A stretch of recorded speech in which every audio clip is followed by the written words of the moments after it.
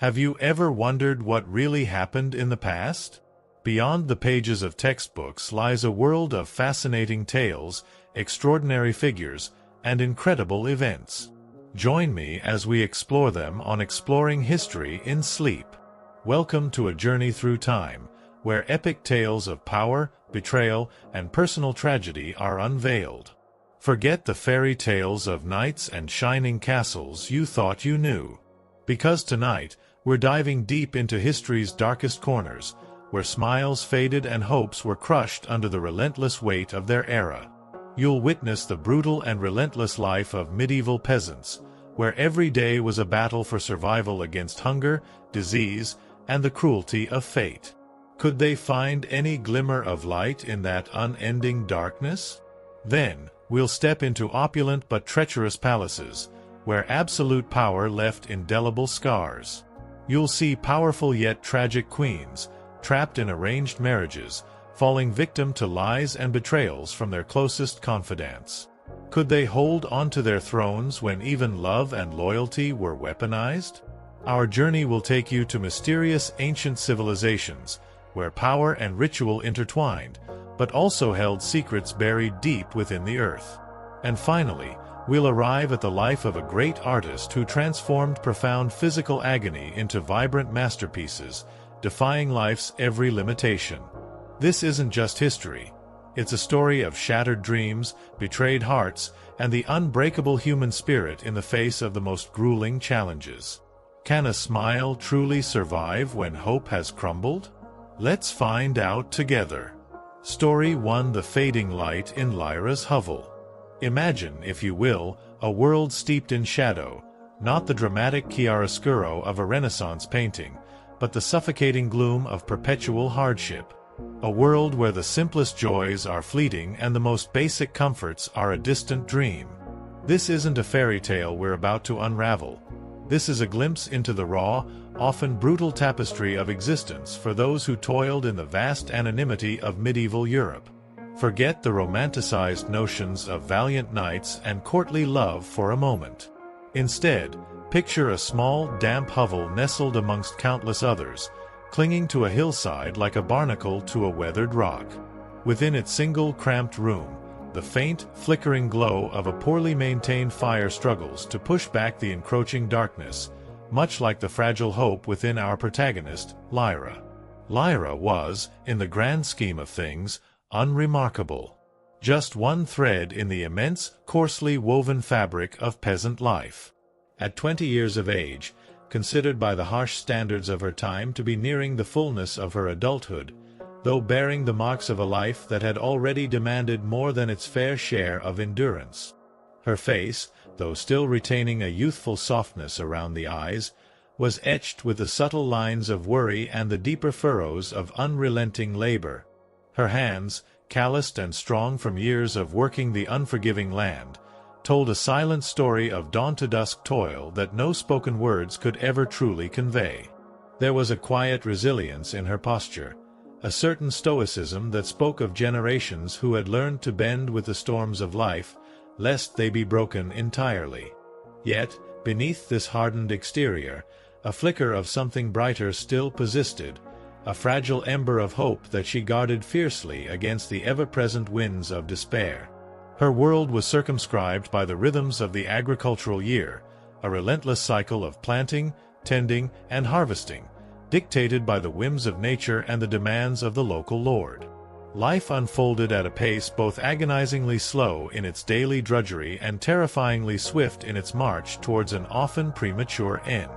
Each sunrise brought with it the same back-breaking labor, the same gnawing uncertainty about the next meal, the same silent prayers that the ever-present specter of illness would pass her family by. Comfort was a luxury she had never known, and joy was a stolen moment, a brief respite savored before the weight of reality pressed down once more. Lyra shared this small hovel with her aging parents and her younger brother, Finn. Their existence was a communal affair, privacy and unimaginable indulgence. They slept huddled together for warmth on straw-filled pallets, their breaths mingling in the cold night air. The meager furnishings, a rough-hewn wooden table, a few earthenware pots, and the ever-present loom that occupied a significant portion of their limited space spoke volumes about their humble station. The air within was thick with the smells of wood smoke, damp earth, and the faint, persistent odor of livestock that shared a corner of their dwelling during the harshest winter months. It was a far cry from the grand halls and perfumed chambers that existed in another, almost mythical world occupied by the nobility, a world as distant and unattainable as the stars in the night sky. Yet, within this simple, arduous existence, there had been a spark, a brief illumination that had hinted at a different path for Lyra. A young man named Cian, from a neighboring village, had caught her eye. He was a carter by trade, his hands equally rough but his laughter surprisingly light, a sound as rare and precious as a summer bloom in their harsh world. Their courtship had been a series of stolen glances across crowded market squares, whispered conversations by the edge of the forest, and the chaste touch of hands during village dances. Cian had spoken of a future, perhaps a slightly larger cottage, maybe even a small plot of land of their own one day. His dreams, though modest by modern standards, had seemed like the promise of paradise to Lyra, a chance to build a life where the ever-present shadow of poverty might recede just a little. They had planned to marry in the spring, after the thaw had softened the ground and life felt, for a brief moment, as though it might hold a glimmer of hope. Lyra had already begun to prepare her small dowry, painstakingly weaving a length of linen on her loom, each thread imbued with the quiet anticipation of their future together. She had allowed herself to dream of children, of a family gathered around a warm hearth, of a life, perhaps not free from hardship, but filled with the quiet comfort of shared love. These dreams, fragile as spun glass, were the light she held on to in the long, dark hours. But fate, as it so often does, had a crueler script in store. A subtle shift in the air, a whispering unease that rippled through the village like a tremor beneath the soil, marked the beginning of a change. Whispers of sickness in the next valley, tales carried by weary travelers, initially dismissed as distant misfortunes, began to creep closer. A persistent cough here, a fever there, small cracks appearing in the fragile facade of their daily lives. Lyra, caught up in the hopeful preparations for her wedding, tried to ignore the growing apprehension, clinging to the belief that their small village, nestled away from the main thoroughfares, would be spared. Then, the church bells began to toll with a new, more frequent cadence, a mournful sound that echoed through the valley, each clang a stark reminder of a life extinguished. Fear, once a distant shadow, began to loom large, its icy tendrils reaching into the heart of their community. The laughter in the market square grew quieter, the gatherings smaller, the sense of camaraderie replaced by a palpable unease and suspicion. Neighbors began to eye each other with a newfound wariness, each cough a potential harbinger of doom. Cian, ever practical, had urged Lyra to postpone their wedding. "Just until this passes," he had said, his voice tight with worry, his usual light-heartedness dimmed by the encroaching fear. "We wouldn't want to start our life together under a cloud like this." Lyra, though her heart ached at the delay of their cherished plans, had understood the wisdom in his words. Their fading smiles reflected the growing apprehension that gripped their small world. Little did they know that this postponement was not just a delay, but perhaps a final, heartbreaking farewell to the future they had so eagerly anticipated. The light within Lyra's hovel, once a steady flame of hope, began to flicker precariously, threatened by the gathering storm that was about to engulf their lives and crush the fragile dreams they held so dear. The approaching dread was not merely an abstract concept, it manifested in the subtle yet profound changes within their daily lives. The usual communal visits, once a source of meager comfort and shared human warmth, grew scarce.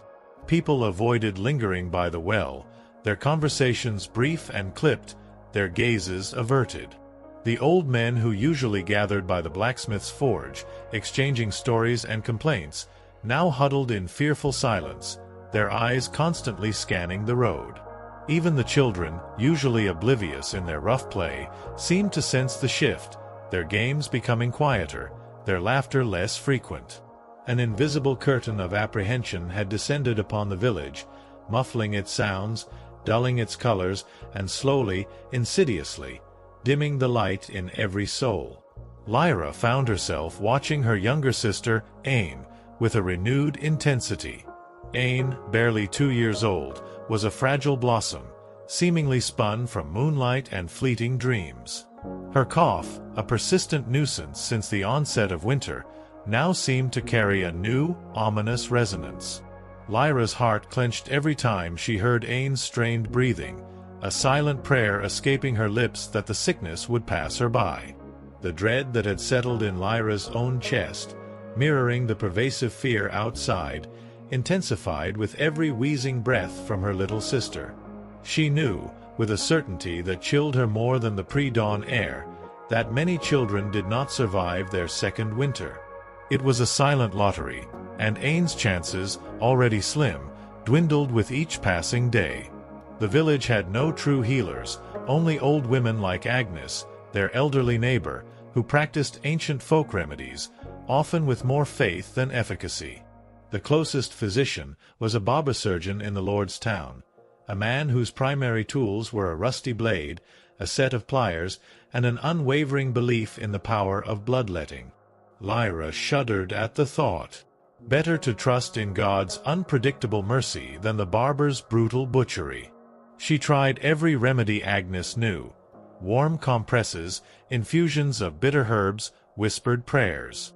But the cold clung stubbornly, and Ain's cough deepened, a relentless, rattling sound that filled the small hovel and echoed in Lyra's tormented mind. As the days crawled by, each one seeming heavier than the last, the full horror of what was unfolding began to assert itself. The distant tolling of the church bells grew more frequent, more desperate. It was no longer just a few isolated deaths, it was a steady, terrifying stream.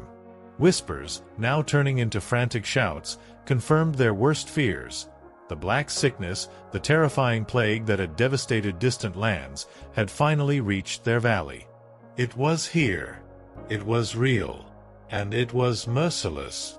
The image of Kian, his kind eyes clouded with worry, haunted Lyra's thoughts. Their postponed wedding, once a source of aching anticipation, now felt like a cruel irony, a fleeting dream snatched away by an unseen hand. The very future he had painted for them, a future of quiet happiness and shared warmth, was crumbling before her eyes, devoured by an invisible enemy. The light in Lyra's hovel, once a steady flame of hope, was now flickering precariously, threatened by the gathering storm that was about to engulf their lives and crush the fragile dreams they held so dear.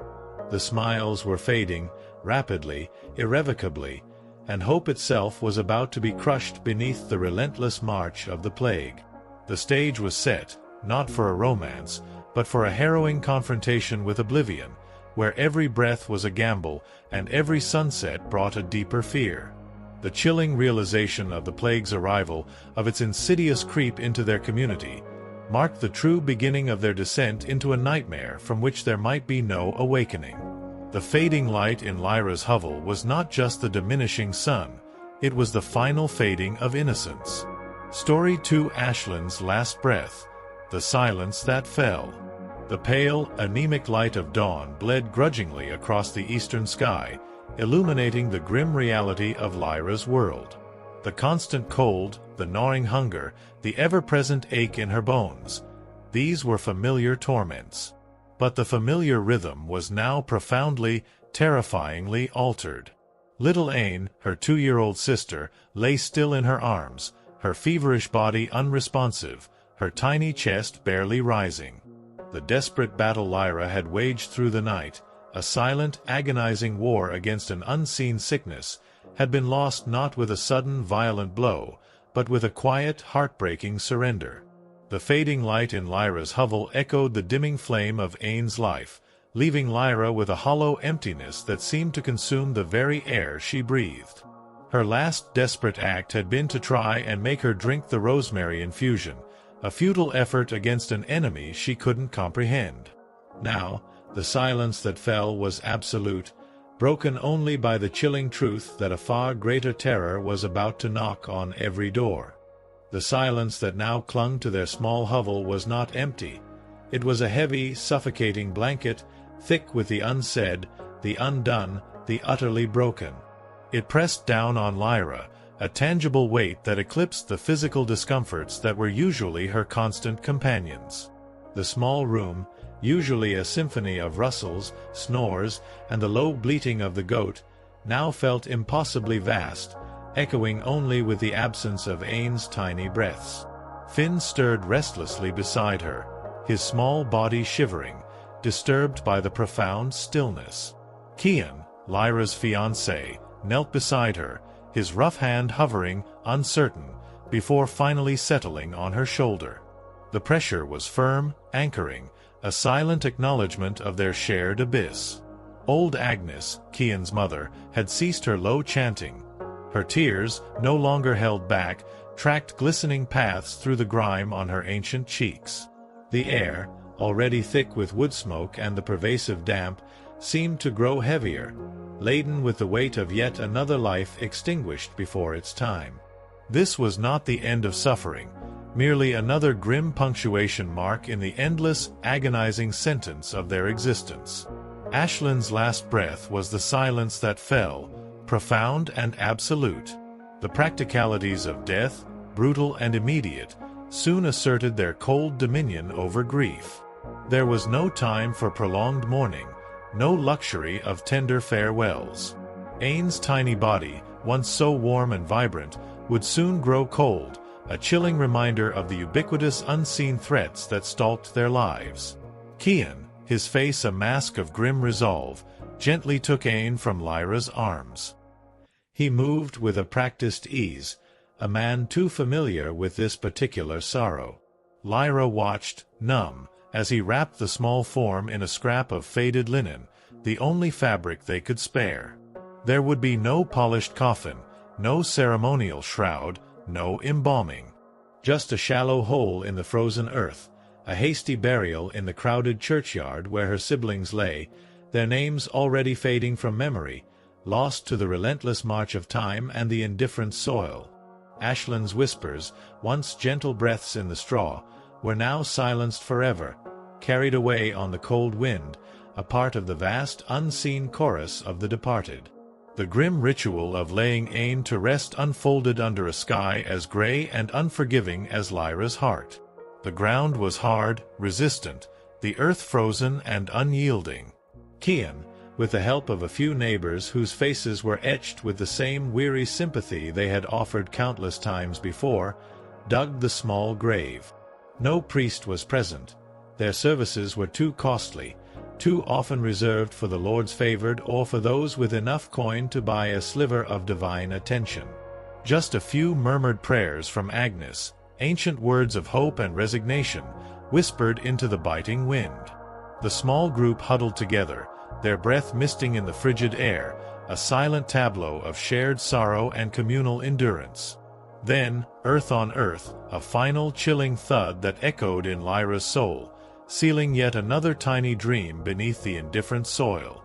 Back in the hovel, the pervasive hunger, temporarily dulled by the shock of grief, now asserted itself with a vengeance. Life, in its brutal indifference, demanded to be fed, even when the soul cried out for nothing but oblivion. Agnes moved to the hearth, stirring the pottage that had been simmering since dawn. Its aroma, usually a signal of meager comfort, now seemed tasteless, hollow. The thick, gloopy stew, a monotonous blend of whatever meager grains and root vegetables they possessed, mostly turnips, always turnips, was their daily bread, their primary source of sustenance. It was a testament to their poverty, a reflection of a world where variety was a luxury beyond comprehension. This pottage was less a recipe and more an ongoing edible experiment. It had been simmering in the same iron pot for days, sometimes weeks, new ingredients merely dumped atop the old. The constant heat was merely a barrier against putrefaction, not a guarantee of freshness or flavor.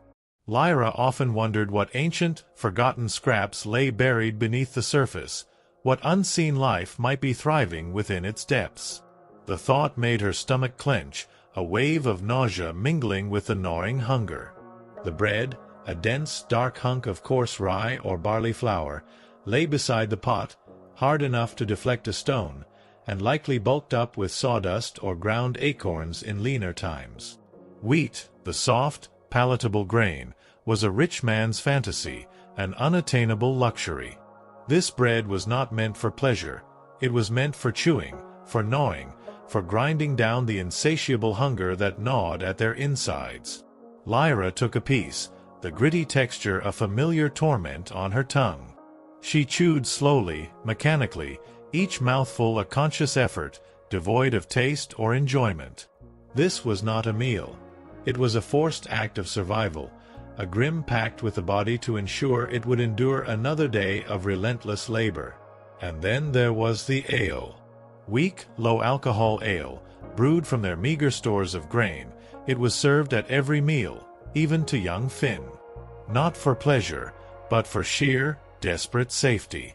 The water from the communal well, though painstakingly hauled and boiled over their precious, sputtering fire, was never truly trusted.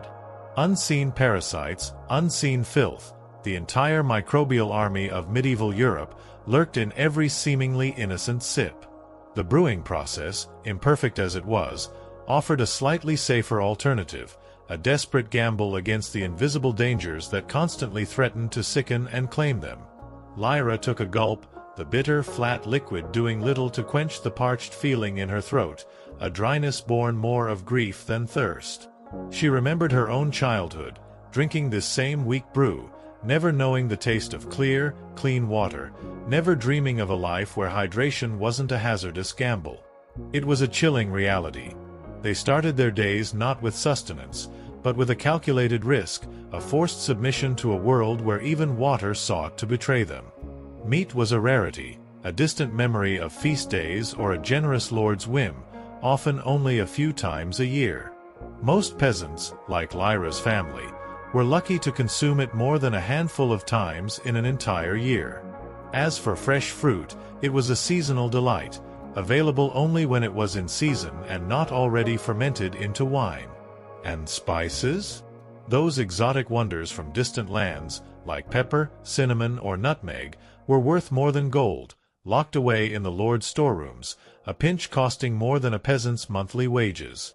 Salt, a precious commodity vital for food preservation and basic human health, was equally guarded, a luxury beyond their reach for daily seasoning.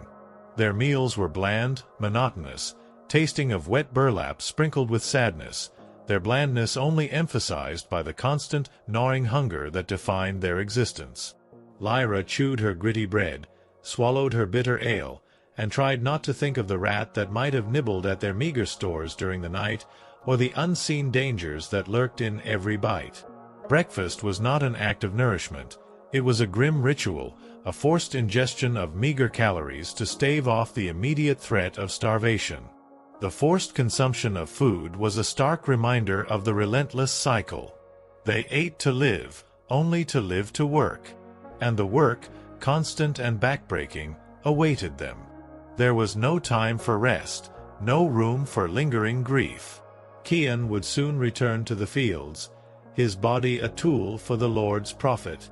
Lyra would resume her endless chores, her hands forever busy with the tedious, repetitive tasks that kept their small household functioning, barely.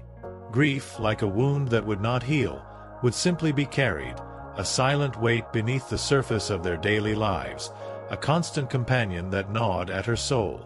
As Lyra mechanically swallowed another spoonful of pottage, her gaze fell upon Finn.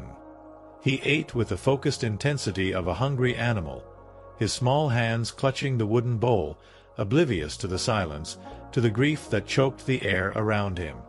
He was too young to fully comprehend the permanence of death, too consumed by the demands of his own growing body. And yet, Lyra saw in him a reflection of her own future, a life of unending labor, of constant hunger, of a perpetual struggle against the elements and the whims of fate. She saw the lines of weariness already beginning to etch themselves around his young eyes, the slight stoop in his shoulders from early labor. He was being shaped by the same brutal forces that had shaped her, that had shaped Kian, that had shaped generations before them. The cradle was indeed a cradle of thorns, and the dreams born within it were destined to be shattered, just like Ashland's whispers in the straw.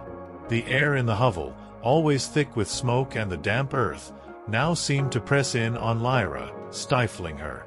The very walls, made of mud and wattle, felt like the confines of a prison. This was their world, small and inescapable. A world where aspiration was a dangerous luxury, and the only true escape was death. She remembered the stories Agnes sometimes whispered by the fire on long winter nights, tales of distant lands, of bustling towns, of lives lived beyond the confines of their village. But these were mere fables, comforting illusions to ward off the encroaching despair. Reality was the taste of dust in her mouth, the bitter tang of stale ale, and the cold, unyielding ache in her bones. The thought of her own body, a vessel of constant pain and relentless toil, brought a wave of detached resignation. Her teeth, already showing the signs of decay from the gritty bread and lack of hygiene, were a constant source of dull ache. Toothaches were like medieval weather, always there, a background hum of pain that could, without warning, flare into an agony that made one consider praying for death. There were no dentists, only barber surgeons whose methods were more akin to torture than healing. A rusty hook, a pair of pliers, zero anesthesia, the tools of their trade. An infected tooth could easily lead to sepsis, a slow, agonizing death from fever and overwhelming infection. The same trivial discomfort that sent a modern European to a pharmacy could be a death sentence in her time. Her skin, constantly itching from fleas and lice, was raw and chafed from the coarse wool of her tunic. Rashes were a constant companion, sometimes lasting months, and any cut or scrape could quickly fester into a deadly infection. They lived in a world where their very bodies were battlefields, constantly under siege, relentlessly losing the war. The concept of me time, of a moment of solitude or personal space, was entirely alien. Their single room housed not only their immediate family but also the livestock. Every breath was shared, every sound amplified, every private moment exposed to the communal gaze. Privacy was a myth, a forgotten luxury that no one in their world could afford. The constant physical proximity, while offering some collective warmth against the biting cold of winter, also ensured a perpetual lack of personal boundaries, a constant reminder of their interconnected, inescapable existence. Even their thoughts felt exposed, vulnerable to the judgment of God and the watchful eyes of their neighbors. As the sun climbed higher, reluctantly illuminating the bleak landscape, the village began to hum with the muted sounds of daily life. The distant clang of the blacksmith's hammer, the lowing of cattle, the chatter of women at the well, a symphony of endless toil. Kian would soon be gone, merged with the countless other figures toiling in the Lord's fields, indistinguishable, their individual hopes and sorrows swallowed by the collective grind. Lyra would remain, the heart of their small, grieving household, tasked with the mundane yet vital chores that kept them from utter collapse.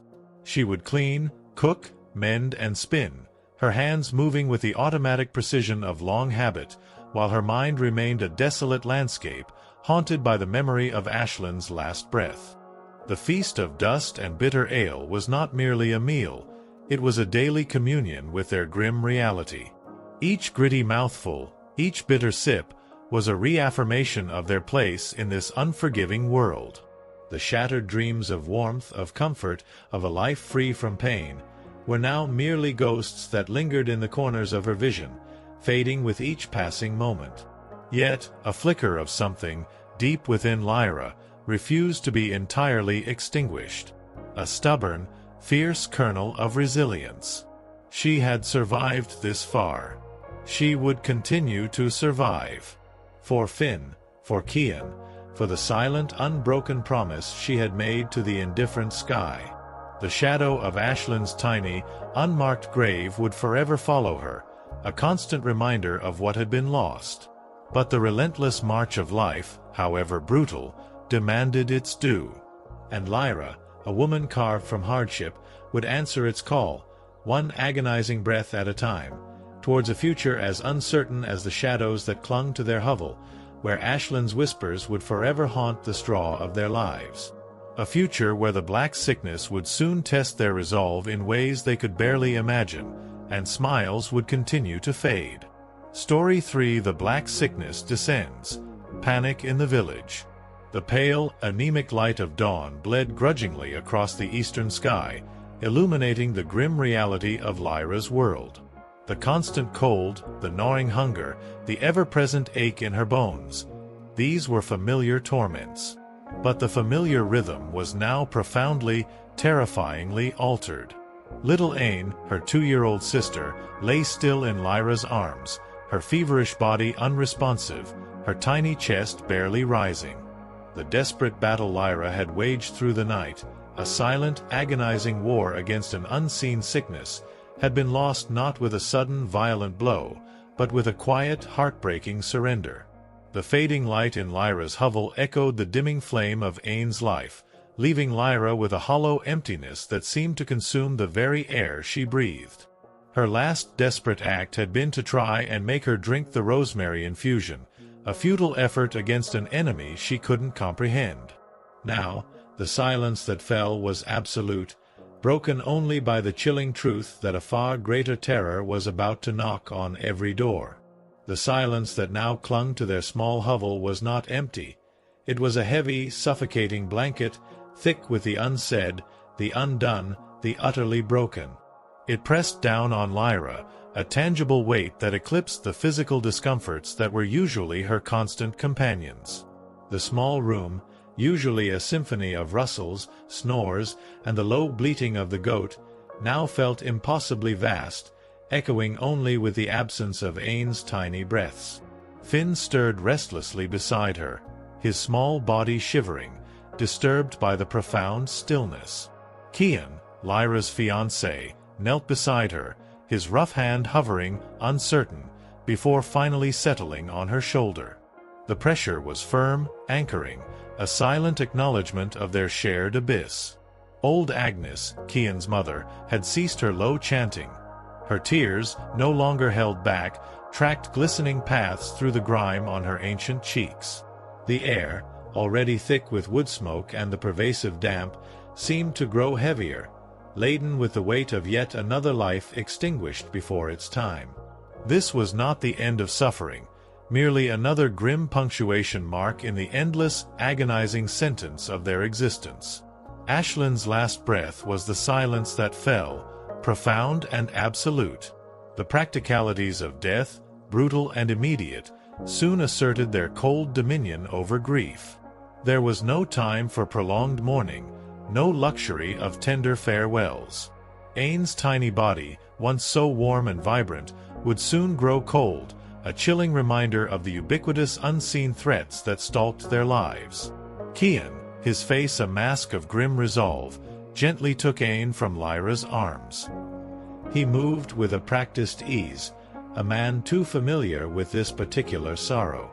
Lyra watched, numb, as he wrapped the small form in a scrap of faded linen, the only fabric they could spare.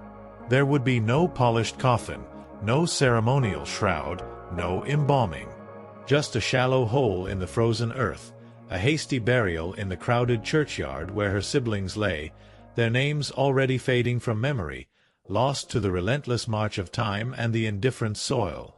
Ashland's whispers, once gentle breaths in the straw, were now silenced forever, carried away on the cold wind, a part of the vast unseen chorus of the departed. The grim ritual of laying Ain to rest unfolded under a sky as gray and unforgiving as Lyra's heart.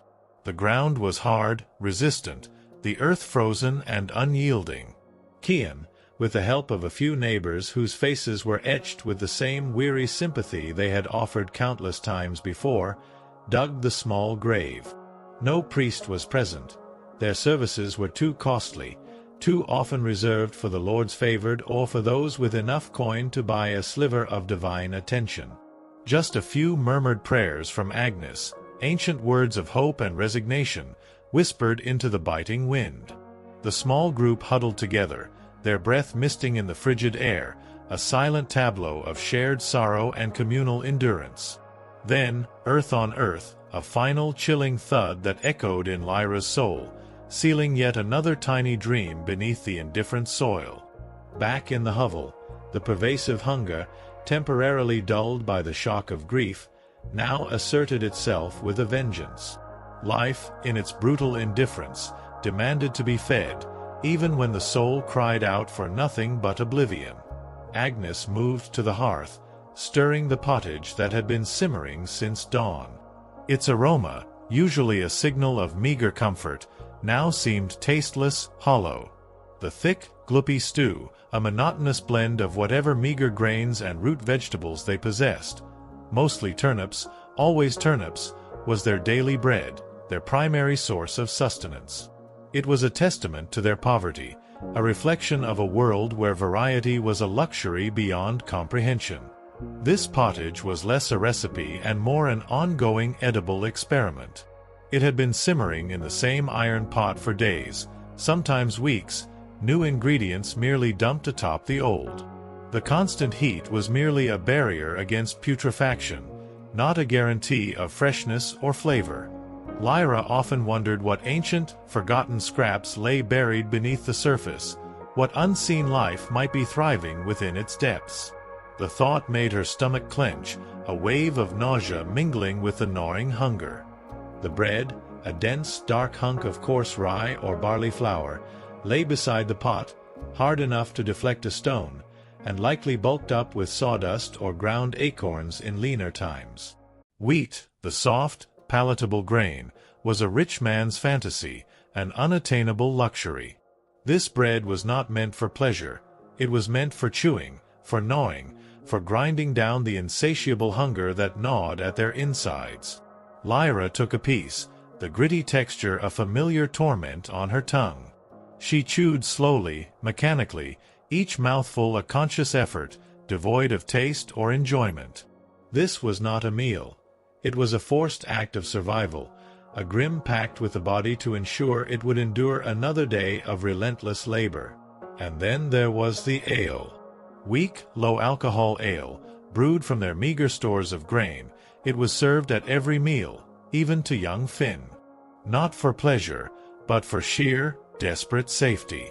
The water from the communal well, though painstakingly hauled and boiled over their precious, sputtering fire, was never truly trusted.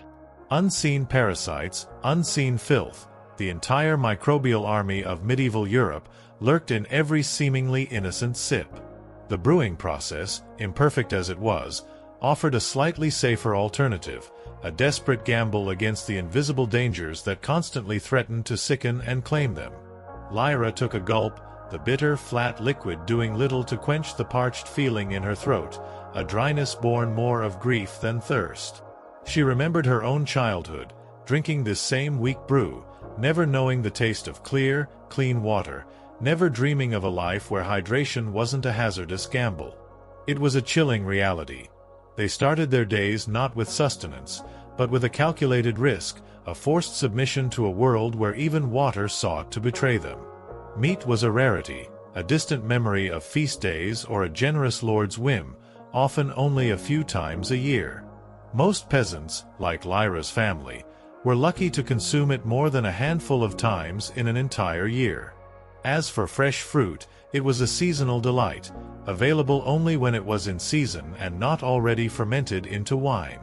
And spices? Those exotic wonders from distant lands, like pepper, cinnamon, or nutmeg, were worth more than gold, locked away in the lord's storerooms, a pinch costing more than a peasant's monthly wages. Salt, a precious commodity vital for food preservation and basic human health, was equally guarded, a luxury beyond their reach for daily seasoning. Their meals were bland, monotonous, tasting of wet burlap sprinkled with sadness, their blandness only emphasized by the constant, gnawing hunger that defined their existence.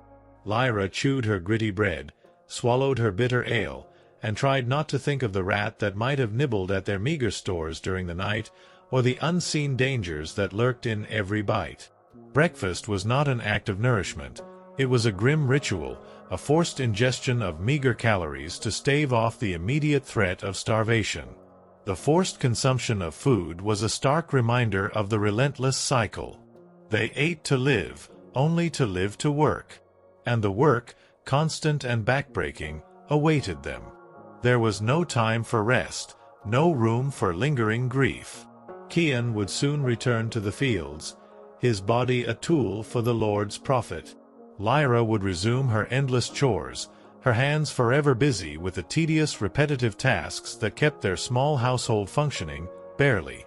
Grief, like a wound that would not heal, would simply be carried, a silent weight beneath the surface of their daily lives, a constant companion that gnawed at her soul. As Lyra mechanically swallowed another spoonful of pottage, her gaze fell upon Finn. He ate with the focused intensity of a hungry animal, his small hands clutching the wooden bowl, oblivious to the silence, to the grief that choked the air around him. He was too young to fully comprehend the permanence of death, too consumed by the demands of his own growing body. And yet, Lyra saw in him a reflection of her own future, a life of unending labor, of constant hunger, of a perpetual struggle against the elements and the whims of fate. He saw the lines of weariness already beginning to etch themselves around his young eyes, the slight stoop in his shoulders from early labor. He was being shaped by the same brutal forces that had shaped her, that had shaped Cian, that had shaped generations before them. The cradle was indeed a cradle of thorns, and the dreams born within it were destined to be shattered, just like Ain's whispers in the straw. The air in the hovel, always thick with smoke and the damp earth, now seemed to press in on Lyra, stifling her. The very walls, made of mud and wattle, felt like the confines of a prison. This was their world, small and inescapable. A world where aspiration was a dangerous luxury, and the only true escape was death. She remembered the stories Agnes sometimes whispered by the fire on long winter nights, tales of distant lands, of bustling towns, of lives lived beyond the confines of their village. But these were mere fables, comforting illusions to ward off the encroaching despair. Reality was the taste of dust in her mouth, the bitter tang of stale ale, and the cold, unyielding ache in her bones. The thought of her own body, a vessel of constant pain and relentless toil, brought a wave of detached resignation. Her teeth, already showing the signs of decay from the gritty bread and lack of hygiene, were a constant source of dull ache. Toothaches were like medieval weather, always there, a background hum of pain that could, without warning, flare into an agony that made one consider praying for death. There were no dentists, only barber surgeons whose methods were more akin to torture than healing. A rusty hook, a pair of pliers, zero anesthesia, the tools of their trade. An infected tooth could easily lead to sepsis, a slow, agonizing death from fever and overwhelming infection. The same trivial discomfort that sent a modern European to a pharmacy could be a death sentence in her time.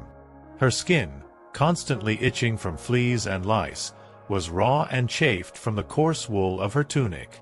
Rashes were a constant companion, sometimes lasting months, and any cut or scrape could quickly fester into a deadly infection.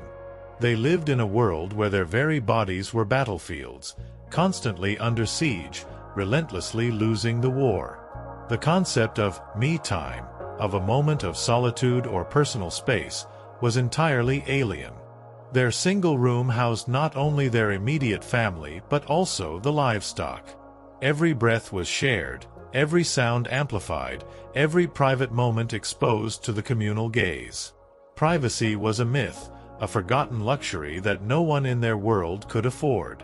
The constant physical proximity, while offering some collective warmth against the biting cold of winter, also ensured a perpetual lack of personal boundaries, a constant reminder of their interconnected, inescapable existence. Even their thoughts felt exposed, vulnerable to the judgment of God and the watchful eyes of their neighbors. As the sun climbed higher, reluctantly illuminating the bleak landscape, the village began to hum with the muted sounds of daily life. the distant clang of the blacksmith's hammer, the lowing of cattle, the chatter of women at the well, a symphony of endless toil. Cian would soon be gone, merged with the countless other figures toiling in the Lord's fields, indistinguishable, their individual hopes and sorrows swallowed by the collective grind. Lyra would remain, the heart of their small, grieving household, tasked with the mundane yet vital chores that kept them from utter collapse. She would clean, cook, mend, and spin, her hands moving with the automatic precision of long habit, while her mind remained a desolate landscape, haunted by the memory of Ain's last breath. The feast of dust and bitter ale was not merely a meal, it was a daily communion with their grim reality. Each gritty mouthful, each bitter sip, was a reaffirmation of their place in this unforgiving world. The shattered dreams of warmth, of comfort, of a life free from pain, were now merely ghosts that lingered in the corners of her vision, fading with each passing moment. Yet, a flicker of something, deep within Lyra, refused to be entirely extinguished. A stubborn, fierce kernel of resilience. She had survived this far. She would continue to survive. For Finn, for Cian, for the silent, unbroken promise she had made to the indifferent sky. The shadow of Ain's tiny, unmarked grave would forever follow her, a constant reminder of what had been lost. But the relentless march of life, however brutal, demanded its due. And Lyra, a woman carved from hardship, would answer its call, one agonizing breath at a time, towards a future as uncertain as the shadows that clung to their hovel, where Ain's whispers would forever haunt the straw of their lives. A future where the black sickness would soon test their resolve in ways they could barely imagine, and smiles would continue to fade. It was this very black sickness that, on this grim morning, began to assert its terrifying presence. The sounds that had stirred Lyra from her broken sleep were not just the usual rustles of the hovel, but a new guttural noise from outside. A desperate, hacking cough. Then, a sickening retch. Lyra's heart hammered against her ribs, a frantic bird trapped in a cage. She knew that sound. It was the same sound that had, only days ago, emanated from Master Alden's hovel, where his son had so horribly succumbed. The terrifying whisper, the rumor from distant lands, was now a chilling, undeniable scream. Cian, already tense, instinctively moved towards the crude door, his hand hovering over the wooden latch. Lyra, clutching Finn, watched him with wide, fearful eyes. They both knew. Every soul in the village knew. The disease, they had heard, was swift, merciless.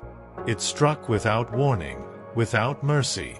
The young man's violent retching, followed by his terrifying collapse on the muddy ground, was a sound that tore through the fragile illusion of their village's isolation.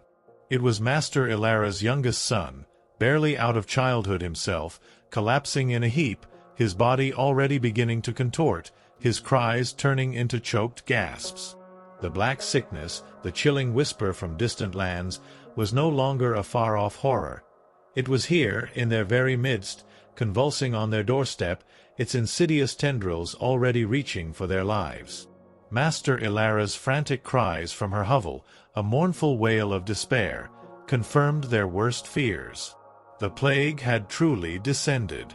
Panic, a raw, primal scream, began to ripple through the tightly knit community. Neighbors, who moments before had been stoically beginning their day's chores, now moved with a desperate, jerky urgency.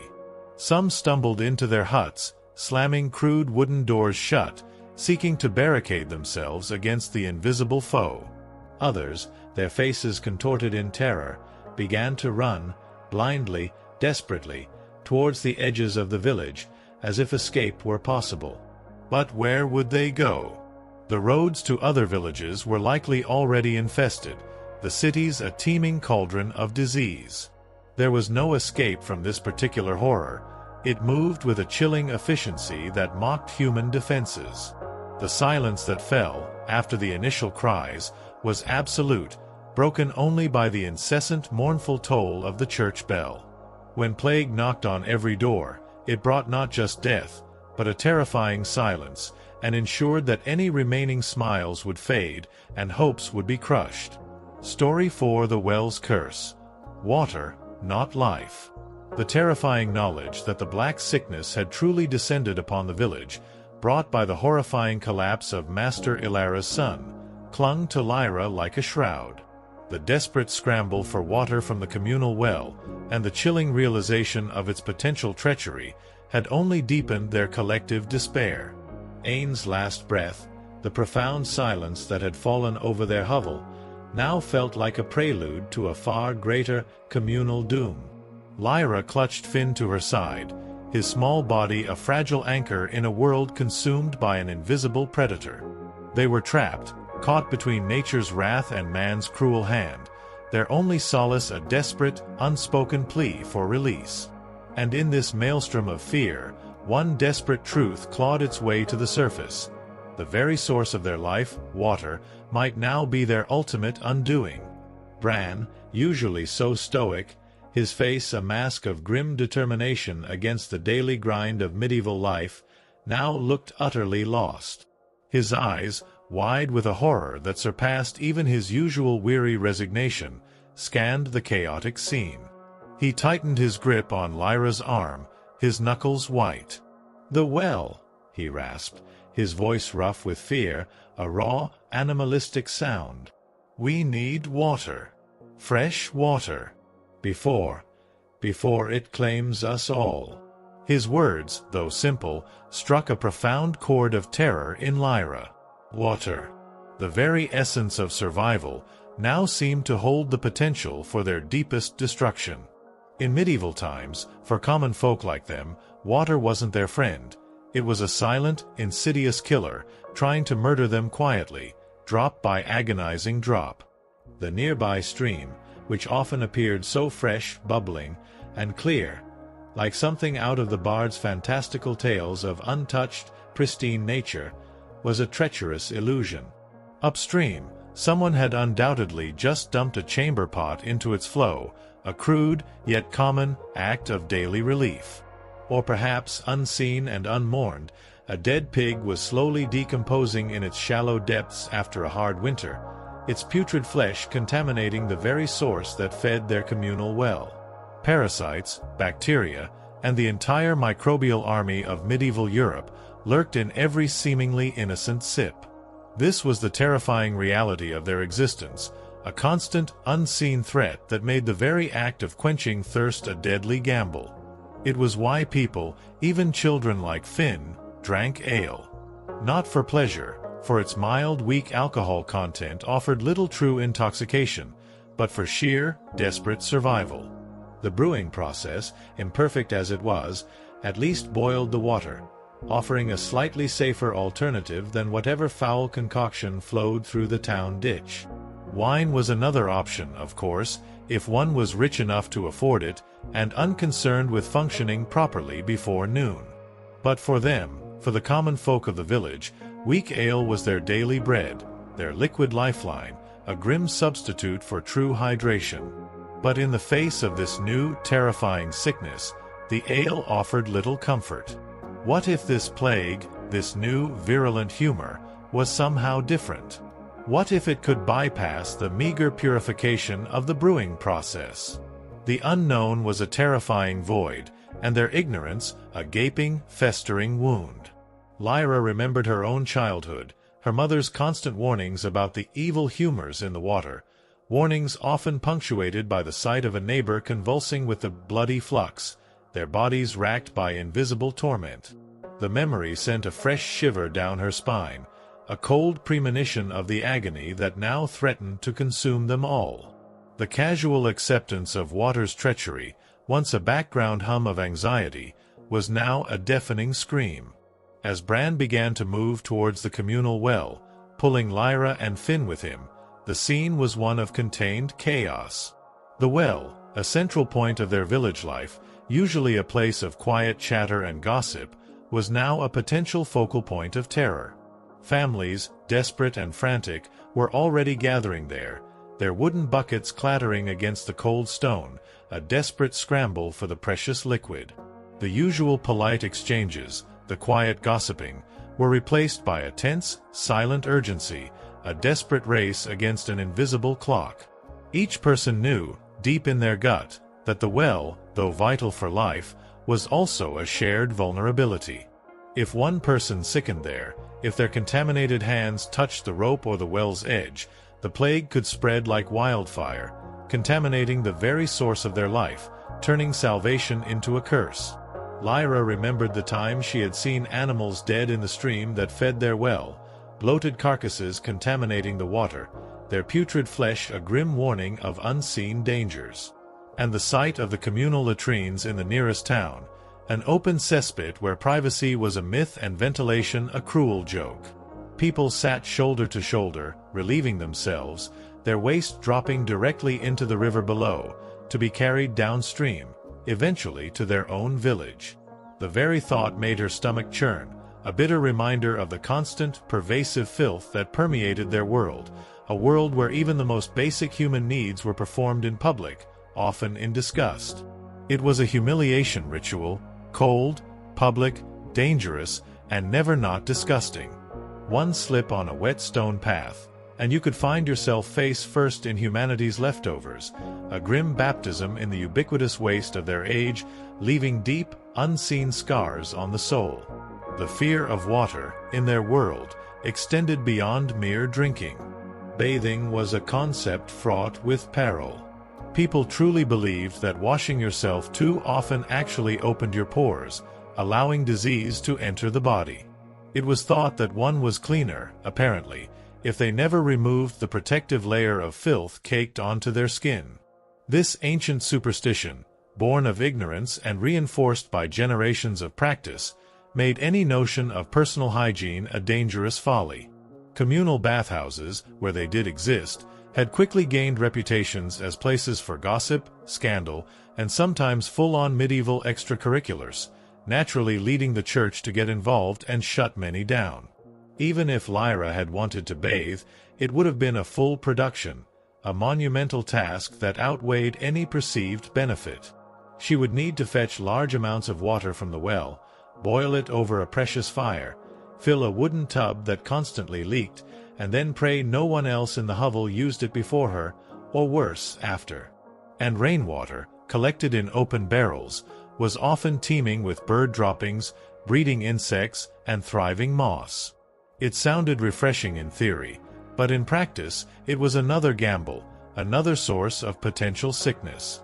So whether it was going in their mouth, on their body, or onto their crops, water in the Middle Ages was less of a life source and more of a gamble, a constant low-level threat to their fragile existence, and a terrifying symbol of the well's curse. As they returned to their hovel, clutching their water skins, the scene in front of Master Ilara's hut had grown more desperate. The young man, Master Ilara's son, was convulsing violently, his body contorted, his cries growing weaker.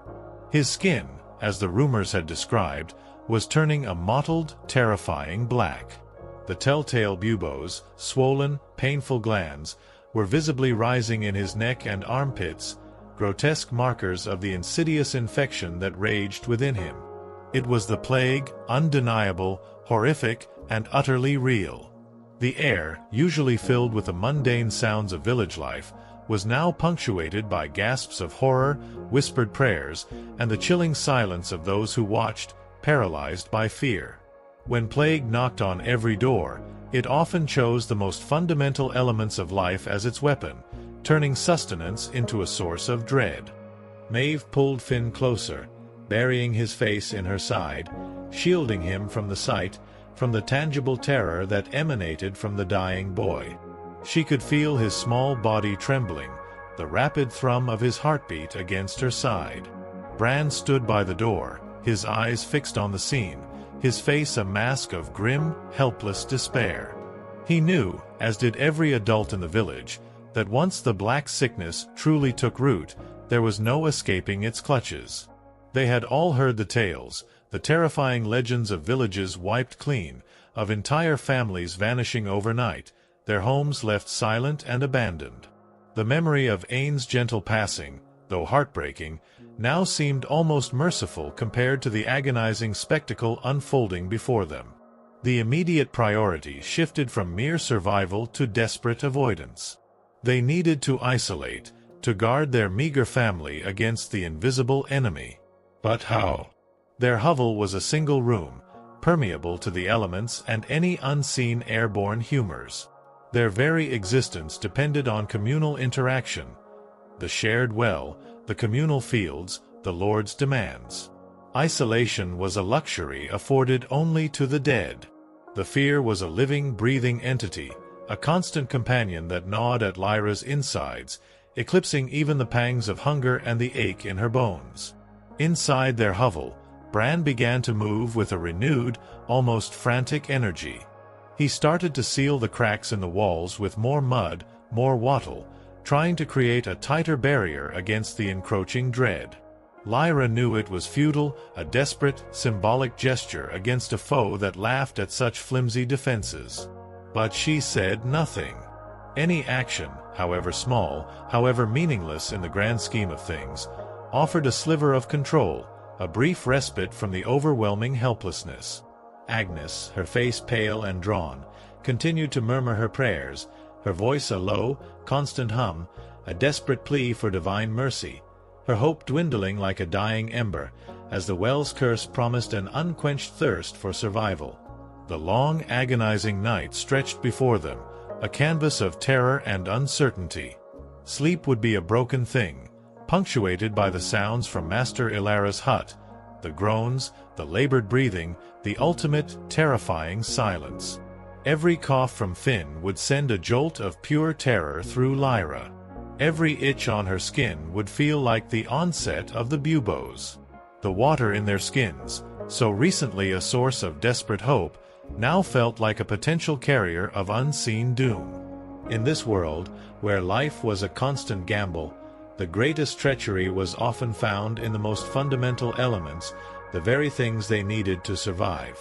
And as the dark night pressed in, holding the weight of unseen horrors, Lyra knew that the unquenched thirst for safety, for certainty, would be their most tormenting burden. The scars of time were being etched not just on their bodies, but on their very souls, a heavy toll paid in constant fear, under a sky that remained utterly indifferent. As the sun finally set, dragging its last vestiges of light from the sky, the village plunged into a darkness far deeper than mere night. It was a darkness filled with the ghosts of the departed, with a lingering presence of death, with a suffocating weight of fear. Lyra huddled with Bran and Finn, their bodies a small island of warmth in the vast, encroaching cold. The silence of the unnamed graves had spread beyond the churchyard, seeping into the very foundations of their homes, their lives, their shattered dreams. The only sound was the persistent, mournful toll of the church bell, a ceaseless rhythm that beat out the grim passage of time, an unforgiving promise of the end that awaited them all. They were living on borrowed time, each breath a silent miracle, each day a testament to their unwilling, desperate endurance. The medieval world had offered them little, and now, even that little was being taken, leaving behind only the dust and shadows of what once was, the chilling legacy of a village swallowed by silence. When plague knocked on every door, it ensured that life itself became a silent tomb, and the well's curse claimed its ultimate victims, and any remaining smiles would fade, and hopes would be crushed. Story 5: A Barber's Blade, a futile hope. The terrifying knowledge that the Black Sickness had truly descended upon the village, brought by the horrifying collapse of Master Ilara's son, clung to Lyra like a shroud. The desperate scramble for water from the communal well, and the chilling realization of its potential treachery, had only deepened their collective despair. Ain's last breath, the profound silence that had fallen over their hovel, now felt like a prelude to a far greater communal doom. Lyra clutched Finn to her side, his small body a fragile anchor in a world consumed by an invisible predator. They were trapped, caught between nature's wrath and man's cruel hand, their only solace a desperate, unspoken plea for release. And in this maelstrom of fear, one desperate truth clawed its way to the surface. The only semblance of hope or horror their world offered lay with the healer, armed with his hook and a chilling certainty. The silence that had fallen over Master Alden's hovel, confirmed by the still morning, meant the black sickness was truly among them. The villagers, already reeling from fear, moved with a new, panicked urgency. It was a terrifying reality. The plague, an invisible, merciless predator, was now here, claiming lives with chilling efficiency.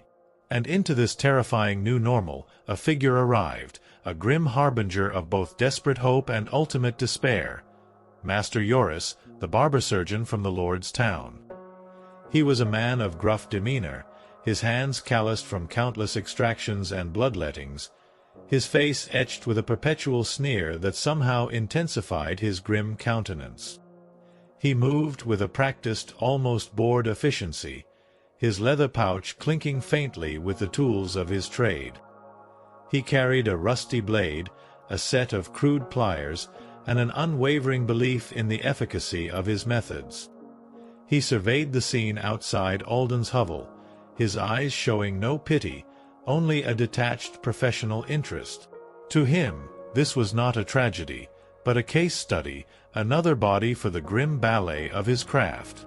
His arrival, while signaling a desperate attempt at intervention, mostly served to deepen the fear, for his healing often looked more like polite torture with a theology degree, a chilling reflection of the scars of time on the human body. Master Joris quickly pronounced Master Alden's son beyond saving. The buboes, swollen and black, were a clear sign. The fever, a raging inferno, had already taken root. There was no cure, only a desperate, futile attempt to intervene, to perhaps prolong the inevitable for a few agonizing hours. And his chosen method? Bloodletting. Too much blood, too much heat, Master Joris rasped, his voice rough. The humors must be purged. He unwrapped a dull, uncleaned blade, its edge catching the faint light with a sinister glint. He made a quick, practiced incision into the boy's vein, and dark, viscous blood began to ooze into a waiting bowl. The boy, already weak, barely stirred, his pained groans a soft, guttural sound, his last agonizing breaths escaping into the cold morning air. Lyra watched, transfixed by the gruesome spectacle. The sight of the blood, so freely flowing, sent a cold dread through her. It seemed so utterly wrong, so counter to the very essence of life. Yet, this was their medicine, their only hope, a futile hope against an incomprehensible foe.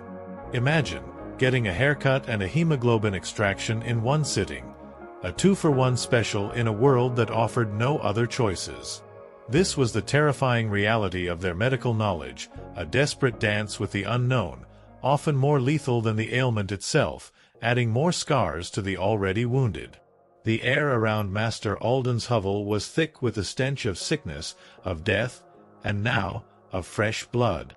Master Joris, seemingly unperturbed, continued his work, his movements precise, almost ritualistic.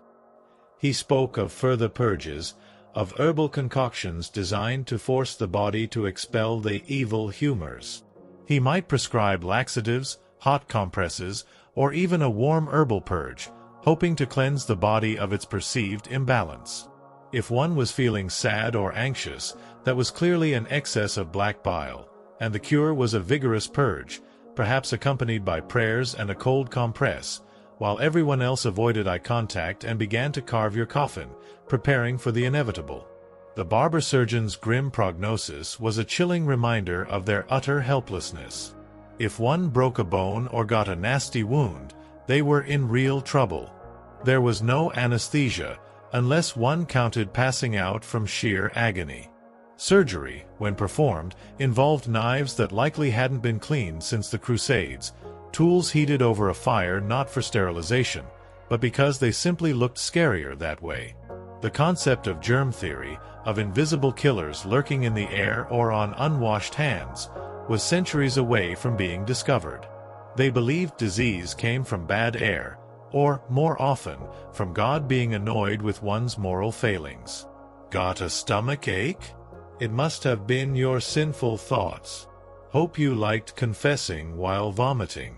Lyra remembered a time, not so long ago, when her own cousin, a strong young man named Ewan, had broken his leg. The village bonesetter, a local elder with more good intentions than actual skill, had set the limb crudely. Infection had set in swiftly, a red, angry line that crawled up his leg, followed by a raging fever. The barber surgeon had been called, but his methods, more bloodletting, the application of a foul-smelling poultice made from crushed beetles and various unidentifiable substances, had done nothing.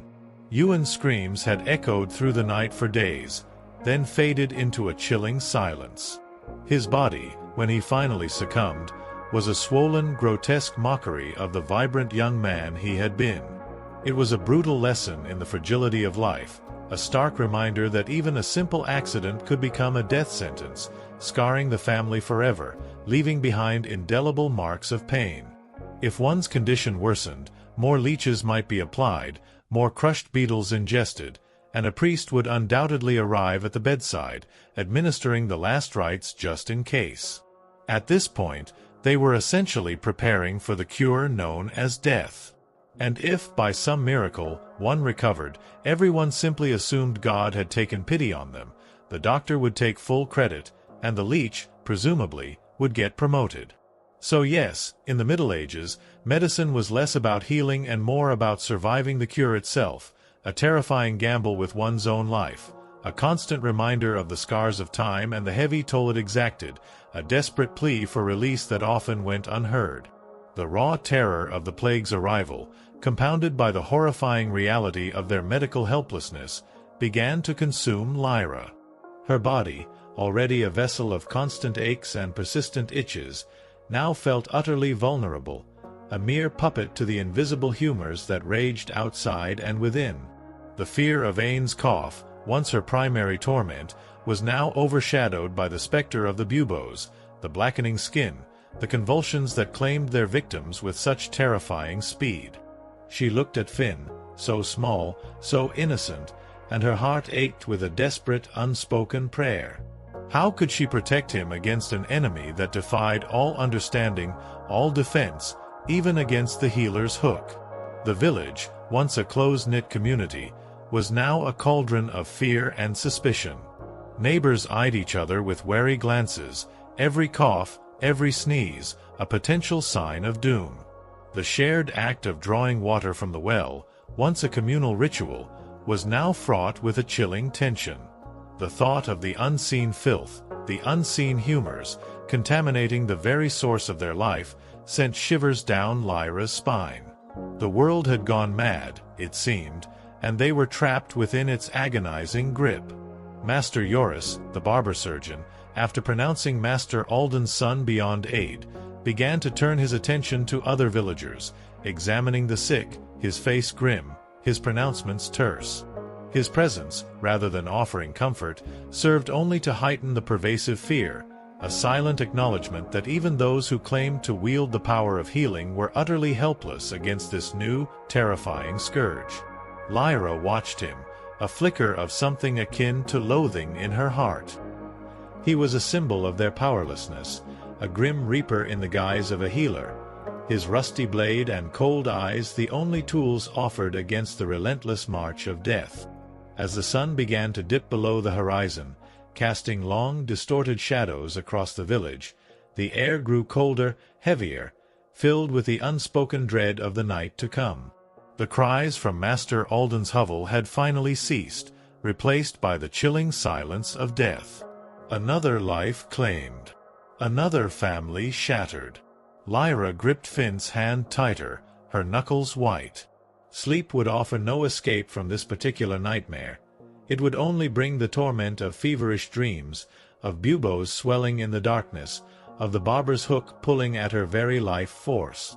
The fading light in Lyra's hovel had given way to the screams of an agonizing day, and now, as night descended, a new, terrifying prayer formed in Lyra's heart, a desperate, silent plea for oblivion, for an end to the relentless suffering, for a merciful release from the relentless dance of life and death that was her medieval existence. The true horror, she realized, was not just the disease, but the utter hopeless helplessness that accompanied it, the lasting scars of time, and the heavy, unbearable toll. When plague knocked on every door, it often brought a barber's blade, and only a futile hope. Story 6: The taste of fear on every plate. The terrifying knowledge that the Black Sickness had truly descended upon the village, brought by the horrifying collapse of Master Ilara's son, clung to Lyra like a shroud. The desperate scramble for water from the communal well, and the chilling realization of its potential treachery, had only deepened their collective despair. Aine's last breath, the profound silence that had fallen over their hovel, now felt like a prelude to a far greater communal doom. Lyra clutched Finn to her side, his small body a fragile anchor in a world consumed by an invisible predator. They were trapped, caught between nature's wrath and man's cruel hand, their only solace a desperate, unspoken plea for release. And in this maelstrom of fear, one desperate truth clawed its way to the surface. The only semblance of hope or horror their world offered lay with the healer, Master Joris, armed with his rusty blade and a chilling certainty. Now, as night fell, bringing with it the time for their meager meal, the ultimate horror revealed itself, the taste of fear on every plate. The night following Master Ilara's son's death stretched before Lyra like an eternity, thick with the silence of profound terror. The hovel, usually a place of rough comfort and familiar smells, now felt like a tomb, its flimsy walls offering no solace from the invisible foe that stalked their village. Sleep, a fleeting luxury even on the best of nights, was utterly unattainable. Every rustle of straw, every distant cough from a neighbor, sent a jolt of pure dread through Lyra. She lay stiffly on her pallet, Finn clutched fiercely to her side, listening to the strained, shallow breaths of Bran beside her, and the soft, desperate murmurs of Agnes's prayers from the corner. The world outside had turned into a terrifying unknown, and within their small dwelling, fear had become their most constant companion, poisoning every moment. The brutal reality of the plague meant that the very act of living, of consuming food and water, was now fraught with a chilling new peril. After a long day of witnessing death and fearing for their own lives, it was finally time to eat. Lyra's stomach, a hollow cavern of hunger, growled in protest, but the thought of food now brought a fresh wave of nausea. Her meal, the very sustenance meant to keep her alive, felt as though it might be trying to kill her. This was not the simple, honest hunger of labor, but a gnawing dread that transformed every bite into a test of courage, a gamble against the unseen. Food preservation, as they knew it, was a desperate gamble against decay. There were no fridges, no freezers, just the unreliable methods of salt, smoke, or the desperate hope that the winter air would keep things fresh. Meat, a rare indulgence even on good days, was now a source of profound anxiety. If they were lucky enough to have any, perhaps a scrawny chicken or a piece of salted pork from a recent communal slaughter, it had been hanging for days, exposed to flies, marinated in questionable brine, and quite possibly shared with a rat or two during the night. The thought of unseen humors clinging to the flesh, of the very essence of the plague being passed from bite to bite, made Lyra's stomach churn. Every mouthful became a risk, a silent game of chance against an invisible enemy. Bread, the cornerstone of the medieval diet, usually consumed with unquestioning acceptance, was no longer safe. In bad harvest years, desperate peasants, including their own family, had bulked up their flour with whatever they could find. Bark, sawdust, or even clay, to make it stretch. It was a cruel necessity, a desperate measure to fill empty bellies, even if it meant consuming substances that gnawed at their insides and offered little true nourishment. But now, with the plague, came a new, terrifying threat: ergot. This fungus, a sinister growth on rye, could cause horrifying convulsions, vivid hallucinations, and, often, death.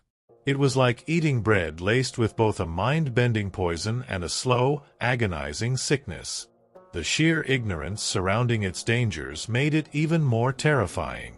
One might simply consume it, believing it to be a normal part of their gritty bread, only to succumb to its terrifying effects, convinced they were being punished by demons or suffering from a fatal fever.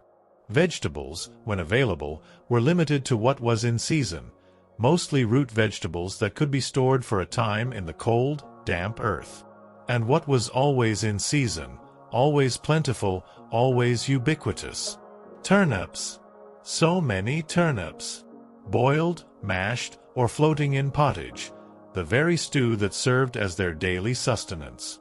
Pottage, as Lyra knew from long bitter experience, was basically a hot swamp of mystery ingredients that had been simmering since her great-grandfather's funeral, with new additions simply dumped on top of old.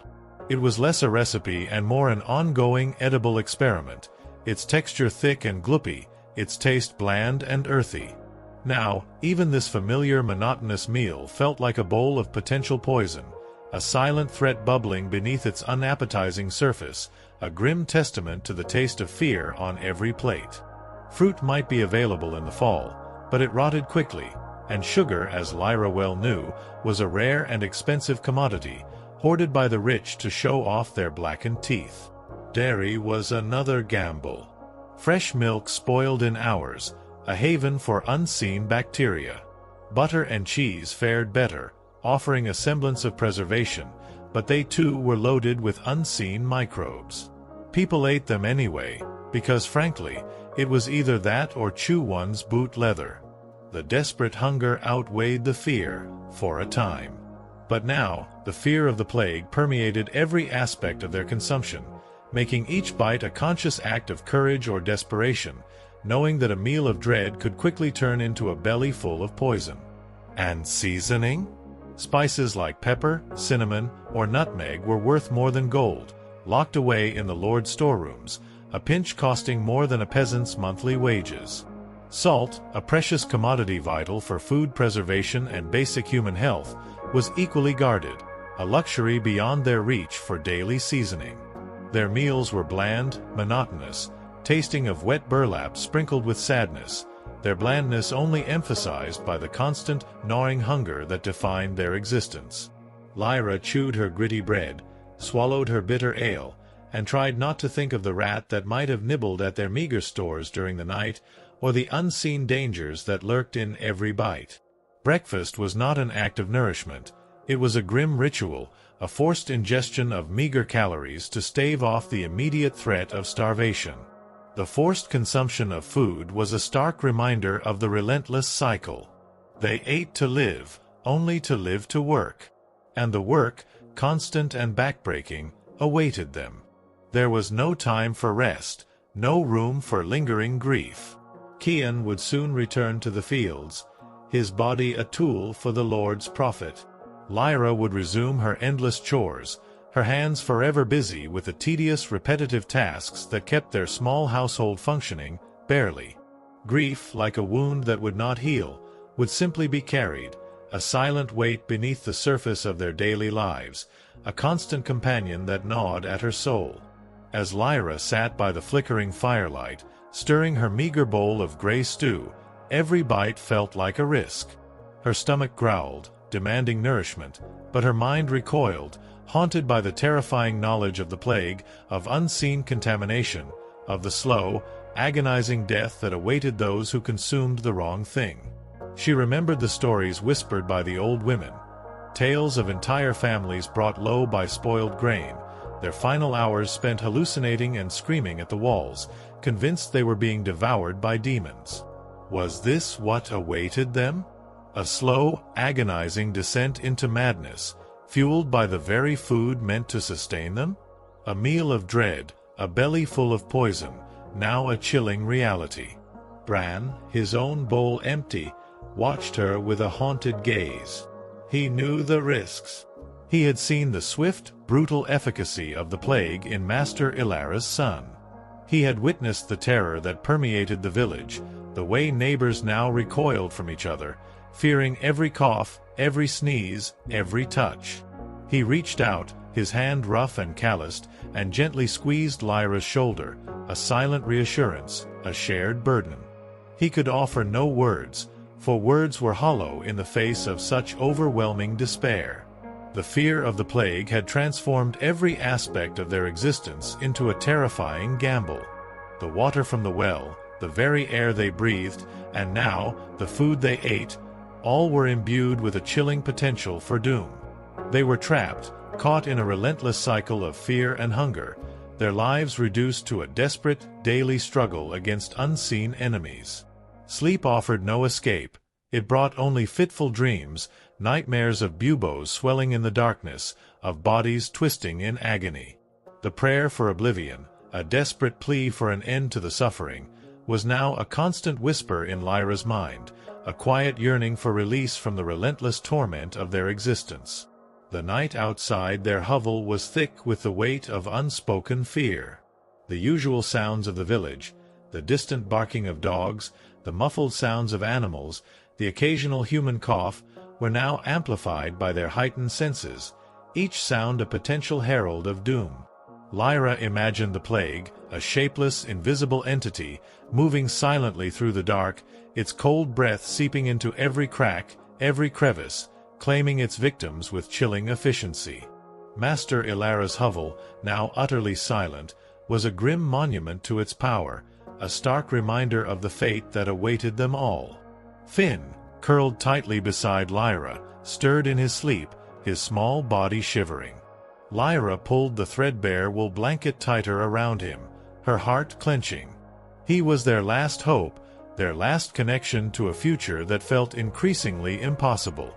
But how long could even the strongest survive in a world where everything seemed poisoned, where every breath was a risk, and every bite a gamble? The dreams she had once harbored for him, simple dreams of a strong body, of a life free from immediate hunger, of surviving to adulthood, now felt like cruel mockery, shattered fragments scattered on the dusty floor of their hovel. The constant gnawing of hunger, the ache in her bones, the relentless itch of her skin, these familiar torments were now secondary to the overwhelming fear of the plague. Food, once a source of life, had become a source of profound dread, a silent, daily test of their resilience. They ate anyway, because starvation was a more immediate, tangible threat than the unseen horrors of disease. But every mouthful was a conscious act of courage, a desperate gamble against the unknown. Lyra thought of the lord in his distant castle, safe behind his thick walls, eating fine meats and drinking clear wine, utterly oblivious to the silent terror that consumed his serfs. He was a symbol of their powerlessness, a grim reminder of the vast, unbridgeable chasm between those who commanded and those who suffered. His indifference was a cruelty almost as profound as the plague itself, a silent endorsement of their unending misery. They were disposable, their lives a mere means to his comfort, their deaths a minor inconvenience.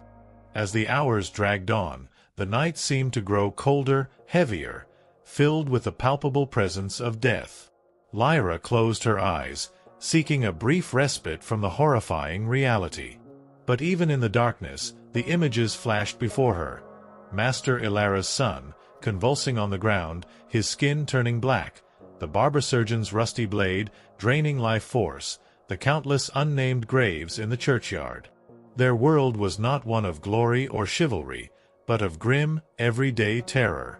And the poison on the plate, the fear in the belly, were merely two more burdens in the endless, agonizing dance of survival, two more scars that time would etch deeply into their souls, a heavy toll paid in each fearful bite, each desperate swallow, under a sky that remained utterly indifferent. Story 7 Under the Relentless Bell. God's Wrath or Nature's Cruelty? The taste of fear still lingered on Lyra's tongue, a bitter echo of the meager meal that offered little comfort and much potential peril. The chilling silence of Master Ilara's hut, a grim testament to the black sickness that had now fully descended upon their village, gnawed at her soul. Ain's absence, a constant ache, reflected the growing emptiness in their once vibrant community. Every breath felt like a gamble, every task a battle. And in this desperate reality, Lyra found herself clinging to an ancient, omnipresent force that promised solace, yet also brought its own brand of terror. The church, whose bell now tolled not just for the dead, but for the very soul of a world consumed by plague. The first clang of the church bell pierced the pre-dawn quiet, a sharp metallic cry that seemed to tear through the very fabric of their fragile existence. It was a sound Lyra knew intimately, a constant, unyielding presence that had marked every hour of her life, from her childhood chores to her sleepless nights. But today, its toll held a new, sinister weight. It was no longer just an alarm clock, a summons to prayer, or a marker of their endless toil. Today, it was a death knell, a grim prophecy of the suffering to come. Its iron voice, merciless and unyielding, seemed to mock their desperation, announcing the relentless march of time and the unyielding demands of God and Lord alike, even as the world around them descended into chaos. The sound vibrated through the very mud and wattle walls of their hovel, a physical manifestation of their inescapable fate. Religion in medieval Europe wasn't just a part of life. It was life itself, woven into every thread of their being. The Church, a colossal omnipresent entity, controlled their calendar, dictated their laws, shaped their meager education, if they could read at all, and presided over their births, marriages, and deaths. It was their spiritual landlord, and they, the common folk, were always behind on rent, spiritually bankrupt and financially doomed if they dared to question its authority. Every day was structured around prayer bells, matins, lauds, prime, terce, sext, nones, vespers, compline, the town church bell ringing with monotonous insistence at dawn, noon, and night. Not because people needed reminders, but because missing prayer was a sin, a transgression against a God whose wrath was vividly described and universally feared. Forget to bow? Sin. Eat meat on a Friday? Sin. Think about your neighbor's wife in that one unsettling dream? Double sin. And yes, hell was terrifyingly real, a concept drilled into their minds from birth. Priests described it in glorious, agonizing detail. Rivers of fire, lakes of boiling blood, demons with pitchforks, and an eternity of wailing. If the gnawing fear of famine or the immediate terror of the plague didn't scare them, eternal damnation most certainly would. It was a constant low thrum of anxiety beneath the surface of their daily lives, a powerful tool of control wielded by the clergy. The threat of hellfire was as real as the cold earth beneath their feet, a terrifying motivator for obedience and blind faith. Lyra, like most peasants, couldn't read the Bible herself. It was written in Latin, a sacred language reserved for monks, clergy, and that one noble kid who was too good for dirt. They relied entirely on the church to interpret everything for them, to dictate the very meaning of their existence. This meant that if the priest declared their crop failure was due to insufficient prayer, well, it was time to kneel harder. If a plague swept through the village, it was God's punishment for their collective sins, demanding more fervent repentance, more desperate acts of faith. There was no room for questioning, no space for individual interpretation. The word of the church was absolute, unassailable truth, its dictates carved deeper into their lives than any lord's law. Tithes, a tenth of everything they owned, were mandatory. If they grew wheat, they gave wheat. If they raised chickens, they gave eggs. If they had nothing, they were spiritually bankrupt and financially doomed, left to the mercy of God and the cold indifference of man. Holidays, those rare breaks from incessant labor, were not for fun. They were holy days, dozens of them throughout the year. Days for attending Mass, for fasting, for confessing sins, and for reminding themselves that joy was a dangerous indulgence, a fleeting temptation that could lead them astray from the path of righteousness. These days were meant for spiritual contemplation, for further entrenching the Church's authority, not for true respite or merriment. Even their moments of supposed rest were dictated by the Church, their souls always under its watchful, unforgiving eye. Questioning the Church was a perilous act, a direct challenge to the very foundation of their world. Heretics were burned, witches were drowned, blasphemers were flogged, and skeptics were quickly reformed, often with brutal efficiency. The fear of excommunication, of being cast out from the community and denied the sacraments that were believed to guarantee a place in paradise, was a powerful deterrent. To be cut off from the church was to be cut off from salvation, to be condemned to eternal torment. It was a threat that kept even the most defiant in line, forcing them to go through the motions, to chant, to bow, to pray, all in the desperate hope that their souls, after enduring this dirt-covered life, might finally land in paradise, assuming the priest liked them, of course. Because in the Middle Ages, God might be merciful, but the church, not so much. Its mercy was as conditional as the spring thaw. Lyra had seen the power of the church in their village. The old priest, Father Thomas, a man whose face was as weathered as their hovel walls, wielded immense influence. He was the arbiter of disputes, the dispenser of advice, the conduit to God. His words, delivered from the crude pulpit of their small, damp church, held the weight of divine authority. He exhorted them to pray harder, to confess their sins, to accept their suffering as God's will, a path to ultimate salvation. And in the face of the plague, his pronouncements had grown more somber, more insistent, urging them to acts of public penance, to communal prayers for mercy, even as the death toll mounted. His voice, usually a steady drone, now crackled with an edge of fear Lyra hadn't heard before, a testament to the sheer terror even the clergy felt in the face of this invisible enemy. Was this truly God's wrath, or simply nature's cruelty, amplified by man's indifference? The question, unspoken, hung heavy in the smoke-filled air. The pervasive fear of the plague had, paradoxically, strengthened the church's grip, making people cling even more desperately to the promise of salvation. Funeral masses, usually somber affairs, became more frequent, the mournful toll of the bell a constant companion to their days. The priest would stride through the village, his face grim, administering last rites to the dying, his voice a low, constant murmur of prayers over bodies already succumbing to the black sickness.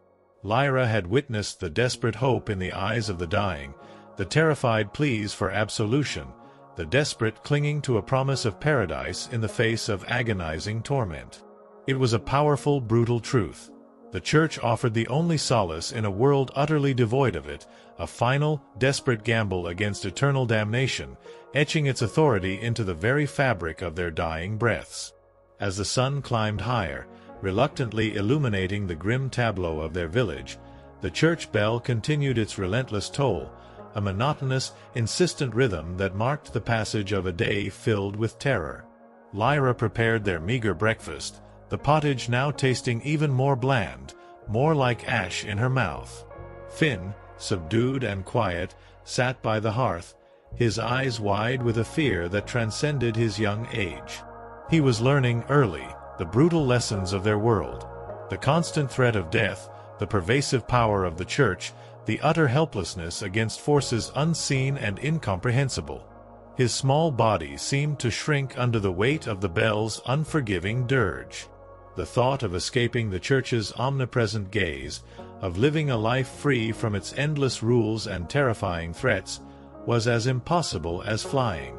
They were born into it, baptized within its confines, married under its blessings, and would die with its last rites. Their very identity was intertwined with their faith, however desperate or fear-driven it might be. To be an outcast, a heretic, was to invite not just social ostracization but physical torment and eternal damnation. The choice was not a choice, it was a foregone conclusion. Their lives, their souls, were inextricably bound beneath the bell's relentless dirge. Lyra moved through her chores with the automatic precision of long habit, her body a vessel for unceasing toil, her mind a desolate landscape haunted by the memory of Aen's last breath and the new, pervasive terror of the plague. The church bell continued its mournful, insistent toll, each clang a reminder of their relentless suffering, of the brief, brutal lives they were forced to endure, and of the ultimate judgment that awaited them all. It was an unforgiving toll, a constant echo of the shattered dreams that lay scattered on the dust-covered floor of their hovel.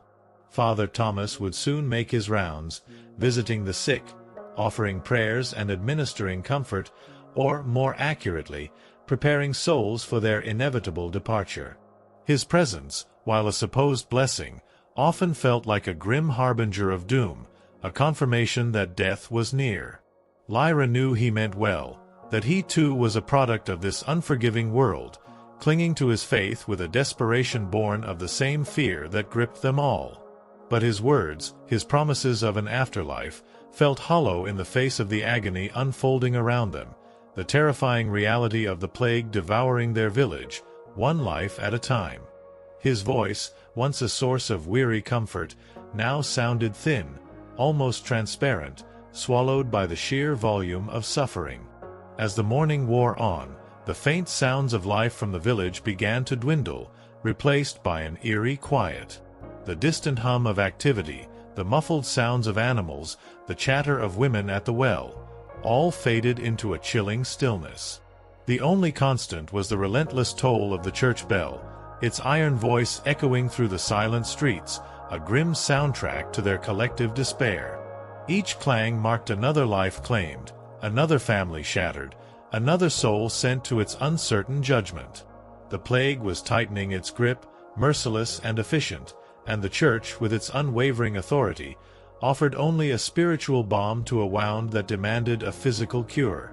Lyra, under the relentless bell's unforgiving toll, felt the bitter truth settle deep within her.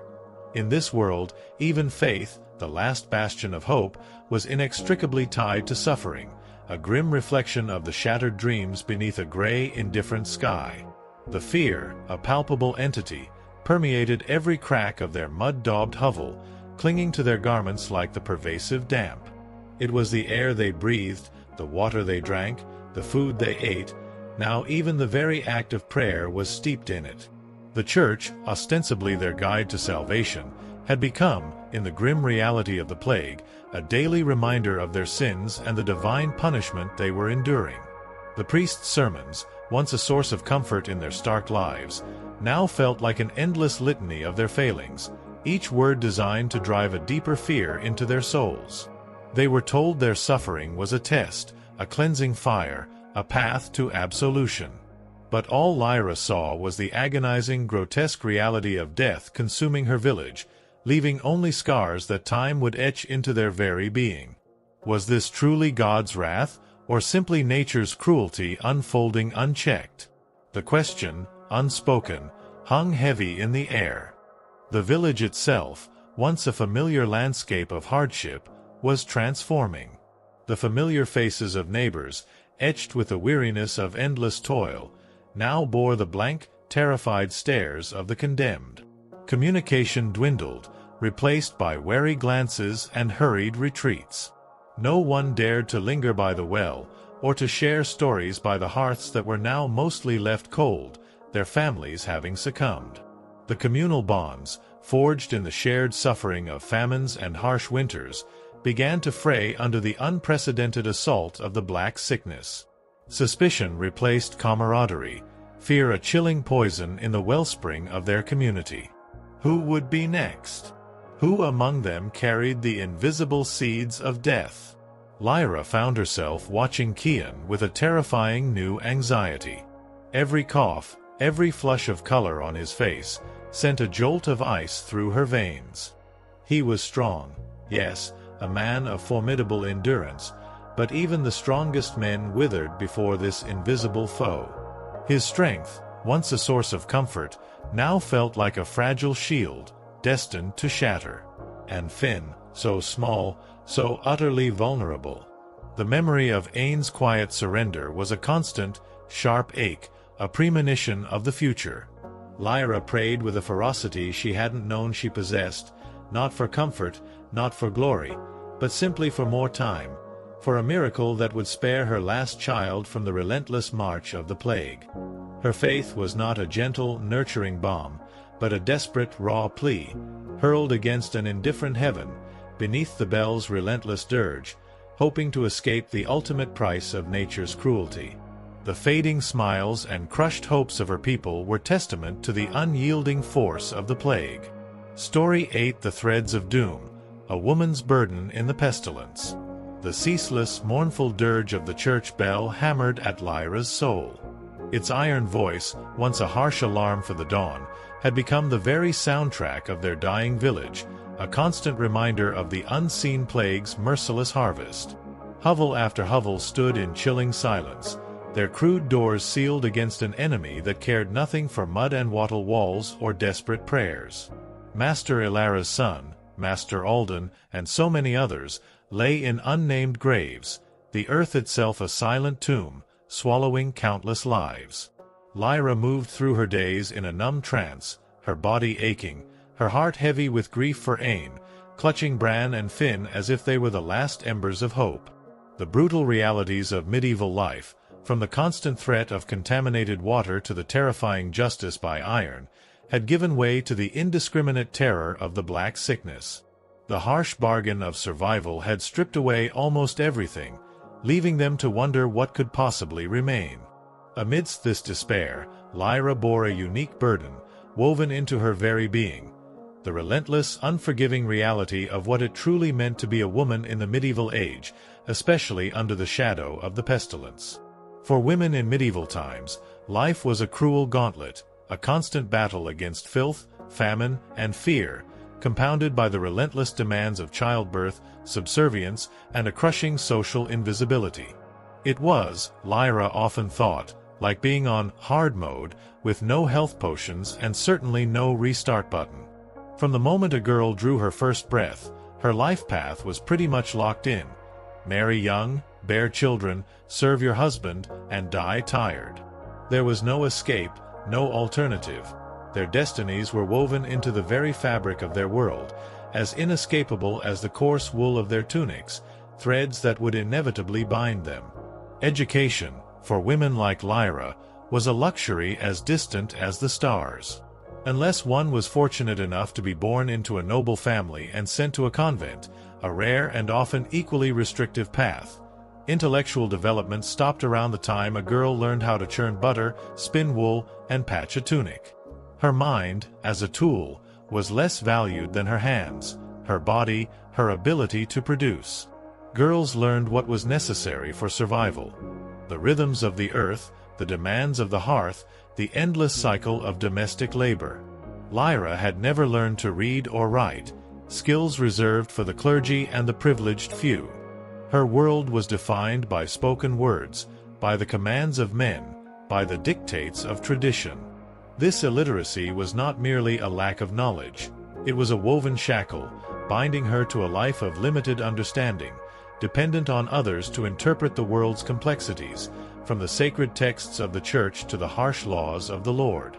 Marriage happened early, shockingly early by any modern standard. It wasn't uncommon for a girl to be betrothed at 12 and pregnant by 14.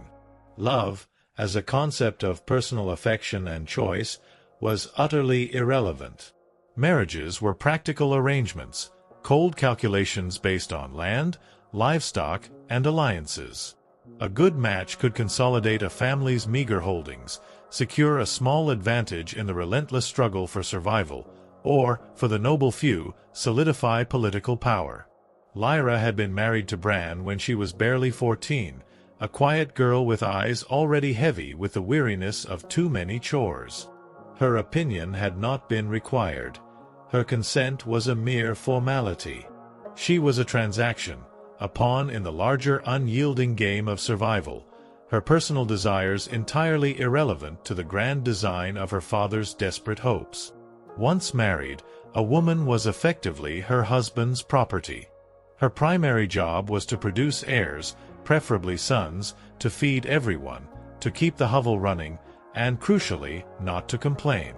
Complaining, even the softest murmur of discontent, could quickly earn her the label of a nag, or worse, a witch.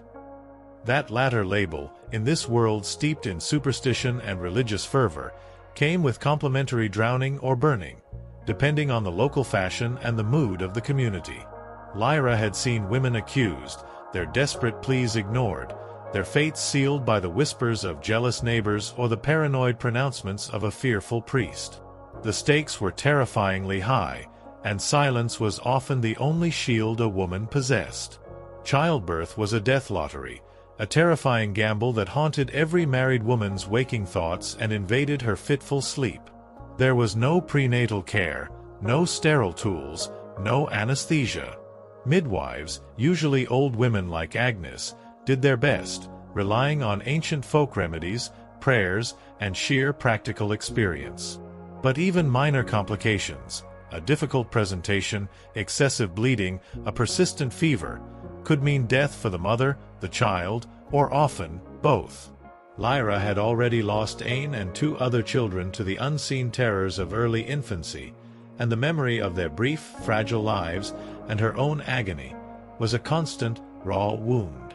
Many women survived 10 or more pregnancies, their bodies ravaged by the endless cycle of birth and loss.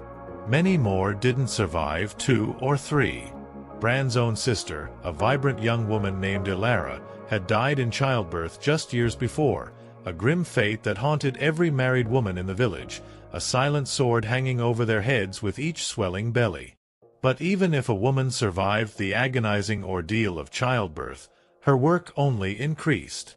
Now she had a screaming infant, or in Lyra's case, Finn, whose cough had become a constant worry, in a lice-ridden hut, and she was still expected to nurse, cook, clean, spin wool, help in the fields, and somehow find the energy to endure. There was no break for women. They were the break for everyone else. They were the constant, unyielding engine of the household, their labor endless, their bodies perpetually exhausted. Their physical endurance was remarkable, born not of choice but of the grim necessity of survival, pushing their bodies to limits that would break modern sensibilities. If a woman was unmarried, she was viewed with suspicion, an anomaly in a world that valued marriage and procreation above all else. If she was widowed, she was vulnerable, often dependent on the uncertain charity of relatives or the grim prospect of a meager existence in the village almshouse. If she was outspoken, or possessed any unusual knowledge, especially of herbs or healing, skills often passed down through generations, she was dangerous. Women who didn't conform to the rigid societal norms were often accused of witchcraft, especially if they had a strong personality, an independent streak, or simply looked at someone funny on a rainy Tuesday. The accusations, often fueled by fear, jealousy, or simple malice, could lead to swift, brutal condemnation and a terrifying end. Even within the church, the most powerful institution of their age, a woman's role was severely limited. Nuns lived under strict rules, their lives dictated by obedience and silence. No speaking without permission, no freedom of movement, their spiritual worth always ranked below that of men. The highest aspirations allowed to a pious woman was to become a respected abbess, but even then, her authority was circumscribed by the male-dominated hierarchy of the church. In short, if you were a woman in the Middle Ages, you were expected to endure, obey, reproduce, and suffer in silence, ideally while smiling. Because even in a time of universal suffering, women were somehow expected to suffer gracefully, to bear their burdens with a quiet, saintly resignation, the ultimate threads that bound a woman's fate. Lyra often felt the weight of these woven shackles, invisible chains that bound her tighter than any physical restraint.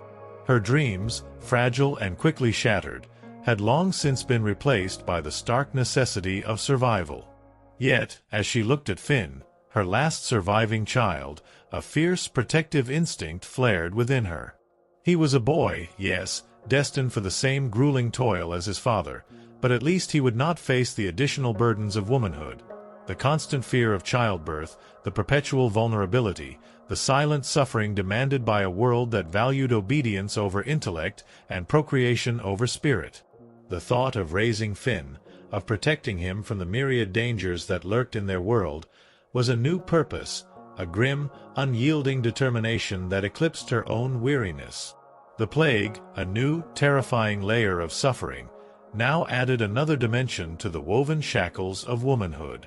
For a woman, the disease was not merely a physical torment, it was a terrifying threat to her ability to fulfill her most basic societal function, to bear children. The fear of being barren, of being unable to produce heirs, was a deep-seated anxiety, now exacerbated by the terrifying reality of the Black Sickness.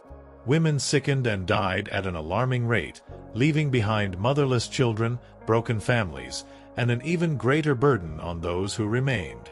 Lyra had seen the desperation in the eyes of young wives whose husbands had succumbed to the plague, their future now utterly bleak, their security shattered, their potential for future offspring cruelly extinguished.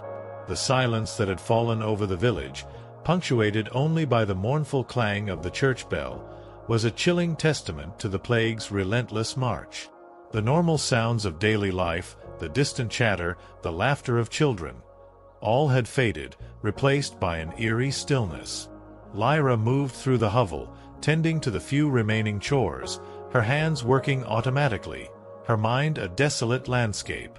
She looked at Agnes, her mother-in-law, a woman who had endured countless hardships, lost numerous children, and now faced the terrifying reality of a plague that threatened to wipe out their very lineage.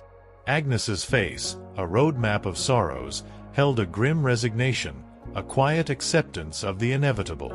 The sun, a pale, indifferent eye in the vast gray sky, offered no solace. Its light, usually a herald of another day of toil, now seemed only to illuminate the stark realities of their existence, the unyielding burdens of a life where dreams were perpetually shattered. The future, if one dared to contemplate it, was a canvas painted in shades of deepening despair. The woven shackles of womanhood, once merely a societal construct, had become a living, breathing torment, tightening with every passing moment, binding Lyra to a fate as harsh and unyielding as the very earth beneath her feet. She was a woman of the Middle Ages, and her struggle, her endurance, was a testament to the unyielding spirit that somehow found a way to persist, even when all hope seemed lost and the world itself conspired against her. As the days bled into weeks, and the mournful toll of the church bell became an almost constant companion to their dwindling lives, the very fabric of their village began to unravel. The plague was a merciless reaper, cutting through families with terrifying speed, leaving behind a silence more profound than any grief. Lyra found herself moving through a waking nightmare, her senses dulled by the pervasive fear, yet acutely aware of every new absence, every shuttered hovel, every distant, desperate cry. The women of the village, usually the steadfast anchors of their households, now seemed to buckle under the strain. Their faces, once etched with the familiar weariness of labor, were now contorted with a terror that surpassed all understanding. They watched their children sicken, their husbands falter, their own bodies betray them, and the woven shackles of their existence tightened with every agonizing breath. The duties of womanhood, once a source of strength and purpose, now felt like an unbearable weight. The endless cycle of cooking, cleaning, and caring for the sick was a brutal, relentless grind, compounded by the constant fear of contagion. Every touch, every shared breath, every moment of proximity carried the invisible threat of death. Lyra, a phantom in her own home, tended to Bran and Finn with a fierce, almost desperate love, even as her heart hammered with the chilling knowledge that any one of them could be next. She tried to keep Finn away from others, to shield him from the sight of the dying, but in a world where physical proximity was unavoidable, it was a futile gesture, a desperate act of a mother clinging to the last threads of hope, as fragile as the life it sought to protect. The old women, like Agnes, who had once been repositories of ancient wisdom and comfort, now seemed lost, their remedies futile against this unseen foe. Their prayers, once a quiet source of solace, were now desperate, guttural pleas, swallowed by the overwhelming despair. The church, their spiritual landlord, offered only abstract promises of salvation in the afterlife, while the terrifying reality of suffering and death unfolded around them, merciless and immediate. The sermons of Father Thomas, once firm and reassuring, now took on a frantic edge, his voice hoarse with fear as he exhorted them to greater penance, more fervent prayers. But even his faith seemed to waver under the relentless assault of the plague. His eyes haunted by the sheer number of bodies he was forced to bless and bury. The weight of their communal suffering pressed down on Lyra, a crushing burden that threatened to extinguish the last flicker of her spirit. She saw the women around her, their shoulders hunched, their eyes vacant, performing their duties with the automatic precision of automatons. They were mothers burying their children, wives watching their husbands wither, sisters mourning lost siblings. Each woman carried her own silent grief, her own private nightmare, hidden beneath the thin veneer of daily chores. The bonds between them, once strong and resilient, now felt strained, brittle, threatened by the pervasive fear and the chilling understanding that in this lottery of death, everyone was on their own, their shared burdens a heavy toll. The physical demands of their lives, always brutal, now felt impossible. Her hands, raw and chapped, moved independently of her will, kneading the coarse bread, stirring the thin pottage. Her feet, perpetually cold and aching, carried her through the muddy paths, past hovels that now stood eerily silent, their crude doors sealed shut, their occupants swallowed by the black sickness. Every step was an act of endurance, every breath a triumph against the pervasive chill that seemed to emanate not just from the weather, but from the very ground, from the very air, from the very presence of death that clung to their village like a shroud. The scars of time were not merely etched onto her skin, they were etched into her very soul, a heavy toll paid daily, tightening the invisible threads that bound her fate. When plague knocked on every door, it ensured that a woman's burden grew heavier than any other, and her hopes were crushed under the unyielding weight. Story 9: Justice Forsaken. Torture's grip amidst dying screams. The relentless toll of the church bell, a ceaseless, mournful dirge, hammered at Lyra's soul. Its iron voice, once a harsh alarm for the dawn, had become the very soundtrack of their dying village, a constant reminder of the unseen plague's merciless harvest. Hovel after hovel stood in chilling silence, their crude doors sealed against an enemy that cared nothing for mud and wattle walls or desperate prayers. Master Ilara's son, Master Alden, and so many others, lay in unnamed graves, the earth itself a silent tomb, swallowing countless lives. Lyra moved through her days in a numb trance, her body aching, her heart heavy with grief for Ain, clutching Bran and Finn as if they were the last embers of hope. The brutal realities of medieval life, from the constant threat of contaminated water to the terrifying justice by iron, had given way to the indiscriminate terror of the black sickness. The harsh bargain of survival had stripped away almost everything, leaving them to wonder what could possibly remain. Amidst this despair, Lyra bore a unique burden, woven into her very being, the relentless, unforgiving reality of what it truly meant to be a woman in the medieval age, especially under the shadow of the pestilence. Now, as the plague raged, the old brutal system of justice would resurface, a terrifying mockery amidst the dying screams. The silence that had fallen over Master Ilara's hovel, confirmed by the still morning, meant the black sickness was truly among them.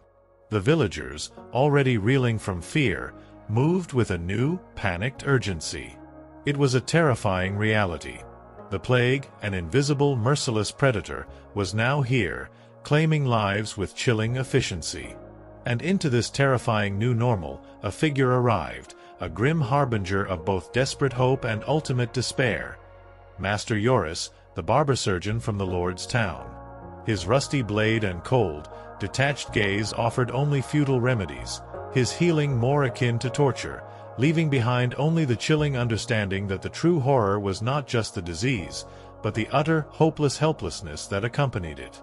The night following Master Ilara's son's death had stretched before Lyra like an eternity, thick with the silence of profound terror. The hovel, usually a place of rough comfort and familiar smells, now felt like a tomb, its flimsy walls offering no solace from the invisible foe that stalked their village. Sleep, a fleeting luxury even on the best of nights, was utterly unattainable. Every rustle of straw, every distant cough from a neighbor, sent a jolt of pure dread through Lyra. She lay stiffly on her pallet, Finn clutched fiercely to her side, listening to the strained, shallow breaths of Bran beside her, and the soft, desperate murmurs of Agnes's prayers from the corner. The world outside had turned into a terrifying unknown, and within their small dwelling, fear had become their most constant companion, poisoning every moment. The feast of dust and bitter ale offered meager sustenance, yet every bite was a gamble, for contaminated food and water carried unseen dangers. As the days bled into weeks, the plague's relentless march became an overwhelming deluge. The rhythm of life in the village, once dictated by the rising and setting of the sun and the ringing of the church bell, was now set by the cadence of death. Hovel after hovel fell silent, their crude doors sealed shut, not by their inhabitants seeking refuge, but by the villagers who remained, desperate to contain the creeping horror.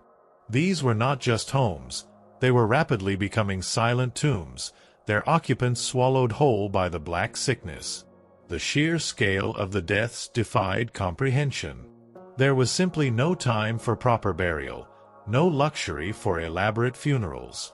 Bodies, once treated with reverence and laid to rest with solemn rites, were now mere vectors of contagion. They were buried quickly, hastily, often without ceremony, in shallow pits dug where the ground allowed, or in the already crowded churchyard. There were no polished coffins, no embalming, no grand pronouncements. Just a hole in the earth, a few murmured, terrified prayers from Father Thomas, his voice growing hoarse with grief and fear, and a shallow mound of earth, if there was enough space left. Sometimes, if the deaths were too many, or the able-bodied too few, bodies were simply left where they lay within their hovels, decaying, a grim testament to the overwhelming scope of the horror. And the hardest truth of all, there were no names. No carved wooden markers, no simple stones to mark where the dead lay. The earth itself became a vast, unmarked grave, absorbing countless lives, erasing their brief existences from memory. Their names, the very essence of who they were, faded with the winter frost, swallowed by the relentless sweep of time. They didn't retire in the Middle Ages, they just stopped showing up. In this grim, dying world, as the rules of society seemed to crumble under the plague's onslaught, the underlying brutality of medieval justice remained, a constant, chilling undercurrent. Lord Beaumont's bailiffs, those hulking figures of authority, though perhaps fewer in number and moving with a new wariness, still enforced their master's will. They still collected their dues, for the Lord's appetite for taxes did not diminish with the plague. And they still dealt out punishment. Violence, Lyra knew, was everywhere. It simmered in the home, a husband's right to discipline his wife and children with a heavy hand, a brutal reality often accepted as commonplace. She'd seen the marks on neighbors, heard the muffled cries from behind closed doors, and knew that even Bran, for all his quiet strength, possessed this accepted authority. It erupted in the streets, sudden, savage brawls over a spilled ale, a perceived slight, or a wandering pig. It permeated the very fabric of the battlefield, where local feuds between minor lords, territorial disputes over a patch of fertile land or a valuable resource, and grand religious crusades to distant lands constantly simmered. Someone was always marching off to stab someone else in the name of honor, God, or sheer boredom.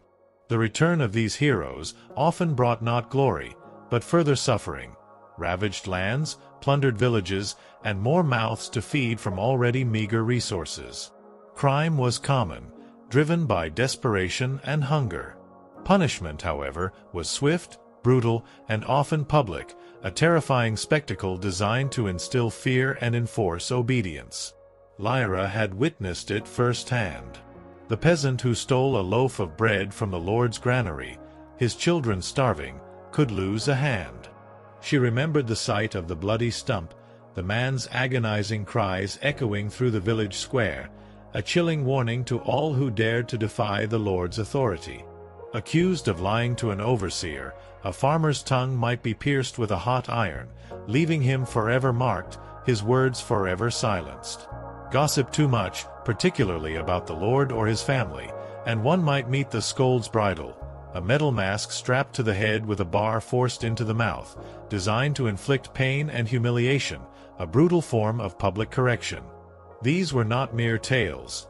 They were grim lessons, etched into the collective memory of the village, silent reminders of the constant peril that lurked beneath the surface of their desperate lives, punctuated by the dying screams of the accused. But the true terror of medieval justice lay in the concept of trial by ordeal. Let's say you were accused of something truly serious: heresy, theft, witchcraft. How did one prove their innocence in a world utterly devoid of rational investigation, unbiased witnesses, or true legal representation? By being tortured, of course. Lyra had heard the stories, whispered in terrified tones around the dying embers of a hearth fire on long winter nights.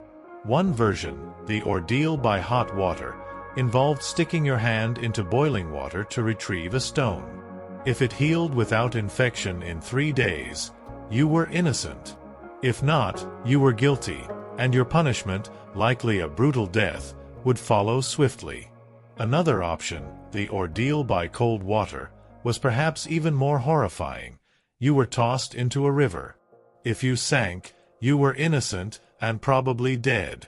If you floated, you were guilty and would be punished anyway, usually by burning or hanging. It was like a medieval game show where the prize was mere survival, and the host was actively rooting against you.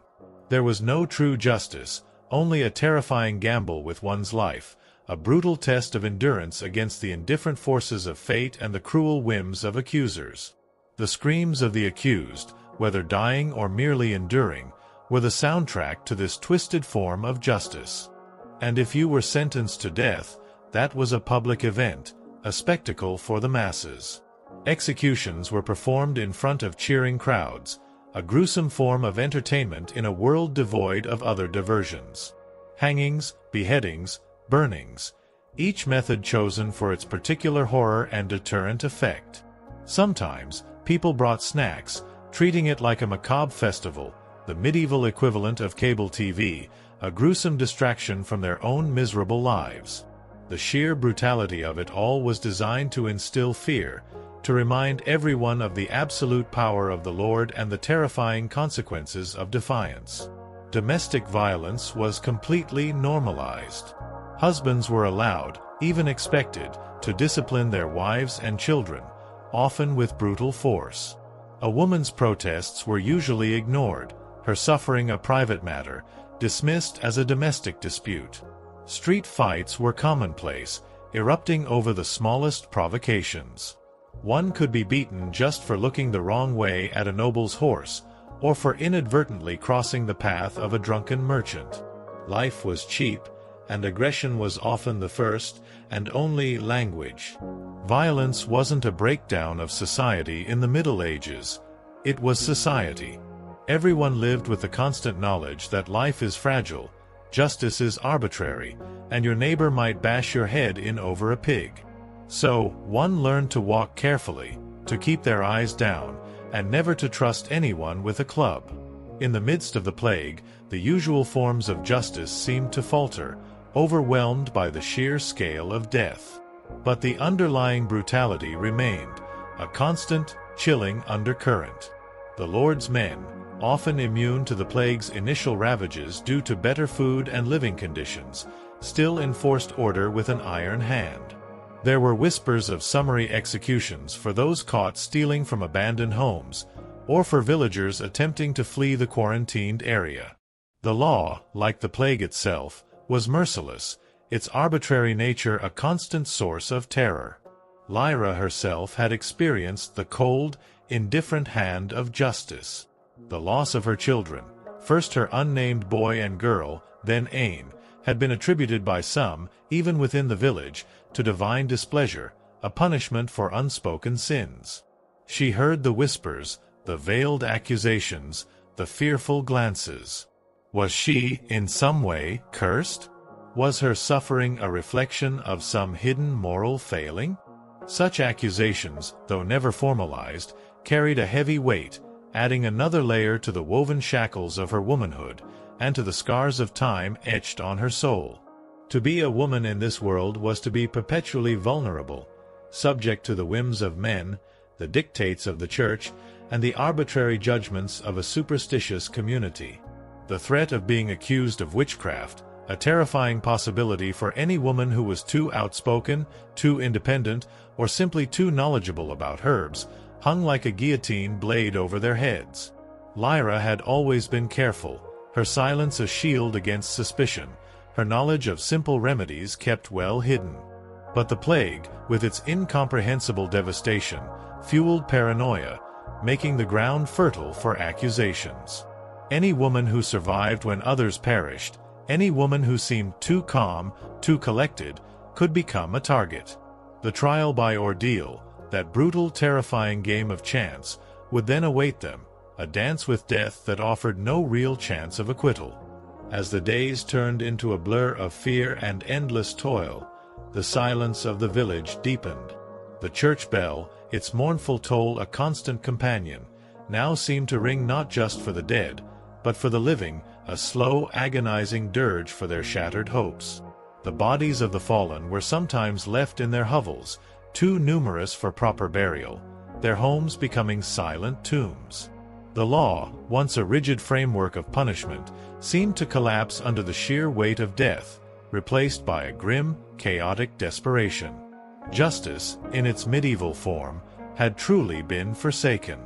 Bran, his face grim and drawn, returned from the fields one evening, his eyes haunted. He spoke of an incident in the next village over, a peasant accused of hoarding grain, dragged before the Lord's bailiff. The man had been subjected to the ordeal by hot iron. His hand plunged into a blazing fire, a desperate attempt to prove his innocence. Bran didn't say whether he had survived or what judgment was rendered. His silence, more than any words, conveyed the brutal truth. Justice was a mockery, a tool of power, and their lives were mere pawns in its cruel game. This was the ultimate price of existence, paid in pain and despair. The screams of the dying, whether from plague or punishment, mingled in the cold, indifferent air. Lyra listened, her heart a cold knot in her chest. The suffering was endless, a relentless cycle of physical torment, psychological despair, and arbitrary cruelty. The very air they breathed seemed to carry the scent of death and the metallic tang of injustice. They were trapped, bound by the unyielding laws of their world, by the dictates of their lord, and by the terrifying, indiscriminate march of the plague. Their dreams, long since shattered, were now merely ghosts that haunted the desolate landscape of their souls. And in this brutal world, where justice was delivered by iron and law was written in blood, survival was not a right, but a fleeting, terrifying privilege, bought at an unbearable price, leaving the scars of time etched deeply into every aspect of their existence. The brutal truth was, amidst the constant dying screams, justice was utterly forsaken. The shadow of the castle, a grim silhouette on the distant hill, seemed to loom larger, a constant reminder of the power that controlled their lives, the power that dispensed this brutal form of justice. It was a fortress of stone and iron, built on the backs of their labor, sustained by their suffering. And within its walls, a different kind of life unfolded, one of opulent feasting, political intrigue, and whispered betrayals, utterly detached from the daily horrors of the village. The stark contrast was a bitter irony, a constant torment in Lyra's mind. She thought of the Lord, his face a fleeting image in her memory from the rare times he rode through their village. He was a figure of distant, almost mythical authority, yet his presence was undeniably real in the daily brutal demands of his bailiffs. His laws were not abstract concepts, they were the chains that bound them, the invisible shackles that determined every aspect of their existence, from the food they ate to the work they performed, to the very manner of their deaths. His justice, arbitrary and often cruel, was simply an extension of his absolute power, a weapon to maintain control, a tool that contributed to the chorus of dying screams. The plague, however, was a great equalizer. It cared not for lineage or wealth. Whispers, barely audible above the constant toll of the church bell, had begun to reach them from the nearby towns, tales of sickness creeping even into the stone walls of the Lord's domain. A stable boy, then a scullery maid, then a minor retainer. The fear, once confined to the hovels, was beginning to gnaw at the edges of the castle itself. Lyra wondered, with a grim satisfaction that quickly turned to horror, if the plague would bring its own brutal form of justice to those who had dispensed so much cruelty. But even that thought offered little solace. For the common folk, their suffering remained absolute, their dreams shattered beneath a sky that continued to weep gray tears of indifference, leaving indelible scars that time would never fully heal, a legacy of justice forsaken amidst dying screams. Story 10: The Unnamed Graves, a village swallowed by silence. The relentless toll of the church bell, a ceaseless, mournful dirge, hammered at Lyra's soul. Its iron voice, once a harsh alarm for the dawn, had become the very soundtrack of their dying village, a constant reminder of the unseen plague's merciless harvest. Hovel after hovel stood in chilling silence, their crude doors sealed against an enemy that cared nothing for mud and wattle walls or desperate prayers. Master Ilara's son, Master Alden, and so many others, lay in unnamed graves, the earth itself a silent tomb, swallowing countless lives. Lyra moved through her days in a numb trance, her body aching, her heart heavy with grief for Ain, clutching Bran and Finn as if they were the last embers of hope. The brutal realities of medieval life, from the constant threat of contaminated water to the terrifying justice by iron, had given way to the indiscriminate terror of the Black Sickness. The harsh bargain of survival had stripped away almost everything, leaving them to wonder what could possibly remain. And amidst the dying screams and the terror of justice forsaken, a profound horror began to unfold, the complete erasure of their lives, marked by the chilling silence of unnamed graves. The silence that had fallen over Master Ilara's hovel, confirmed by the still morning, meant the Black Sickness was truly among them. The villagers, already reeling from fear, moved with a new, panicked urgency. It was a terrifying reality. The plague, an invisible, merciless predator, was now here, claiming lives with chilling efficiency. And into this terrifying new normal, a figure arrived, a grim harbinger of both desperate hope and ultimate despair. Master Joris, the barber surgeon from the Lord's town. His rusty blade and cold, detached gaze offered only futile remedies, his healing more akin to torture, leaving behind only the chilling understanding that the true horror was not just the disease, but the utter, hopeless helplessness that accompanied it.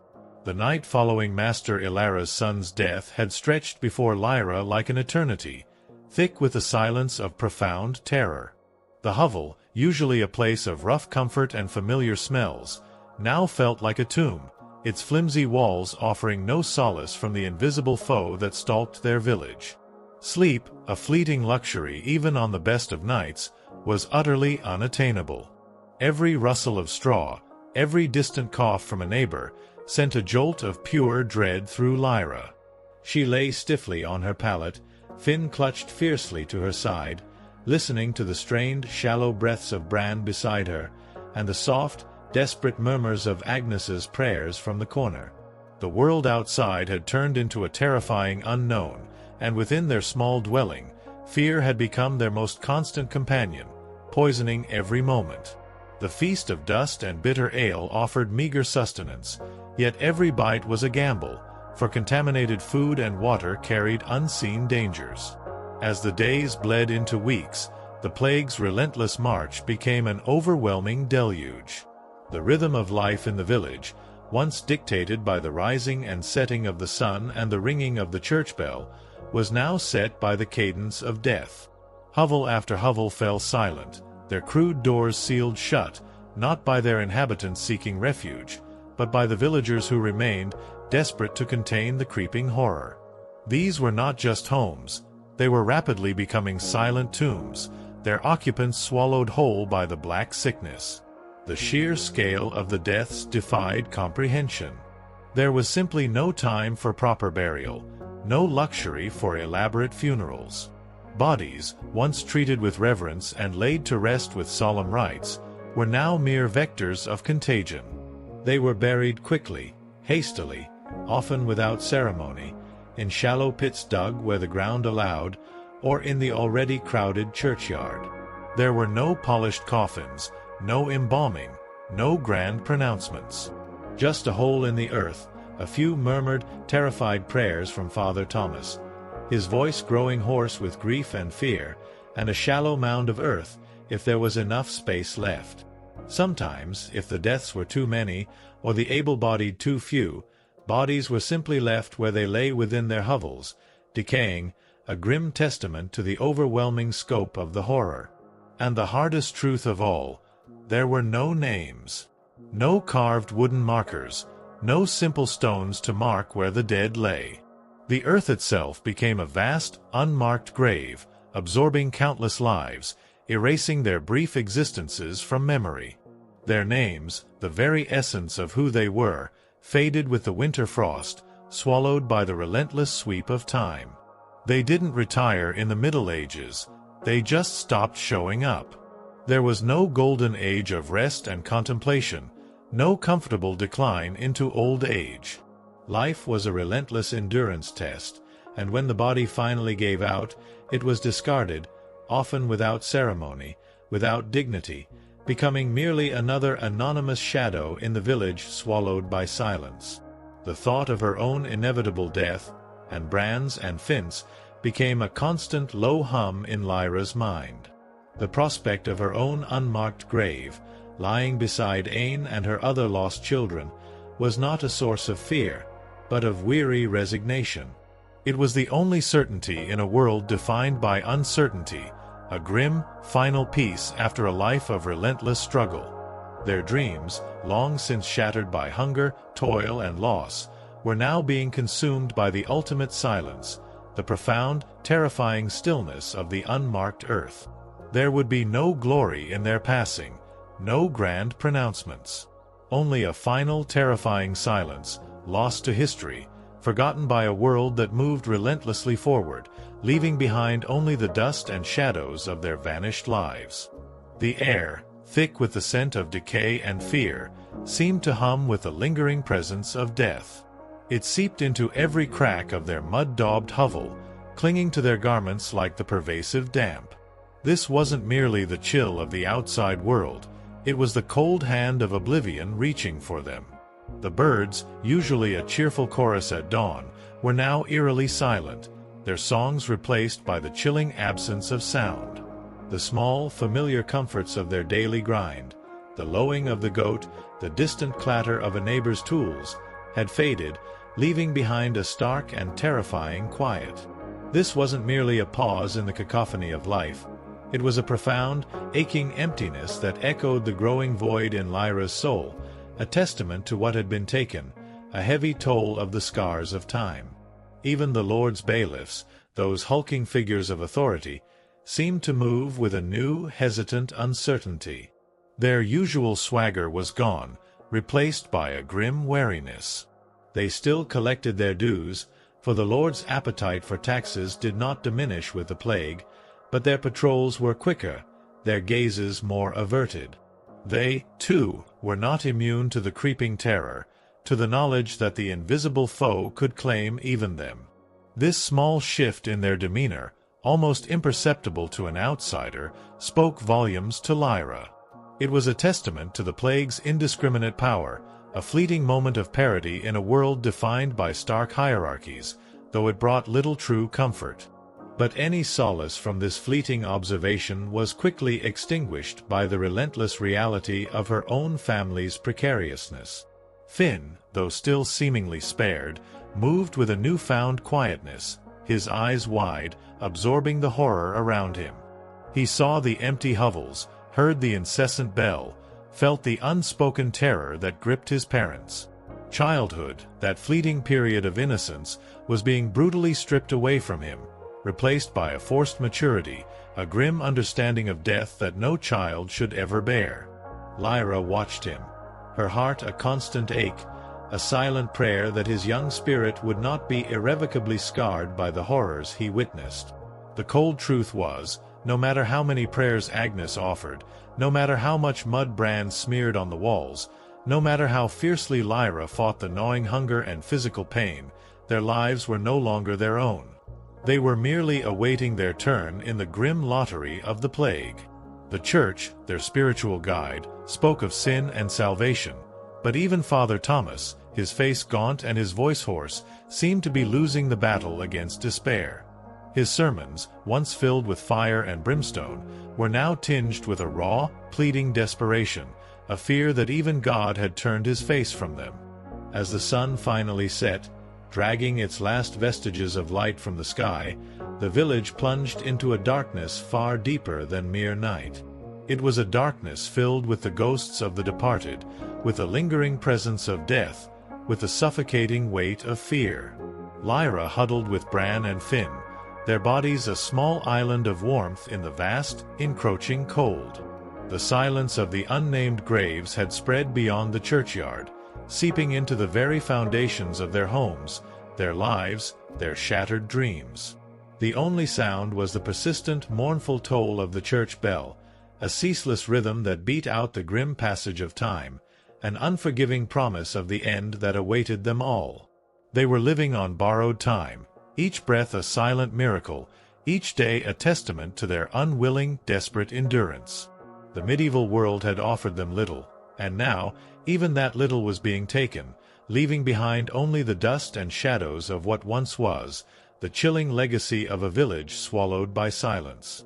When plague knocked on every door, it ensured that life itself became a silent tomb, and any remaining smiles would fade, and hopes would be crushed, leaving only the profound stillness of the unnamed graves. Story 11: Survival's Harsh Bargain. What remains when all is lost? The relentless toll of the church bell, a ceaseless, mournful dirge, hammered at Lyra's soul. Its iron voice, once a harsh alarm for the dawn, had become the very soundtrack of their dying village, a constant reminder of the unseen plague's merciless harvest. Hovel after hovel stood in chilling silence, their crude doors sealed against an enemy that cared nothing for mud and wattle walls or desperate prayers. Master Ilara's son, Master Alden, and so many others, lay in unnamed graves, the earth itself a silent tomb, swallowing countless lives. Lyra moved through her days in a numb trance, her body aching, her heart heavy with grief for Ain, clutching Bran and Finn as if they were the last embers of hope. The brutal realities of medieval life, from the constant threat of contaminated water to the terrifying justice by iron, had given way to the indiscriminate terror of the Black Sickness. Amidst the dying screams and the profound stillness of unnamed graves, a chilling question now presented itself. What truly remained when all was lost? This was the harsh bargain of survival. The air, thick with the scent of decay and fear, seemed to hum with the lingering presence of death. It seeped into every crack of their mud-daubed hovel, clinging to their garments like the pervasive damp. This wasn't merely the chill of the outside world, it was the cold hand of oblivion reaching for them. The birds, usually a cheerful chorus at dawn, were now eerily silent, their songs replaced by the chilling absence of sound. The small, familiar comforts of their daily grind, the lowing of the goat, the distant clatter of a neighbor's tools, had faded, leaving behind a stark and terrifying quiet. This wasn't merely a pause in the cacophony of life. It was a profound, aching emptiness that echoed the growing void in Lyra's soul, a testament to what had been taken, a heavy toll of the scars of time.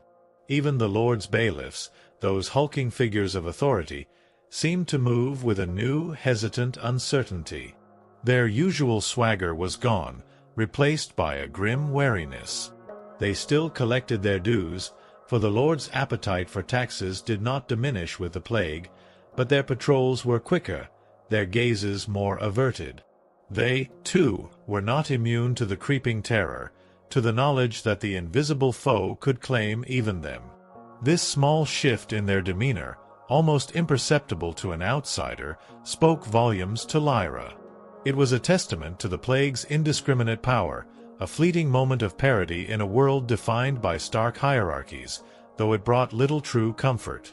But any solace from this fleeting observation was quickly extinguished by the relentless reality of her own family's precariousness. Finn, though still seemingly spared, moved with a newfound quietness, his eyes wide, absorbing the horror around him. He saw the empty hovels, heard the incessant bell, felt the unspoken terror that gripped his parents.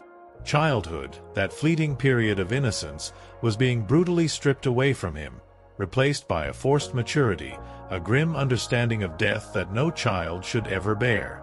Lyra watched him, her heart a constant ache, a silent prayer that his young spirit would not be irrevocably scarred by the horrors he witnessed. The cold truth was, no matter how many prayers Agnes offered, no matter how much mud Bran smeared on the walls, no matter how fiercely Lyra fought the gnawing hunger and physical pain, their lives were no longer their own. They were merely awaiting their turn in the grim lottery of the plague. The Church, their spiritual guide, spoke of sin and salvation, but even Father Thomas, his face gaunt and his voice hoarse, seemed to be losing the battle against despair.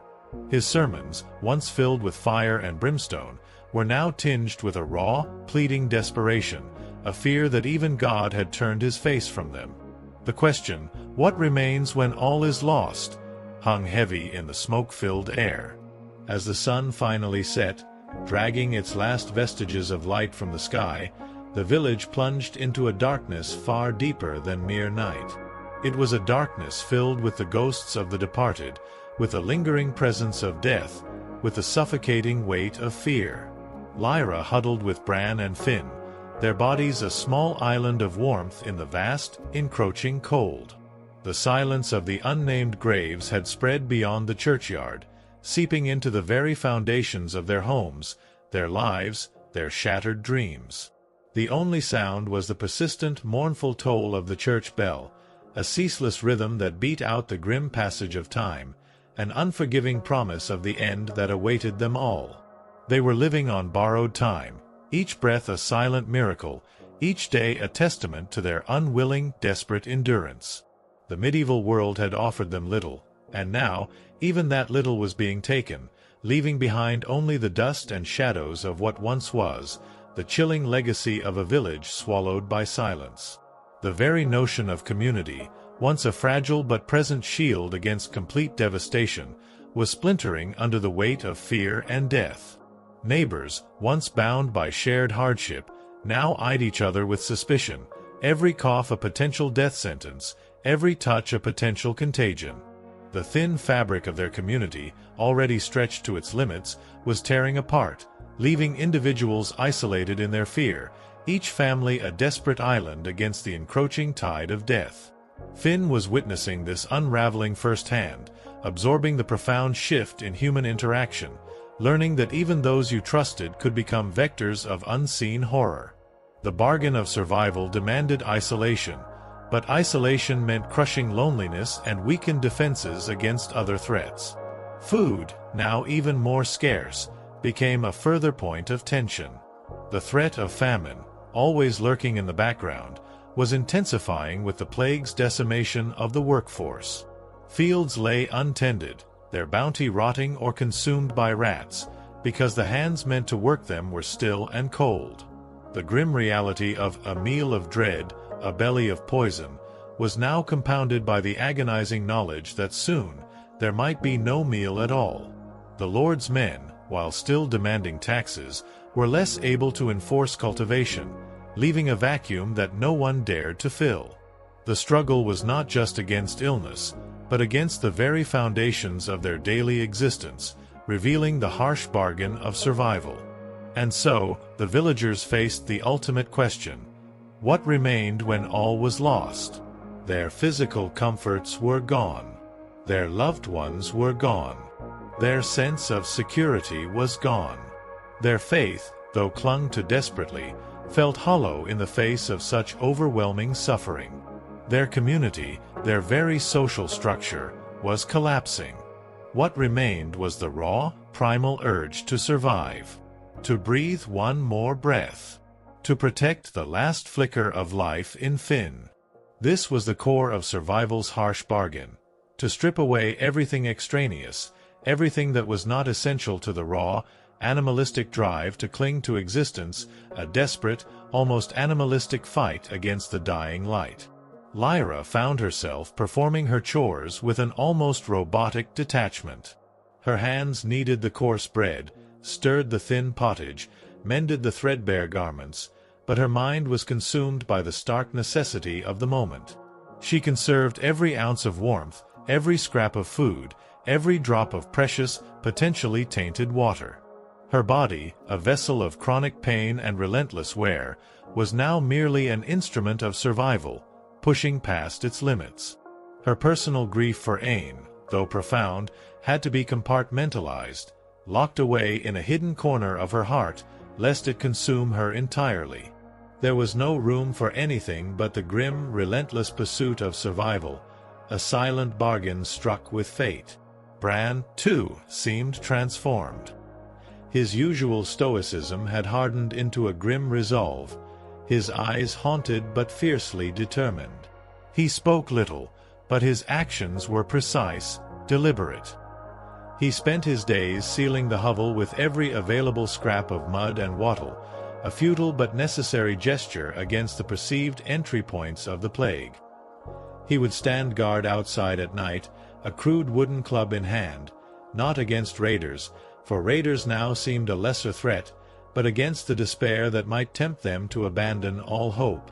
His strength was not for glory, but for sheer, brute survival, a grim determination that would not yield. Agnes, the elder, her face a road-map of sorrows, offered what she could.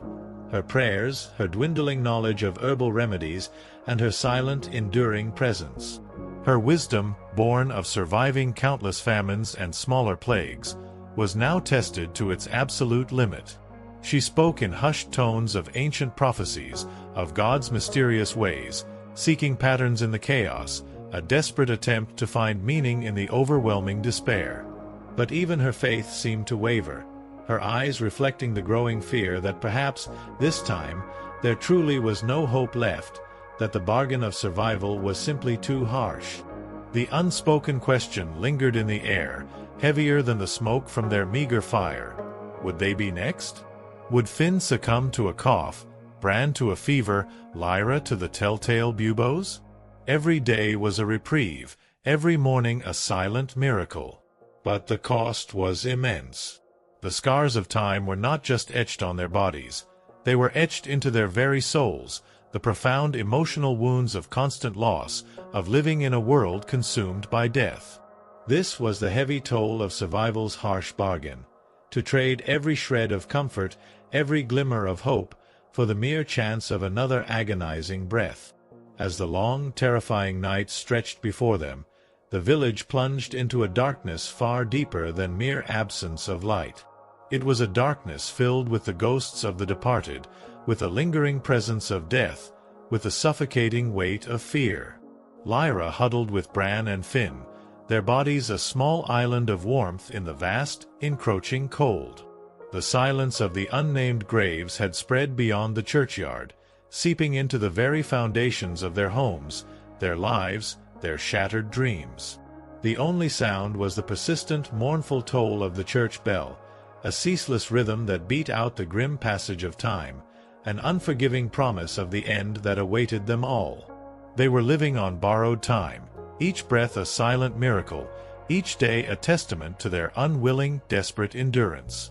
The medieval world had offered them little, and now, even that little was being taken, leaving behind only the dust and shadows of what once was, the chilling legacy of a village swallowed by silence.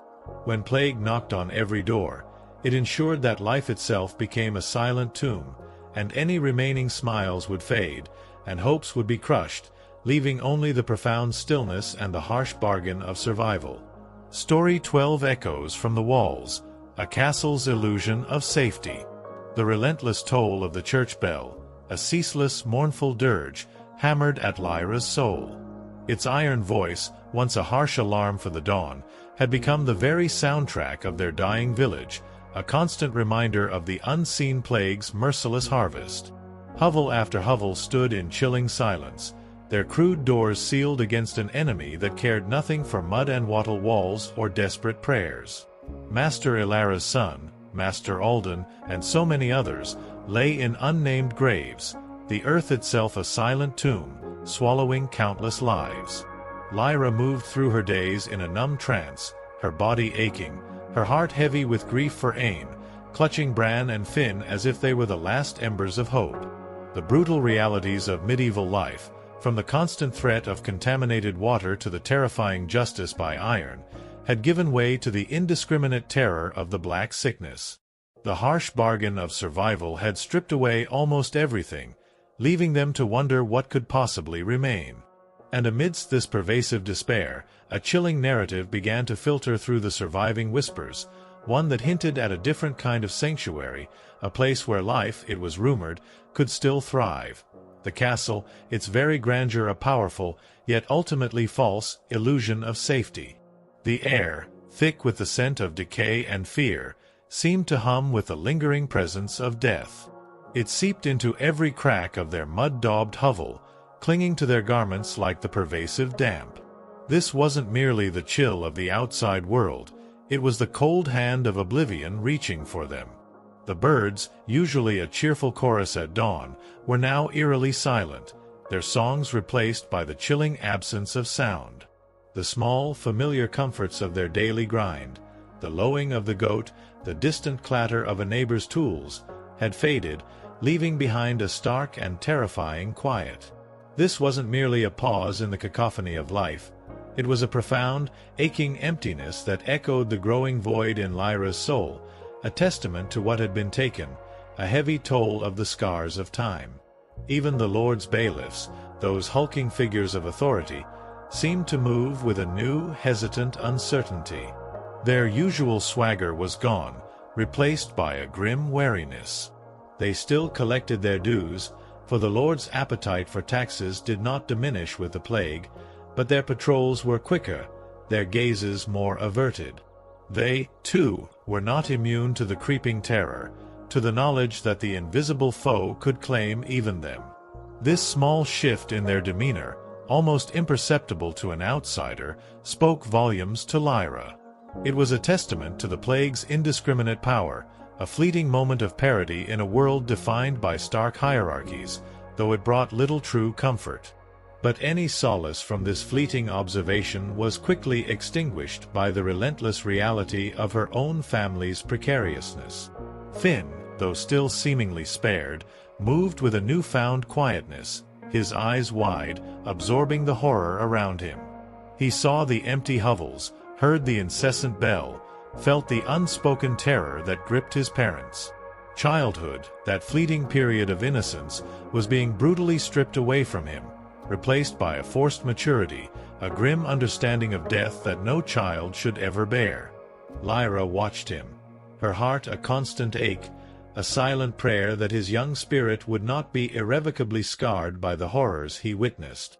The cold truth was, no matter how many prayers Agnes offered, no matter how much mud Bran smeared on the walls, no matter how fiercely Lyra fought the gnawing hunger and physical pain, their lives were no longer their own.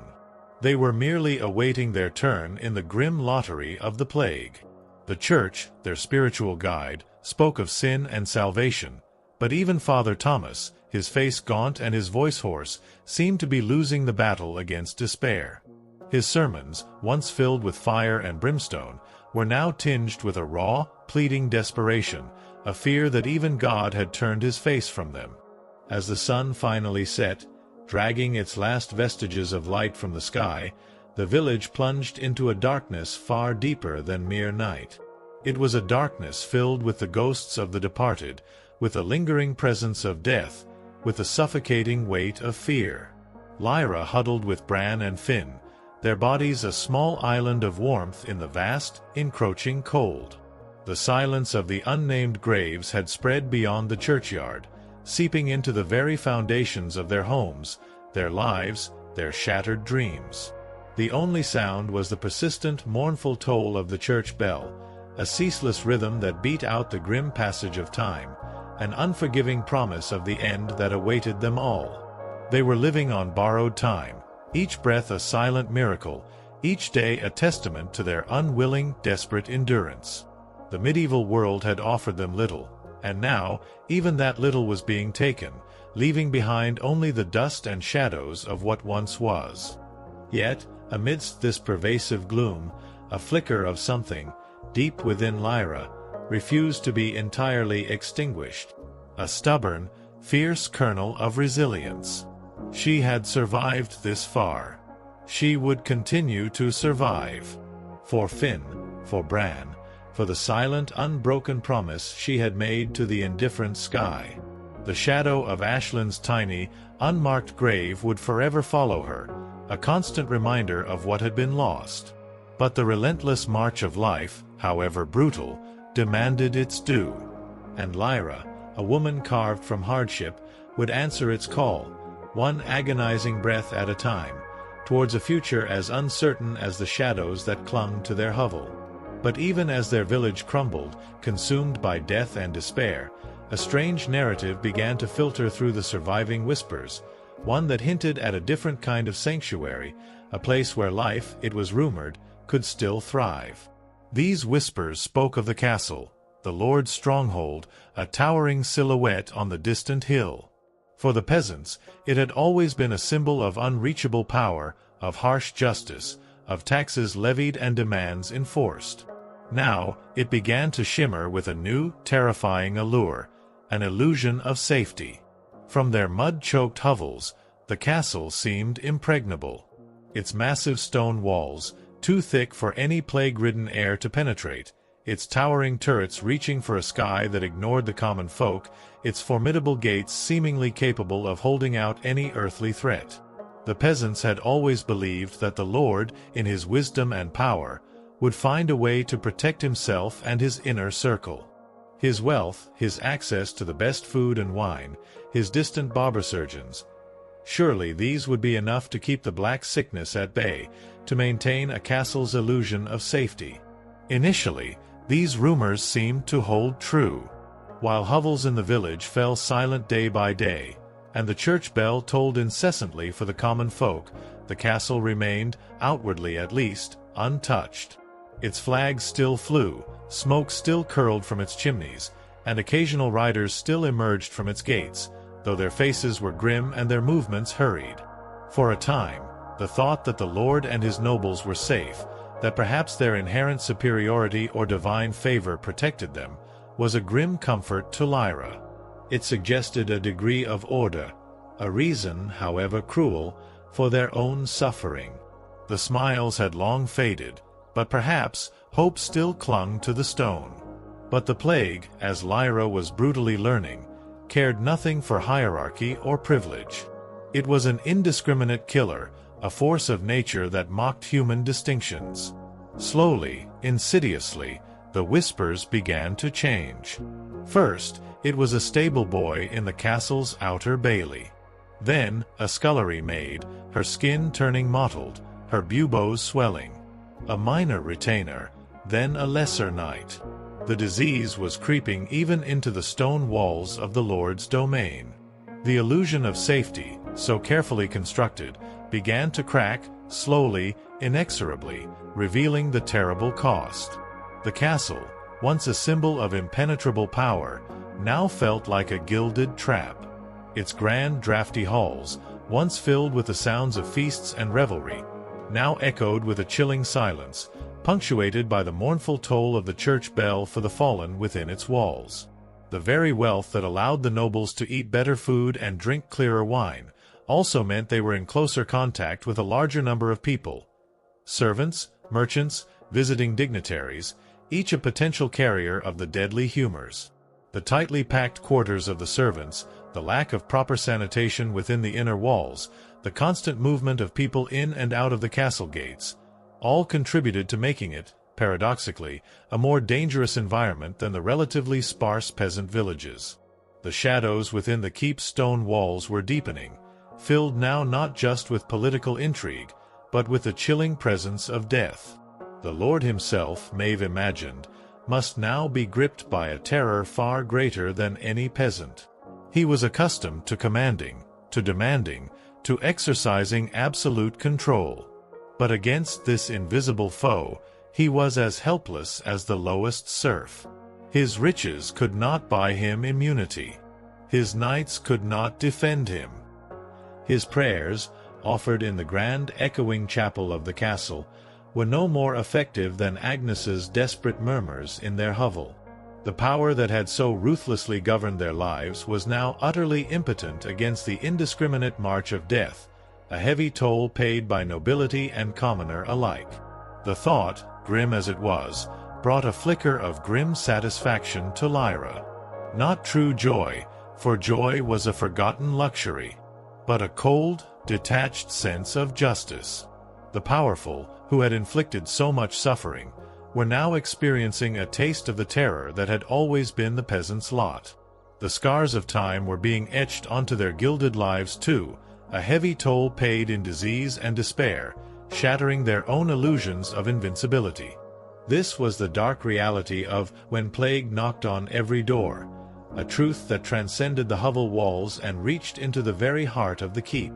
As night descended, painting the western sky in hues of bruised purple and bleeding orange, the village plunged into a darkness far deeper than mere absence of light. It was a darkness filled with the ghosts of the departed, with a lingering presence of death, with a suffocating weight of fear. Lyra huddled with Bran and Finn, their bodies a small island of warmth in the vast, encroaching cold.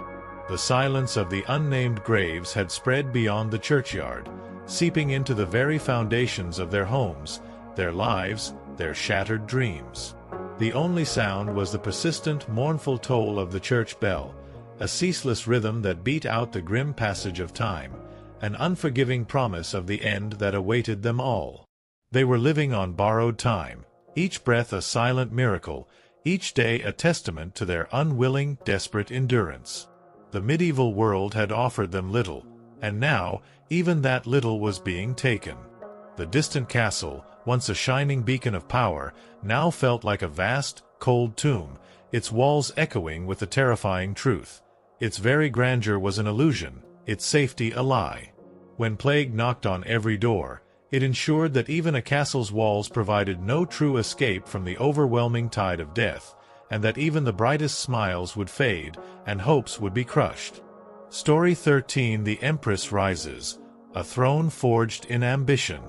The relentless toll of the church bell, a ceaseless, mournful dirge, hammered at Lyra's soul in her distant, plague-ridden village.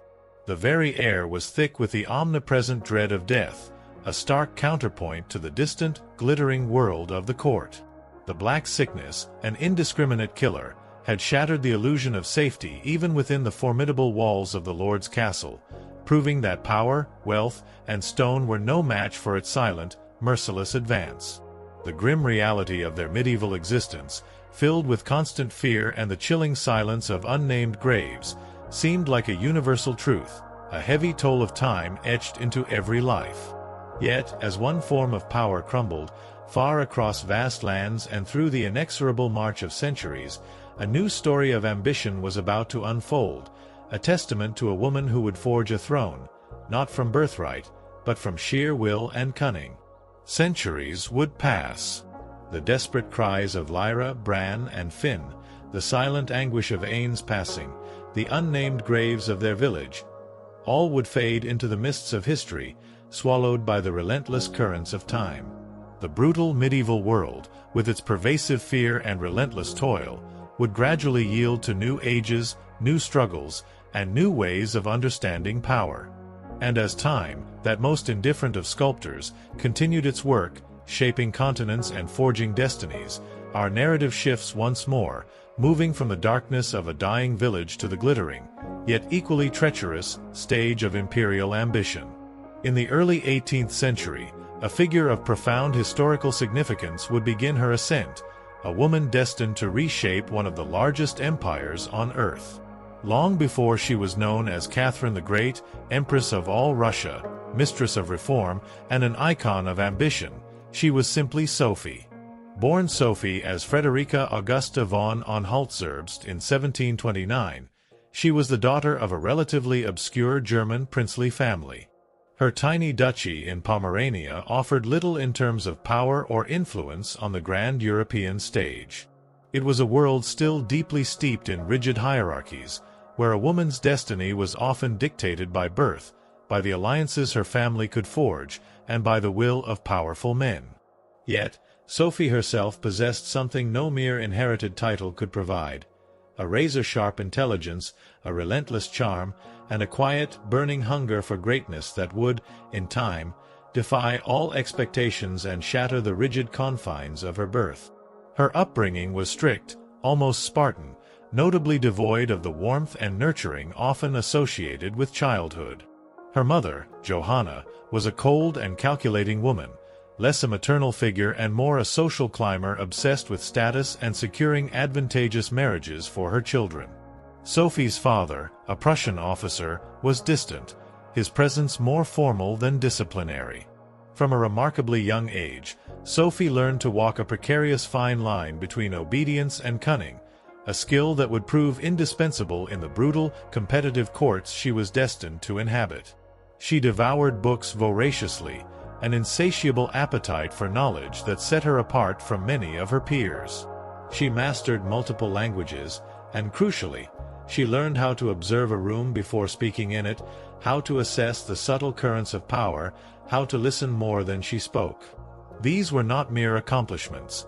They were survival tools, honed in solitude, preparing her for a world where words could be weapons and silence a shield, where a misplaced comment could lead to ruin. The opportunity for Sophie's audacious gambit arose when the Russian Empress Elizabeth Petrovna, a formidable ruler in her own right, began searching for a suitable wife for her heir, Grand Duke Peter. Peter himself was of German descent, a weak-willed and immature boy-man, obsessed with toy soldiers and Prussian military drills.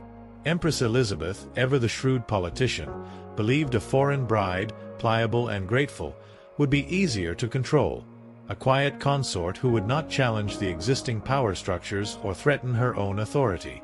Sophie, with her noble German blood, her Lutheran faith, which she would, of course, be forced to abandon, and a carefully cultivated reputation for both grace and humility, seemed to fit the bill perfectly. She was seen as unassuming, a blank canvas upon which the formidable Russian court could paint its expectations. At just 14 years old, Sophie was summoned to Russia, embarking on a journey that would define her life. She arrived in the freezing capital of St. Petersburg in 1744, a stark contrast to the small, intimate German courts she had known.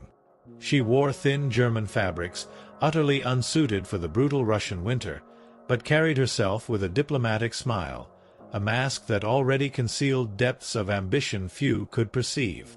Her mother, ever the pragmatist, pushed her forward like a chess piece, seeing only the potential for increased status and influence for their modest family. Sophie, however, had a far grander game in mind. She would not be a mere pawn. She intended to become a queen, and much, much more. This was her gambit, the first audacious step on a treacherous path, a silent vow to forge her own destiny. To become truly acceptable in Russian society, a society deeply rooted in Orthodox tradition and often wary of foreign influence, Sophie understood that a mere facade would not suffice. She immersed herself completely, converting to orthodoxy with a zeal that surprised even her tutors and the skeptical court. She took the name Ekaterina Alexeyevna, a name that would, in time, become synonymous with power and empire. The conversion ceremony was public, symbolic, and utterly life-altering.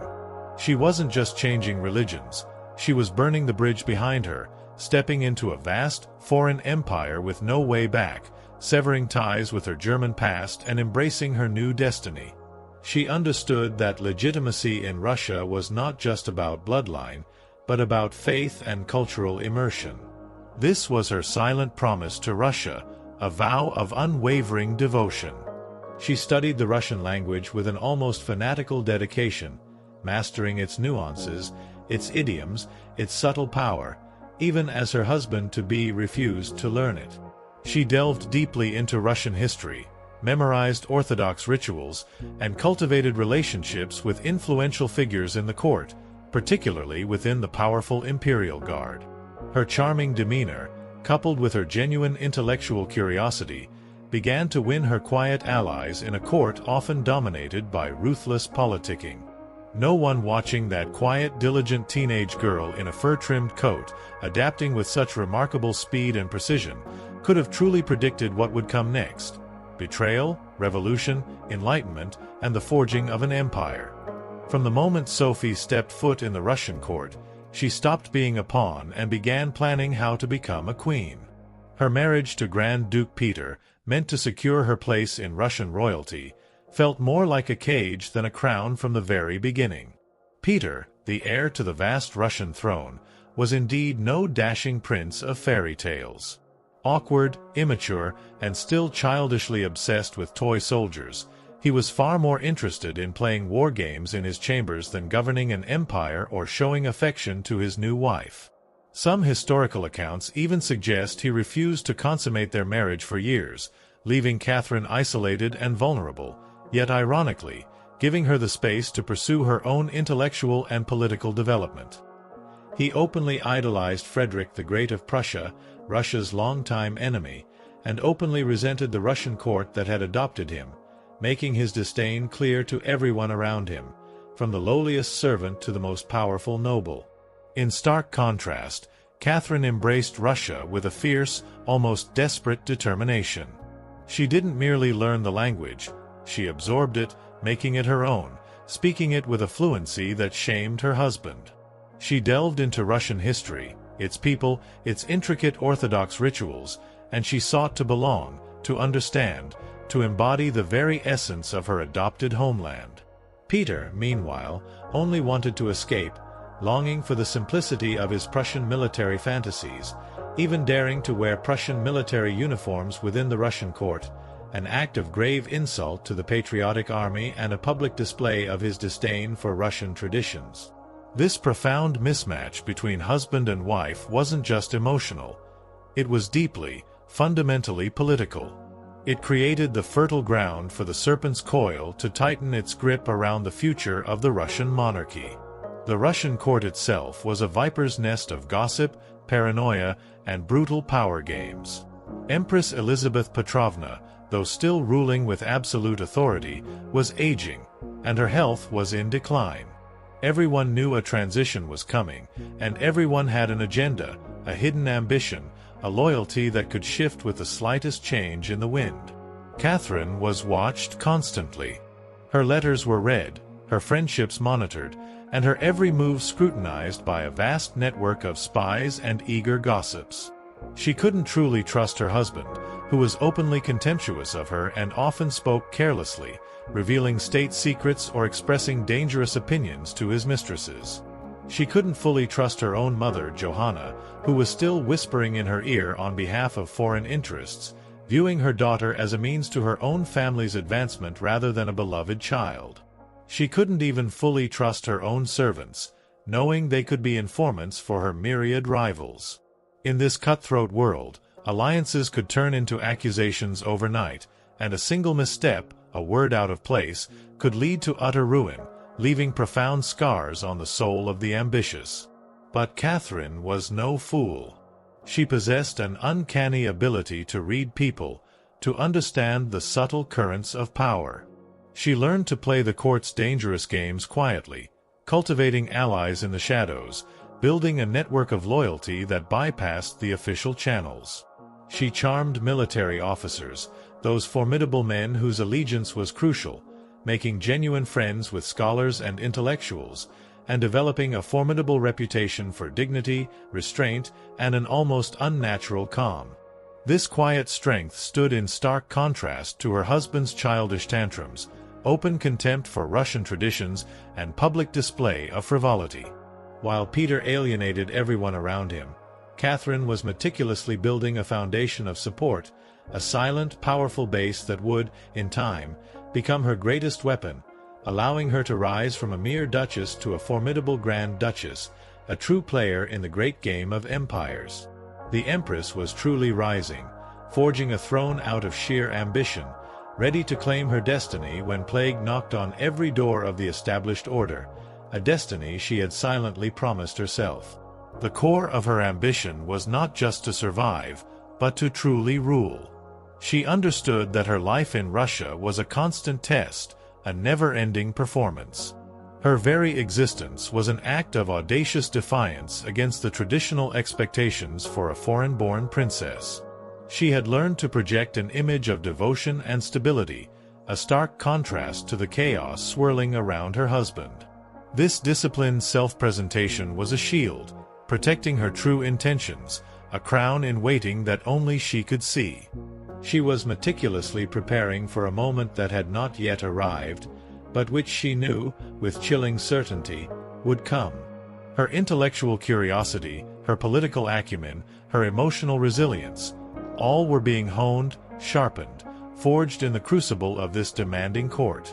She was not just waiting, she was actively becoming, shaping herself into the monarch she was destined to be, fulfilling her silent promise, a promise that left its own unique scars of time, paid in patience and unwavering resolve. This was the silent, brutal reality of her ascent, a quiet storm building within the very heart of the Russian Empire, all under the unyielding gaze of a destiny she intended to seize. The palace, with its glittering facade, was merely a stage, and Catherine was preparing for the role of a lifetime, ready to embody the very essence of power, forged in ambition. Story 14: Intrigue and Ice. Navigating the Viper's Court. The vast, frozen plains of Russia, now a formidable stage for Sophie's audacious gambit, felt a universe away from the mud-choked hovels of medieval Europe, where Maeve fought her silent battle against plague and despair. Sophie, now the Grand Duchess Catherine, had made her initial, calculated moves, embracing her adopted homeland with a fervor that shamed her erratic husband, Peter. She had begun her transformation from an obscure German duchess to a formidable figure, her intelligence and charm already weaving a subtle web of alliances. Her Sophie's silent promise of a crown in waiting was nearing its terrifying conclusion. But her journey to the throne was far from over. It was a treacherous maze, a viper's nest of intrigue and paranoia, where survival demanded constant vigilance and the keenest understanding of how power, like ice, could both glitter and betray. Catherine's marriage to Grand Duke Peter, meant to secure her place in Russian royalty, felt from the very beginning more like a cage than a crown. Peter, the heir to the vast Russian throne, was indeed no dashing prince of fairy tales. He was awkward, immature, and still childishly obsessed with his toy soldiers, far more interested in playing war games in his chambers than governing an empire or showing affection to his new wife. Some accounts even suggest he refused to consummate their marriage for years, leaving Catherine isolated and vulnerable, yet ironically, giving her the space to pursue her own intellectual and political development. He openly idolized Frederick the Great of Prussia, Russia's longtime enemy, displaying a profound contempt for the Russian court that had adopted him, making his disdain clear to everyone around him, from the lowliest servant to the most powerful noble. In stark contrast, Catherine embraced Russia with a fierce, almost desperate determination. She didn't merely learn the language, she absorbed it, making it her own, speaking it with a fluency that shamed her husband. She delved into Russian history, its people, its intricate Orthodox rituals, seeking to belong, to understand, to embody the very essence of her adopted homeland. Peter, meanwhile, only wanted to escape, longing for the simplicity of his Prussian military fantasies, even daring to wear Prussian military uniforms within the Russian court, an act of grave insult to the patriotic army and a public display of his disdain for Russian traditions. This profound mismatch between husband and wife wasn't just emotional. It was deeply, fundamentally political. It created the fertile ground for the serpent's coil to tighten its grip around the future of the Russian monarchy. The Russian court itself was a viper's nest of gossip, paranoia, and brutal power games. Empress Elizabeth Petrovna, though still ruling with absolute authority, was aging, and her health was in decline. Everyone knew a transition was coming, and everyone had an agenda, a hidden ambition, a loyalty that could shift with the slightest change in the wind. Catherine was watched constantly. Her letters were read, her friendships monitored, and her every move scrutinized by a vast network of spies and eager gossips. She couldn't truly trust her husband, who was openly contemptuous of her and often spoke carelessly, revealing state secrets or expressing dangerous opinions to his mistresses. She couldn't fully trust her own mother, Johanna, who was still whispering in her ear on behalf of foreign interests, viewing her daughter as a means to her own family's advancement rather than a beloved child. She couldn't even fully trust her own servants, knowing they could be informants for her myriad rivals.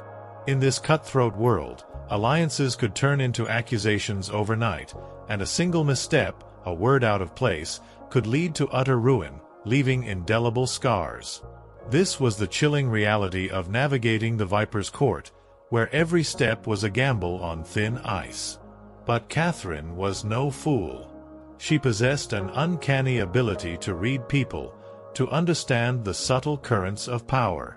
She learned to play the court's dangerous games quietly, cultivating allies in the shadows, building a network of loyalty that bypassed the official channels.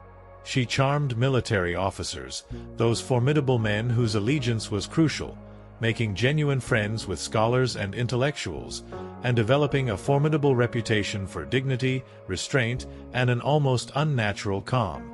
This quiet strength stood in stark contrast to her husband's childish tantrums, open contempt for Russian traditions, and public display of frivolity.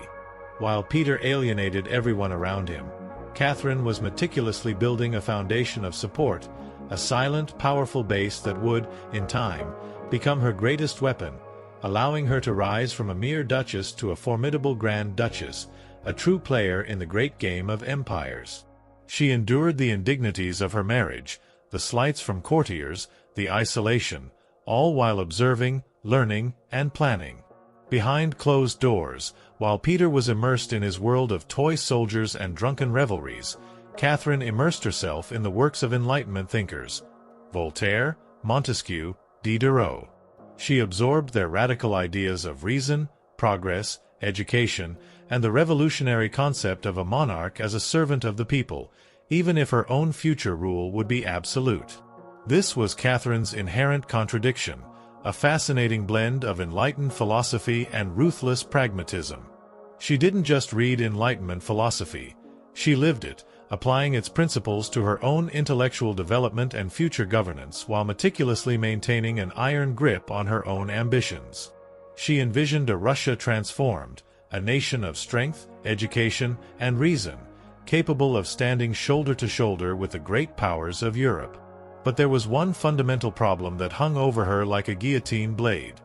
The longer Peter lived, the longer Catherine remained in limbo, a powerless wife to a man utterly unfit to rule. Her political development was stifled, her intellectual aspirations confined to private studies. She knew that her position as Grand Duchess was a precarious one, always subject to the whims of the aging Empress Elizabeth and the erratic behavior of Peter. The heir was disliked by the court, despised by the army, and viewed with suspicion by the church. His open contempt for Russia, his pro-Prussian leanings, and his disregard for the powerful Orthodox faith were creating an untenable situation, a ticking time bomb within the heart of the empire. Catherine, with her keen strategic mind, recognized that the Russian throne would not be inherited peacefully. It would have to be taken.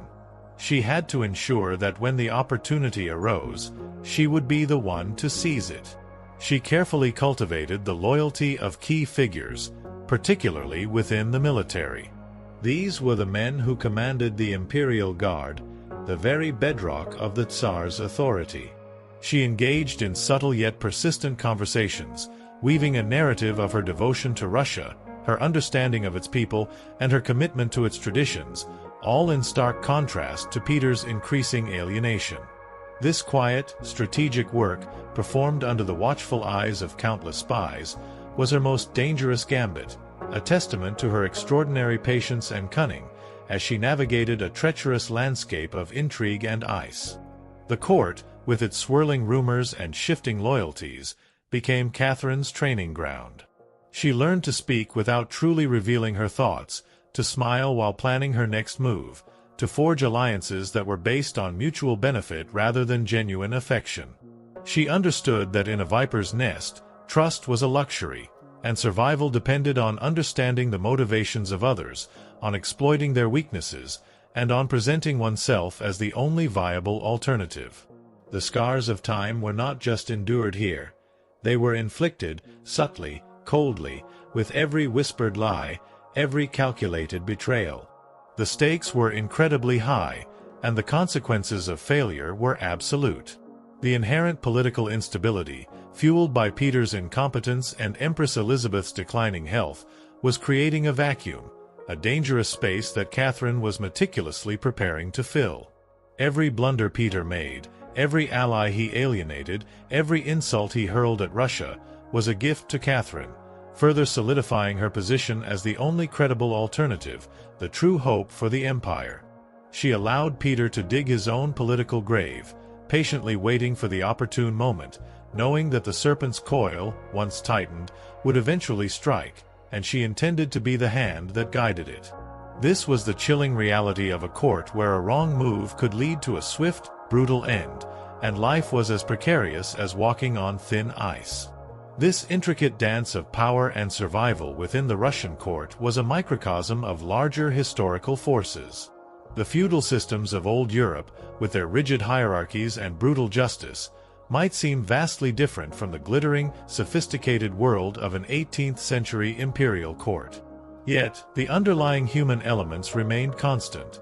The lust for power, the fear of loss, the willingness to betray for advancement, the crushing weight of expectation, and the deep scars left by political maneuvering. Catherine, by mastering this treacherous landscape, was not only preparing to seize a throne but to leave an indelible mark on the very fabric of history, a heavy toll paid in calculated risks and audacious moves, forever etching her name into the scars of time, as she navigated the complexities of intrigue and ice. The subtle art of courtly manipulation, the silent cultivation of favor, the understanding that appearance often trumped reality, these were Catherine's tools. She knew that Peter's public displays of contempt for Russia, his erratic behavior, and his obsession with Prussia were eroding his legitimacy faster than any overt opposition could. She didn't need to openly plot. She merely needed to allow Peter to self-destruct while she presented herself as the stable, devoted, truly Russian alternative. Her unwavering commitment to Orthodox faith, her painstaking efforts to learn the language and traditions, resonated deeply with the populace and the powerful clergy, further cementing her image as Russia's true protector. The ice of the Neva River, which often froze solid in winter, mirroring the cold calculations of the court, was a fitting symbol for the environment Catherine lived in. Every step was calculated, every word weighed, every alliance formed with a specific purpose. She cultivated key figures like the Orloff brothers, not just as lovers but as formidable military assets whose loyalty was absolute. She charmed intellectuals and foreign ambassadors, building an international reputation as an enlightened figure, contrasting sharply with Peter's increasingly isolationist and unpredictable policies. Her long years of apparent submission had fooled many into underestimating her true capabilities and the depth of her ambition. They saw a docile foreign princess. She was, in fact, a formidable mind forging an empire. The shadows cast by the palace walls were long and deep, hiding a multitude of secrets and betrayals. The court was a stage, and Catherine was the ultimate actress, playing the role of the devoted wife while meticulously planning her husband's downfall. The scar tissue of previous betrayals, the fate of those who had fallen from Empress Elizabeth's favor, served as harsh lessons. Catherine learned from them, ensuring her own ascent would be swift, decisive, and leave no room for doubt or resistance. The chill of the St. Petersburg air, the biting wind from the frozen Neva, were constant reminders of the harsh reality she navigated. Her gambit was reaching its final terrifying stage, where the viper's coil would strike, and the throne would be claimed, forged in ambition, tempered by intrigue and ice. The political landscape of Russia, like a frozen lake, looked solid on the surface, but beneath lay treacherous currents, only visible to the sharpest, most calculating eye. This was her moment, a culmination of years of meticulous preparation, a final, dangerous move in the grand game of empires. The smiles of courtiers were fleeting, their hopes crushed by the constant struggle for power. Story 15: Catherine's Iron Hand. Empire built on blood and compromise. The glittering opulence of the Russian court, a notorious viper's nest of intrigue and shifting loyalties, had been Catherine's brutal proving ground. She had arrived as Sophie, an obscure German duchess, but through sheer intellect and an unyielding will, she had transformed herself into the formidable Grand Duchess. She'd mastered the language of power, cultivated a vast network of hidden alliances, and patiently endured a loveless marriage to an erratic and despised heir, Peter. Her Sophie's silent promise of a crown in waiting, honed in the intricate dance of intrigue and ice in Peter's court, was nearing its terrifying conclusion. The scars of time, etched into the very fabric of royal ambition, had shaped her, hardening her resolve. Now, after what must have felt like an eternity of waiting and meticulous observation, the moment had finally arrived for Catherine's unseen hand to guide the empire through the chill dawn of a coup, ready to assert Catherine's iron hand and build an empire on blood and compromise. The dawn of July 9, 1762, broke with a chill that was not merely from the air, but from the momentous events about to unfold. While Peter was away at his summer palace in Oranienbaum, immersed in his toy soldiers and drunken revelries, Catherine launched her bloodless coup d'état. She rode through St. Petersburg in full regalia, a magnificent display of calculated power and sovereign authority. She presented herself not as a usurper, but as Russia's true protector, the only one capable of saving the vast empire from Peter's reckless incompetence and pro-Prussian madness. The powerful Imperial Guard, their loyalty meticulously cultivated over years, declared their allegiance with thunderous acclamations. They cheered her as Empress Catherine II, their fervent shouts echoing through the city streets, drowning out any faint whispers of dissent. It was a moment of breathtaking audacity, a testament to her unwavering will and her remarkable ability to command respect and loyalty. The unseen hand was making itself felt irrevocably, and the scars of time would now bear witness to her reign, built on the foundations of a revolution. Peter, caught utterly off guard and completely without allies, was a man isolated by his own foolishness. His pleas to Catherine were dismissed. He signed a document of abdication, his brief, disastrous reign brought to an ignominious end. He was taken into custody, confined to a remote estate, and shortly after, found dead under mysterious circumstances. Officially, it was reported as a hemorrhoidal colic, a convenient medical excuse. Unofficially, it was murder, carried out by Orloff and his associates, ensuring no possibility of Peter's return and consolidating Catherine's absolute hold on power. The price of power was absolute, and Peter had paid it with his life, a chilling reminder of the brutal toll of empire, a price often paid in blood. Catherine was now empress. Not by birthright, not by marriage, but by sheer will, cunning wit, and audacious action. It was a political earthquake, an unprecedented feat for a foreign-born woman with no legitimate claim to have seized the Russian throne without a single major battle. But her true challenge was only just beginning. She had to transform that bold grab for power into a lasting legacy. Would Russia accept her, a German woman, on the throne? Would the notoriously fickle nobility respect her authority and remain loyal? Could she hold the vast, unruly empire together without falling victim to the same fate as her husband? Catherine understood implicitly that power gained through intrigue could be lost just as easily. She needed to rule not merely as a schemer, but as a visionary, a legitimate ruler who could command both fear and unwavering respect. And so began her remarkable transformation from a careful conspirator to a reforming empress. She understood that simply seizing power was not enough. She had to legitimize it, to imbue her reign with purpose and stability, to justify the extraordinary means by which she had ascended.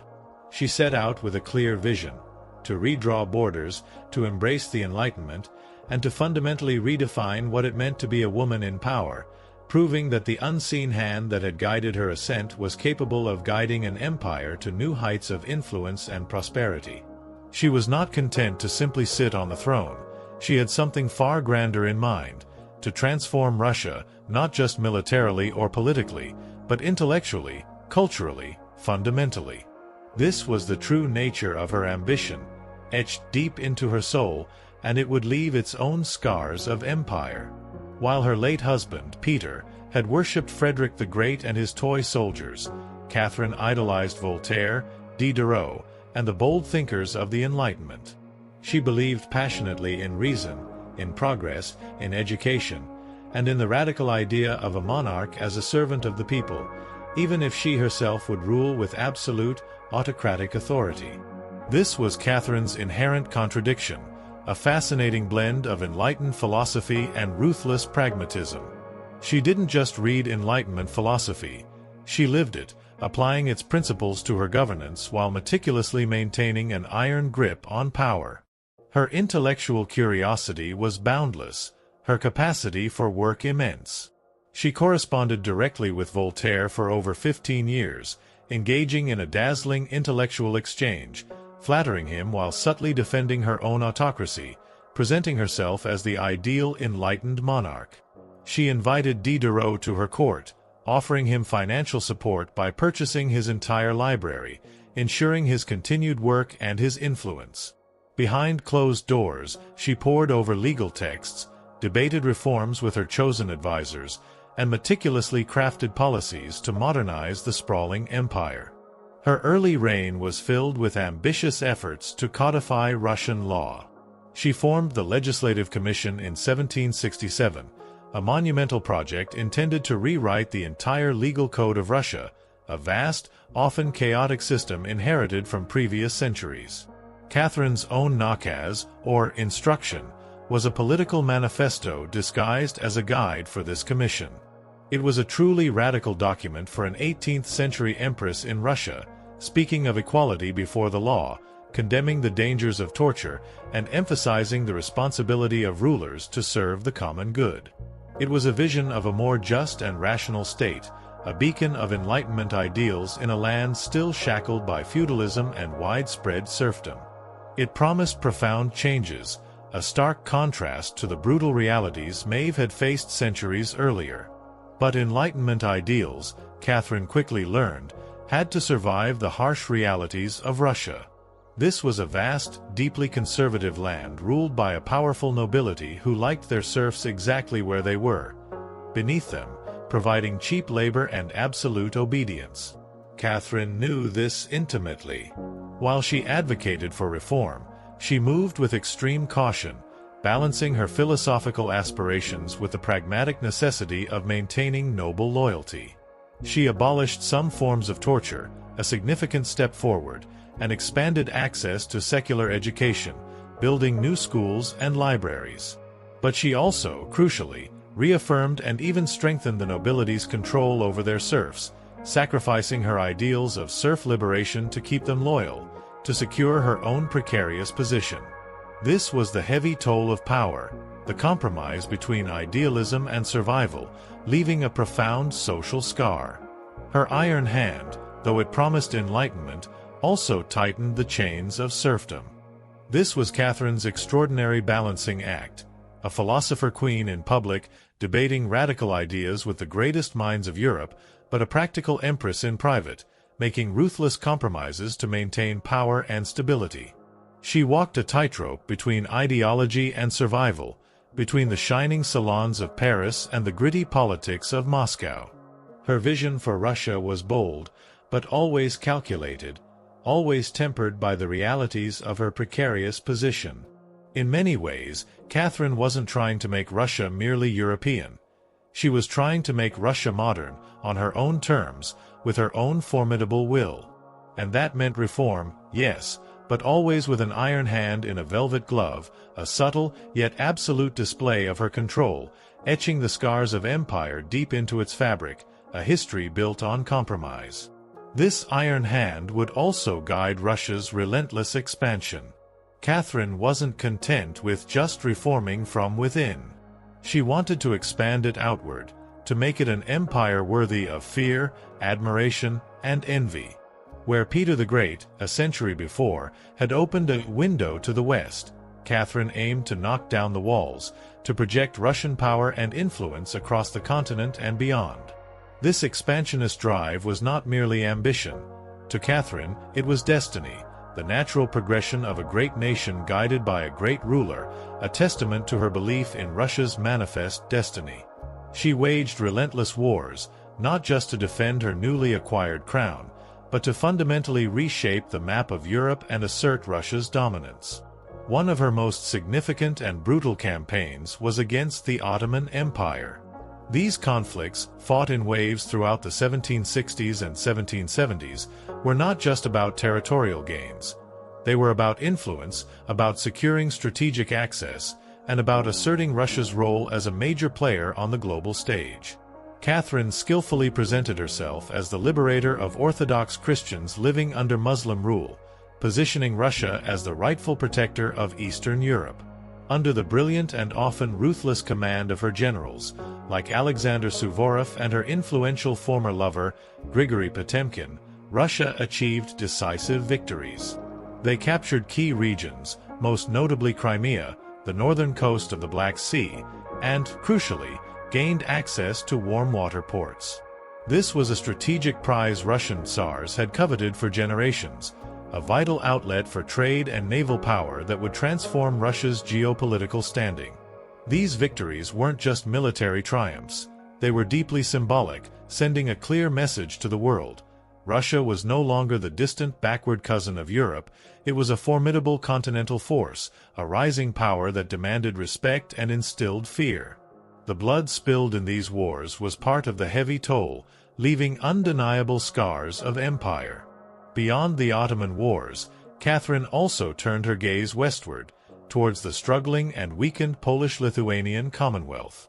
In a series of ruthless diplomatic maneuvers and political deals, Catherine participated in the partitions of Poland alongside Austria and Prussia.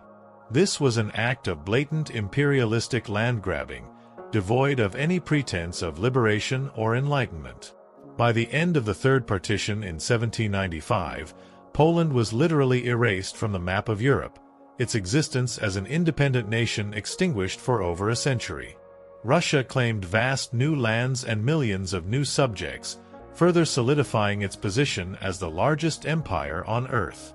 The scars of this expansion were deep, irrevocably altering the cultural and demographic landscape of Eastern Europe, a testament to Catherine's iron hand. But Catherine didn't just conquer with armies. She also colonized with ideas and people. New cities were built in the conquered southern territories, meticulously planned and strategically located to assert Russian control and encourage economic development. Trade routes were expanded, linking distant corners of the vast empire.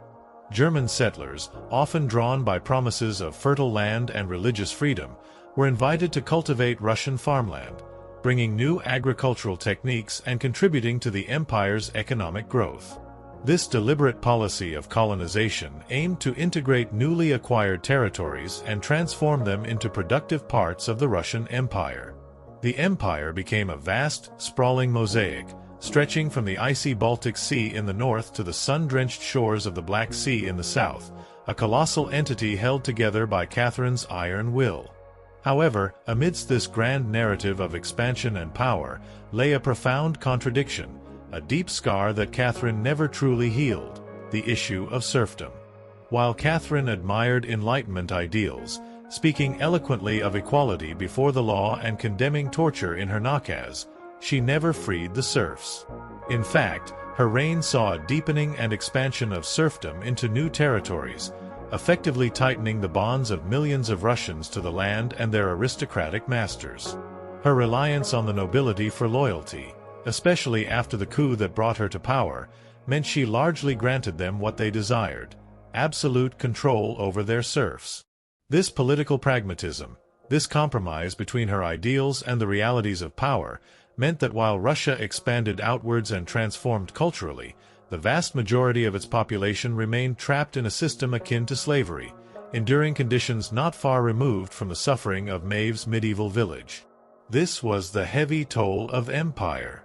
The grand vision of an enlightened Russia, expanding its borders and embracing reason, was built upon the exploitation of millions.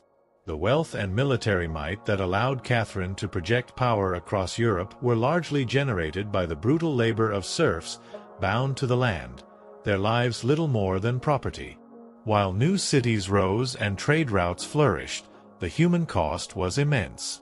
The serfs faced relentless toil, harsh punishments from their masters, and a complete lack of personal liberty, their dreams of freedom forever shattered against the unyielding reality of their bondage.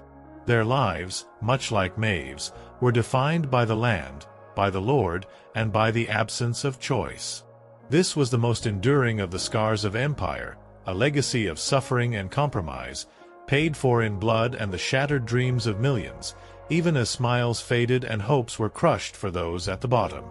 Catherine's personal life, too, often intertwined with the ambitions of empire. Her famous string of lovers, while a subject of much scandal and gossip in European courts, often included men of immense talent who became crucial figures in her expansionist projects. Grigory Potemkin, a man as brilliant as he was bold, was not just a lover. He was her co-ruler in many ways. Together, they shaped military campaigns, colonization projects in the south, and the transformation of newly acquired territories.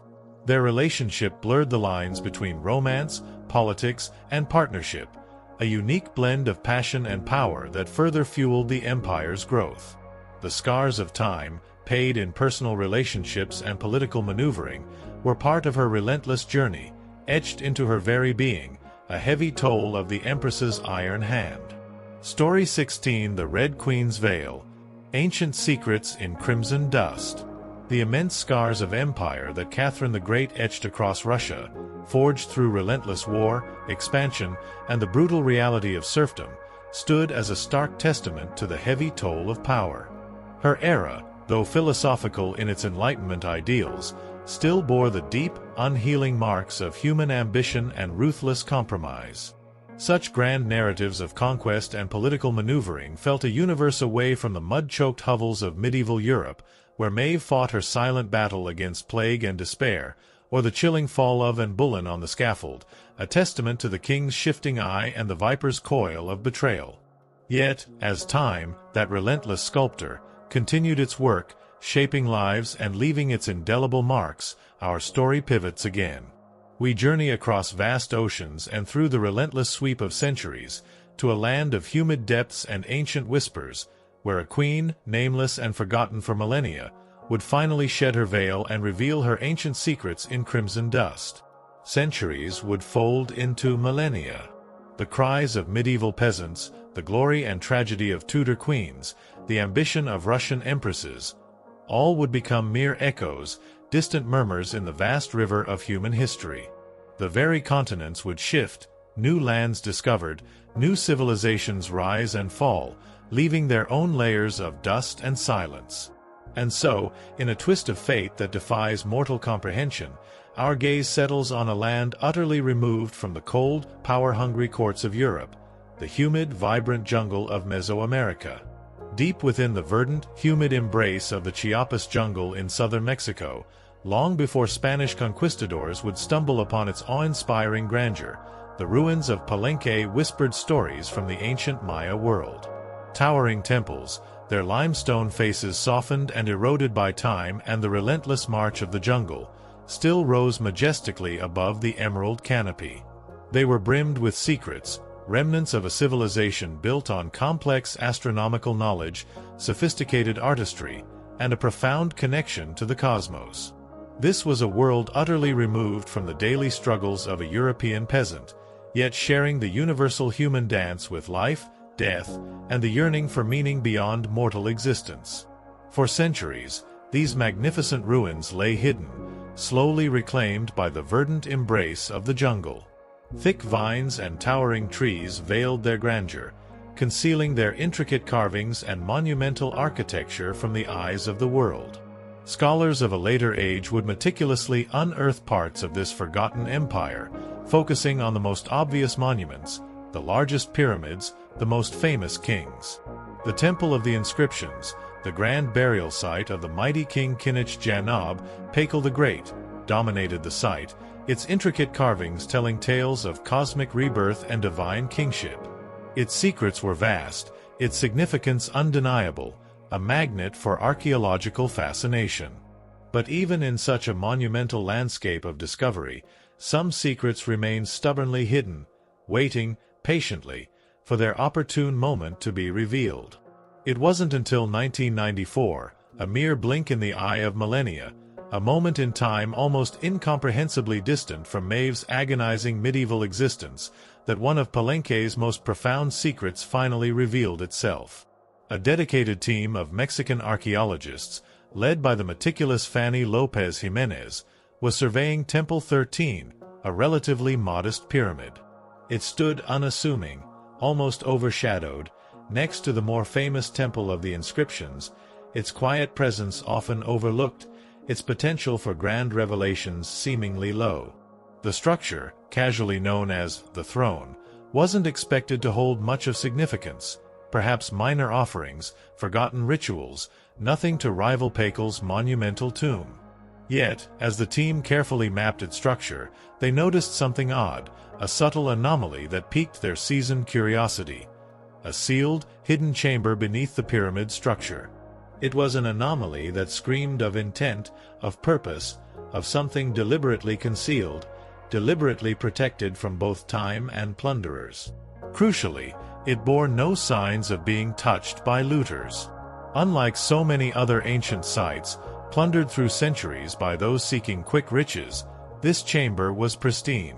It had waited, undisturbed, for millennia, holding its breath, guarding its silent secrets, preserving an ancient truth for a future generation to uncover. When the archaeologists finally broke through the ancient masonry and cautiously lowered themselves inside, they were met by a profound silence, thick with the weight of centuries.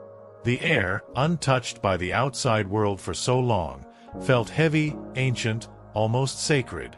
And then, as they gently eased open the lid of a stone sarcophagus that rested silently within, something extraordinary happened. A cloud of brilliant, shocking red dust billowed upwards, rising like smoke, filling the chamber with a vivid, almost supernatural hue. It was crimson, vibrant, astonishing. The entire interior of the sarcophagus, and indeed the chamber itself, was covered in powdered cinnabar, a toxic mercury sulfide. To the ancient Maya, this was no mere pigment. It was one of the most sacred and dangerous substances in their world, used ceremonially for its vibrant color, symbolizing blood, rebirth, and the life force that connected the human and divine realms. It was a chemical embrace, a final, fiery touch, a powerful testament to their profound spiritual beliefs. And lying within that crimson cloud, shrouded in the terrifying beauty of cinnabar, was the skeleton of a woman. She had been buried with an almost unimaginable care and reverence, her bones fragile but remarkably intact, preserved by the very dust that now coated them. Her skull, though ancient, still wore a jade mask, its mosaic tiles gleaming faintly in the archaeologist's cautious light, an ethereal beauty in the profound darkness. Her body was surrounded by an array of exquisite funerary offerings. Necklaces, diadems, ear spools, all meticulously crafted from jade and shell, each piece a testament to her immense status. Everything about the burial screamed royalty, divinity, immense importance. And yet, there was a haunting void. No name was inscribed on the sarcophagus. No glyphs on the walls identified her. She was clearly someone of profound significance, one of the richest female burials ever found in Mesoamerica. And yet, she was a total enigma. Why was she buried in red powder? Who was she? Was she a queen, a priestess, a royal consort, or perhaps even Pakal's own wife? The researchers, captivated by the vivid hue of her burial, simply called her the Red Queen, and the name, imbued with mystery and grandeur, stuck.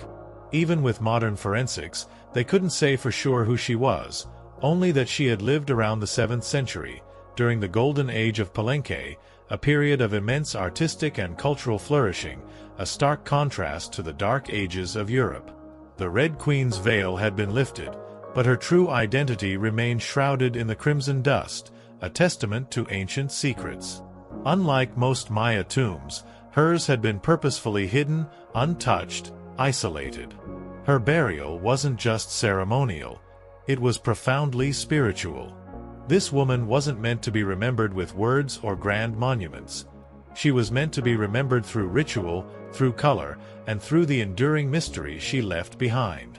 The most haunting feature of the Red Queen's tomb was not her jade jewelry or the profound silence of the sealed chamber, but the thick, pervasive layer of powdered cinnabar that covered everything. It clung to the sarcophagus, the walls, her bones, even the offerings around her, like congealed blood on stone. This was no accident, but a deliberate act of profound spiritual significance. To the Maya, cinnabar's vibrant red color wasn't just visually striking, it was deeply symbolic. It represented blood, the very essence of life force, sacrifice, and rebirth. Red was sacred, the color of sunrise, of life emerging from death, of the fertile earth. Covering the dead in cinnabar was a ritual meant to transform the body, preserving it not for eternity, but for transition. In Maya belief, death wasn't an end, it was a passage, a crossing into another cosmic layer, a journey into the underworld, Xibalba. The Red Queen, whoever she was being prepared not just for burial, but for deification, a sacred ascent into the divine realm. Her passage was not one of despair, but of profound, ritualistic purpose, a testament to ancient secrets and the heavy toll of belief. But there was another layer to this chilling ritual. Cinnabar is toxic. Repeated exposure can lead to mercury poisoning, tremors, hallucinations, even death. The Maya likely didn't understand the chemistry in the modern sense, but they certainly felt its potency. It was volatile, powerful, dangerous. To bathe a corpse in it was to declare this person no ordinary mortal, but someone of immense spiritual significance, someone touched by the gods. In Palenque, very few were buried with such intense cinnabar coverage. Pakal the Great, the mighty king whose pyramid dominated the site, was one. His body, like hers, was also saturated in the red powder. That detail alone fueled speculation. Was the Red Queen his wife, his mother, or someone of truly equal divine status? Her veil of anonymity, a part of her ancient secret, only heightened the intrigue, contributing to the enduring power of the mystery. Her skull had been placed on a layer of jaguar skin, another sacred symbol of royalty and the underworld, connecting her to powerful deities. Around her, bone needles, obsidian blades, and miniature jade figurines hinted at rituals performed either during her life or in her honor at death, silent testament to her role. Every part of her burial told a story without words, a story of power cloaked in secrecy, of a woman prepared to cross into the underworld, not in silence, but in ceremony, drenched in the color of sacrifice, a testament to her profound importance in the ancient Maya world. The echoes of her untold story, like the lingering scent of cinnabar, permeated the silent tomb. The Red Queen's veil had indeed lifted, but its layers of ancient secrets were still to be fully unraveled, a heavy toll on archaeological minds for decades to come, as they sought to understand the enduring scars of time etched into this time-lost world. The grandeur of her tomb, meticulously designed and lavishly provisioned, spoke volumes about her status. Yet the absence of a name made her a cipher, a challenge to traditional historical interpretation. The questions resonated. Was this omission a deliberate act of humility, a Maya way of deifying her by stripping away her mortal name? Or was it a later act, perhaps by descendants who sought to obscure her specific identity for political or religious reasons, leaving her to be remembered only by the vivid color of her burial? This ongoing enigma only adds to her allure, transforming her into a symbol of the vast, untold stories of ancient women. The constant discovery of new details within the tomb, from the careful arrangement of her bones to the minute craftsmanship of the jade mosaic mask, continues to paint a picture of a woman held in immense reverence. Her legacy is not just in the objects she was buried with, but in the questions she poses, forcing modern scholars to re-evaluate long-held assumptions about gender, power, and the nature of rule in ancient civilizations. The scars of time had attempted to bury her, but the brilliance of her secrets in crimson dust ensured her rediscovery, making her a beacon for understanding a time-lost world where power and ritual danced a complex, often silent, ballet. Story 17 Maya Whispers, Power and Ritual in a Time-Lost World. The crimson dust of the Red Queen's tomb had finally settled, its haunting beauty yielding to the brilliant gleam of jade, shell, and obsidian, jade secrets whispering from the underworld's gate.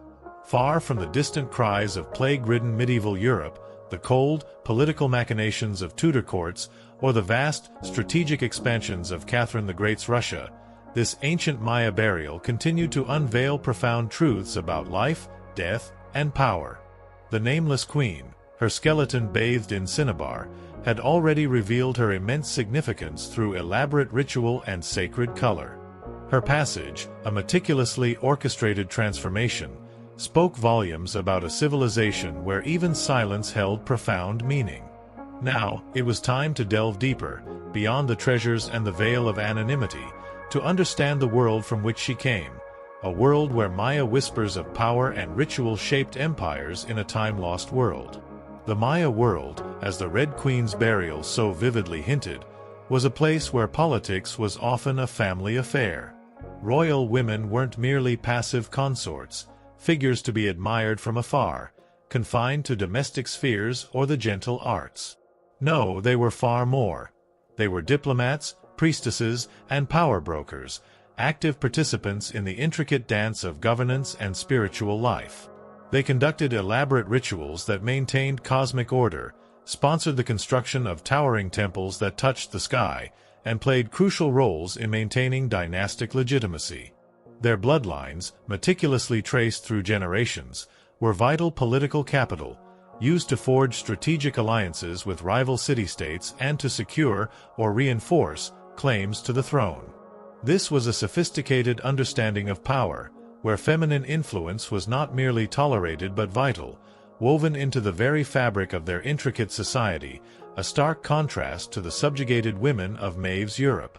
Consider Sak-Kuk, a formidable figure in Palenque's history and the mother of Kinich Janab Pakel the Great, the mighty king whose grand tomb lay just steps from the Red Queen's. When the throne of Palenque faced a period of instability, left vacant by the death of her husband, it was Sak-Kuk who boldly stepped into the void. She didn't merely serve as a placeholder, warming the seat for a male heir. She ruled as queen regent until her young son came of age, taking on the full mantle of authority. She was a ruler in her own right, issuing decrees, overseeing massive construction projects, and commanding the respect of her people. Without her shrewd leadership, her ability to navigate treacherous political waters and maintain stability, Pakel, who would become the greatest king of Palenque, might never have risen to power at all. Sak-Kuk was a testament to the profound, often unacknowledged power of the Maya matriarch. Her story, etched in glyphs, spoke volumes. And Sak-Kuk was not an anomaly. Across the vast and fragmented Maya world, in powerful city-states like Yaxchilan, Naranjo, and Calakmul, ancient inscriptions etched in stone and vibrant murals vividly portray women performing major ceremonies, engaging in warfare diplomacy, and sometimes even ruling outright as powerful queens, their influence extending far beyond the palace walls. They were often depicted on stelae, carved stone monuments, and murals, dressed in elaborate headdresses and regal regalia, standing beside kings as equals, or sometimes even symbolically elevated above them, holding positions of authority and reverence. Their words were carved in glyphs, their names were remembered for centuries, celebrated in stone, their legacy enduring until the eventual collapse of many Maya cities. Their voices, though now silent, echoed through the vast expanse of time. But memories, like empires, are fragile, and history can be selectively remembered. By the time Spanish conquistadors arrived centuries later, much of that intricate knowledge of female power had eroded, lost to the relentless sweep of time and the decline of many Maya centers.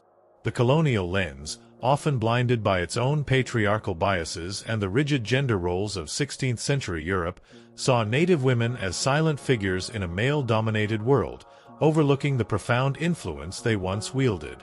But the archaeology, the silent whispers from tombs like the Red Queen's, and the meticulously deciphered glyphs tell a different, far richer story. One of complex gender roles where power was negotiated, earned, and often inherited, not simply dictated by male authority. The scars of time had attempted to obscure this truth, but the stones now spoke, revealing a time-lost world. This context casts the Red Queen in a new, illuminating light. While her tomb lacked a specific name, her burial, so rich, so sacred, and so strategically positioned just steps from Pakal's grand resting place, screams of her centrality to the royal order. Her exquisite jade mask wasn't just decoration. It was a powerful symbol of identity, of power held in life and protected in death, an enduring representation of her soul. Her bloodline may have been the very glue that held Palenque's dynasty together, a crucial link in the chain of succession, a source of divine legitimacy for her descendants. In Maya civilization, a queen wasn't just a queen. She was a keeper of sacred lineage, a powerful voice in ceremony, and often the crucial bridge between gods and men, embodying the silent power of the Maya matriarch. The Red Queen may remain nameless to us, but in her world, she was never voiceless. Her power resonated even in her crimson-drenched passage to the underworld, a testament to her enduring impact.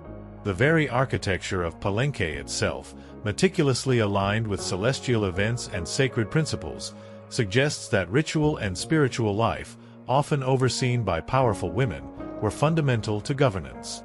The grand plazas and sunken courts were not merely gathering spaces. They were stages for elaborate ceremonies, designed to unite the people and reaffirm the divine connection of their rulers.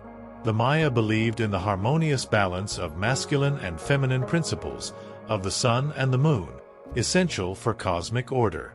This duality was often reflected in their rulership, where queens played equally vital roles to kings, their power complementing, not diminishing, that of their male counterparts. These structures were not just buildings. They were cosmological tools, designed to connect earth and sky, reflecting a deeply ingrained worldview. Yet, even in a civilization as seemingly advanced and religiously devout as the Maya, the allure of power could twist and turn, leading to its own form of betrayal and internal strife. While we have no explicit written records of courtly intrigue within Palenque itself, the very nature of dynastic succession, the constant struggle for influence, and the occasional shifts in power across other Maya city-states hint at a brutal undercurrent. The serpent of ambition, though perhaps not as overtly documented as in a European court, coiled silently beneath the surface, waiting for its moment to strike. Power, whether wielded by a king or a queen, was a precarious thing, always vulnerable to challenges, always demanding vigilance, always capable of leaving its own unique scars. This was a universal human truth, echoing through the ages. Consider the human element, common across all civilizations, from the mud hovels of medieval Europe to the towering pyramids of Mesoamerica. The drive for control, the fear of losing it, the ruthless decisions made in the name of legacy. These are universal currents. A king might fear a rival. A queen might fear losing her influence, a nobleman might covet a throne. These unspoken desires, these simmering resentments, were the seeds from which betrayal grew, turning former allies into deadly enemies, shattering dreams of stability and peace. The meticulous rituals and strict hierarchies of Maya society, while designed to maintain cosmic and social order, also created fertile ground for subtle power plays. A powerful priestess, skilled in divination and ritual, might challenge the authority of a king through her divine connections. A royal relative, ambitious and cunning, might sow discord through carefully chosen alliances. The absence of explicit written records of such betrayals in Palenque does not mean they did not exist. It merely means they were perhaps less overtly recorded, or their consequences folded into the broader narrative of cosmic cycles and divine will. The constant need for alliances, for intermarriage between ruling families of different city-states, also brought its own set of vulnerabilities. A foreign-born queen, though bringing powerful connections, might always be viewed with a degree of suspicion by the native elite.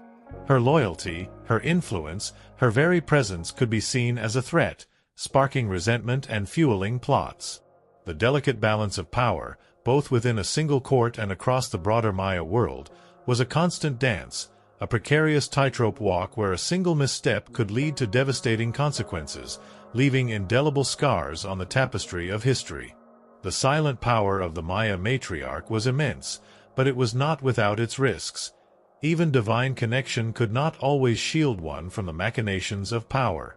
Maeve, in her distant, plague-ridden European village, understood intimately the destructive power of ambition and betrayal in a royal court. The fate of Anne Boleyn, consumed by fabricated accusations and a king's unyielding desire, was a stark testament to this. She understood the chilling efficiency with which a loyal ally could become a ruthless enemy, the way whispers could morph into accusations, and how the very fabric of truth could be twisted to serve power. While the specific rituals and beliefs of the Maya were alien to her, the underlying currents of human nature, the desire for control, the fear of loss, the willingness to destroy rivals, were painfully familiar. The scars of time, whether physical or societal, were a universal burden, a heavy toll paid by all. The ultimate silence of the Red Queen's tomb, the profound absence of a name, while perhaps a deliberate ceremonial choice for the Maya, also left room for millennia of speculation, of questions that mirrored the unresolved tensions of ancient power dynamics. Who truly wielded influence? Who ultimately triumphed? Was her burial a celebration, or a final, elaborate act of containment, meant to solidify a narrative that served those who remained?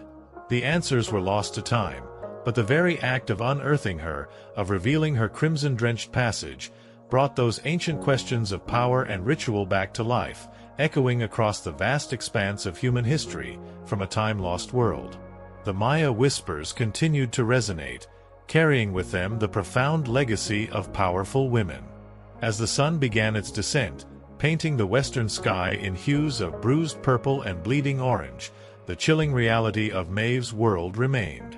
The plague still raged, the church bell still tolled its relentless dirge, and the scars of time continued to be etched into every aspect of their existence. Yet, in the distant echoes of the Maya matriarchs, there was a quiet, profound power, a testament to women who, despite the weight of their eras, dared to shape destinies, leaving an immortal mark on a world that often sought to erase them. The silent power of the Maya matriarch, a profound historical truth, underscored the universal quest for influence and legacy, a truth that transcended continents and millennia, a powerful testament to the intricate dance between power and ritual in a time-lost world, the very essence of Maya whispers, now brought forth from the depths of time. Story 18: Frida's Defiance. Art born from a shattered body. The Maya whispers of power and ritual still resonated, echoing through the vastness of time from a time-lost world. Far from their ancient jungles, and further still from the plague-ridden villages of medieval Europe where Maeve fought her silent battle against death, or the cold, strategic expansions of Catherine the Great's Russian Empire, our narrative journeys forward once more. We cross centuries and continents, arriving in a world poised on the brink of profound change, a world of vibrant color and fervent revolution. Here, the brutal impact of the past was not merely endured but transformed, for in the life of Frida Kahlo, a shattered body would become a canvas of raw agony and defiant beauty, where art was truly born from suffering. She was born Frida Kahlo on July 6, 1907, in the vibrant district of Coyoacán, then a tranquil village on the outskirts of Mexico City. Her childhood home, the Casa Azul, the Blue House, was a sanctuary of vivid color, profound contradiction, and quiet strength. It would later become a battleground for her physical torments, a haven for her artistic soul, and eventually, a museum to one of the most iconic artists of the 20th century. This was a world on the cusp of revolution, a place where ancient indigenous traditions mingled with fervent political ideals, a backdrop that would profoundly shape the young Frida, carving her into the defiant figure she would become. Frida was the third of 4 daughters born to Guillermo Kahlo, a German-Hungarian photographer with a keen eye for beauty and a reserved, intellectual demeanor. Her mother, Matilda Calderon, was a devout Catholic of indigenous and Spanish descent, often described as religious and emotionally distant. Frida would inherit her father's introspection, his artistic eye, and his resilience, but also her mother's fierce, almost primal, strength. It was a potent combination that would forge a woman capable of enduring unimaginable pain and transforming it into searing art, turning life's harshest scars into profound statements of defiance. From an early age, Frida was imaginative, outspoken, and boldly independent. She devoured books with an insatiable appetite, asked questions that most adults preferred to avoid, and possessed a spirited wit that set her apart. But at the tender age of 6, a cruel twist of fate struck. She contracted polio, a devastating illness that left her right leg thinner and weaker than the other. This physical difference, which she tried to mask with long, flowing skirts, never truly limited her fiery spirit. In fact, it ignited a defiant streak, a refusal to be defined by her limitations. The illness confined her to bed for months, isolating her from other children, fostering a profound introspection.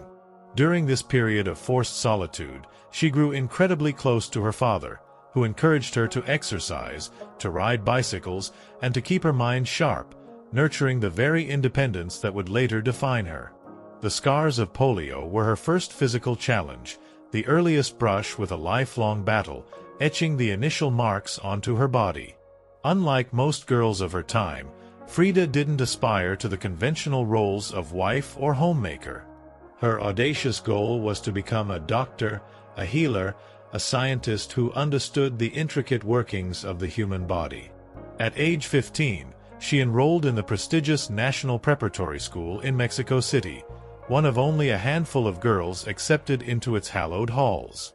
There, she stood out not just for her keen intelligence, but for her rebellious wit, her radical thinking, and her utterly unique sense of style.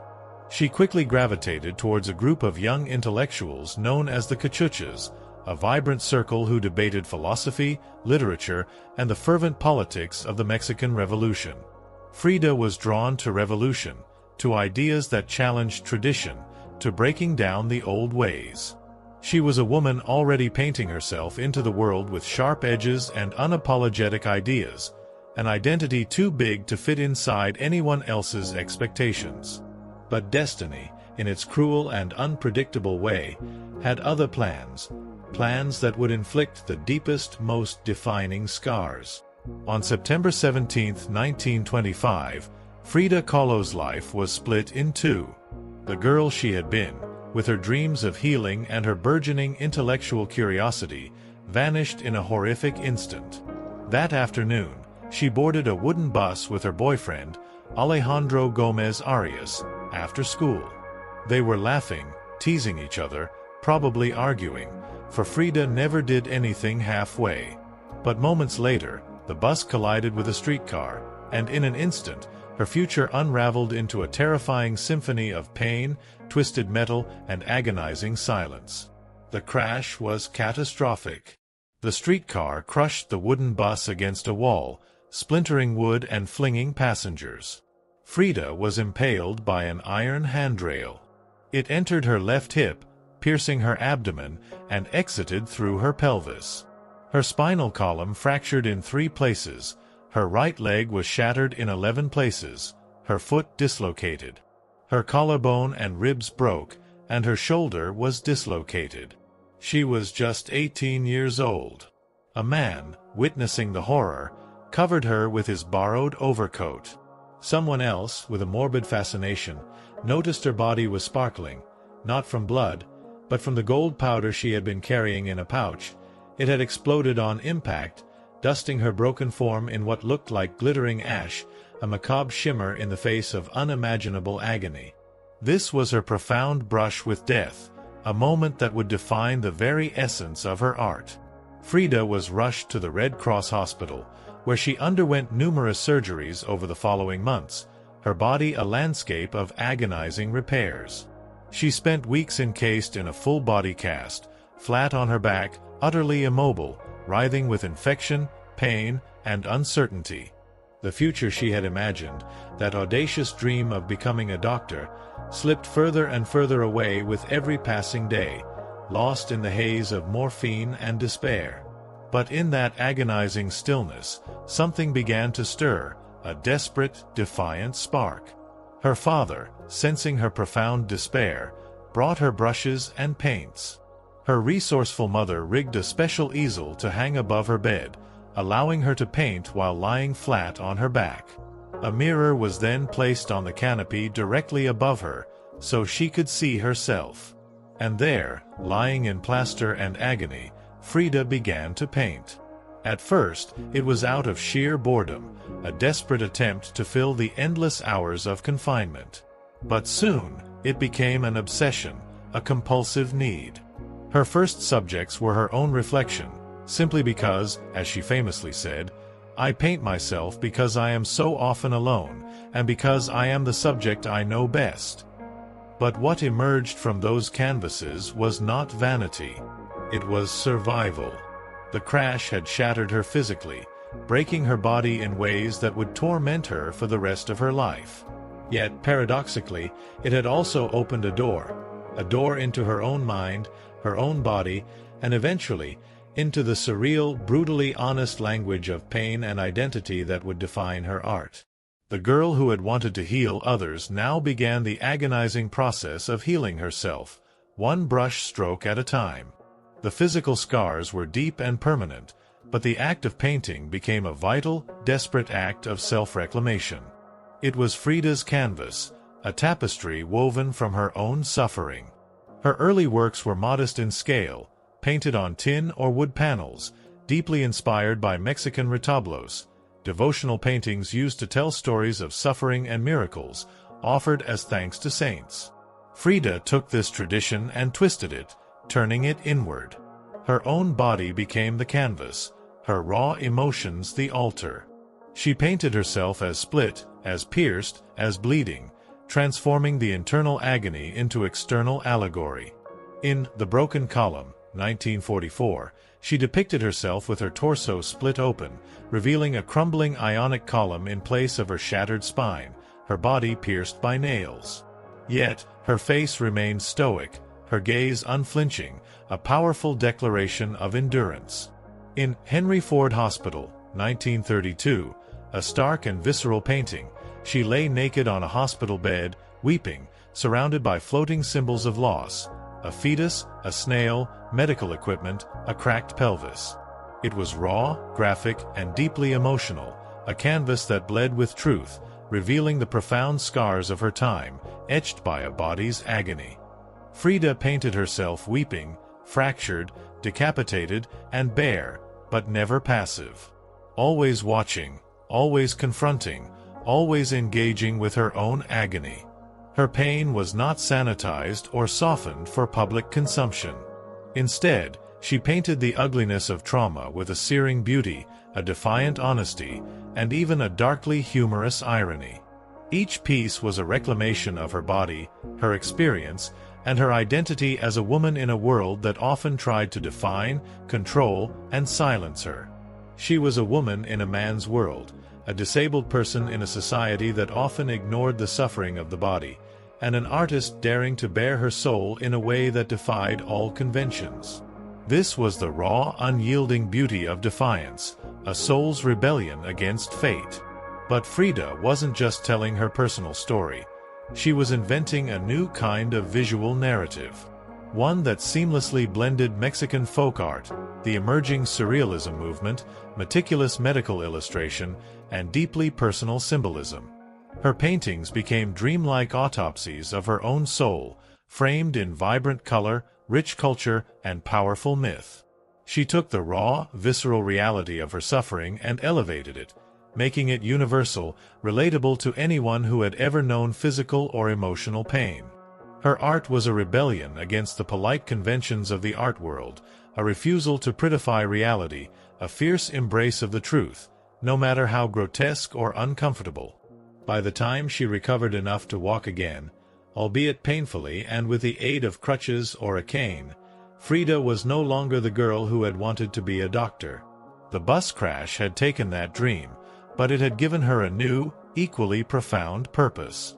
She was an artist, and her art was unlike anything anyone had ever seen. She had taken the worst thing that had ever happened to her, the brutal encounter with death and endless pain, and turned it into a source of profound, searing creation. She didn't just survive her suffering.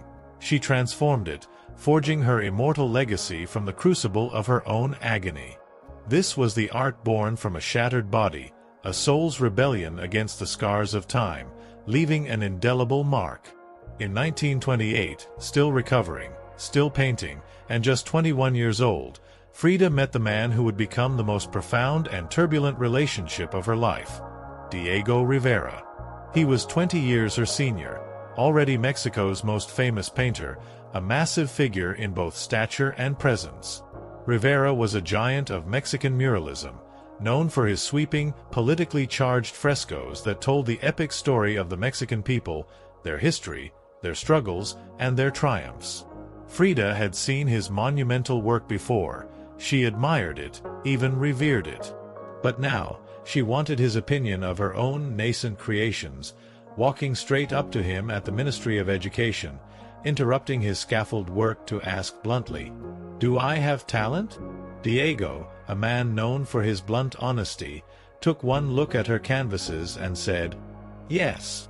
And not just out of kindness.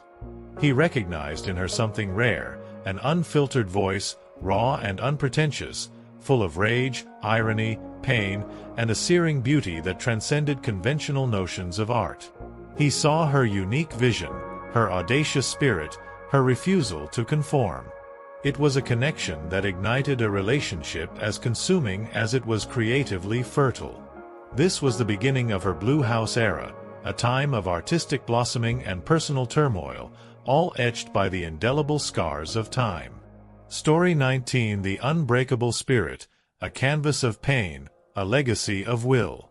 Frida Kahlo's canvas, born from a body shattered by a catastrophic bus crash, now glowed with the searing beauty of defiance.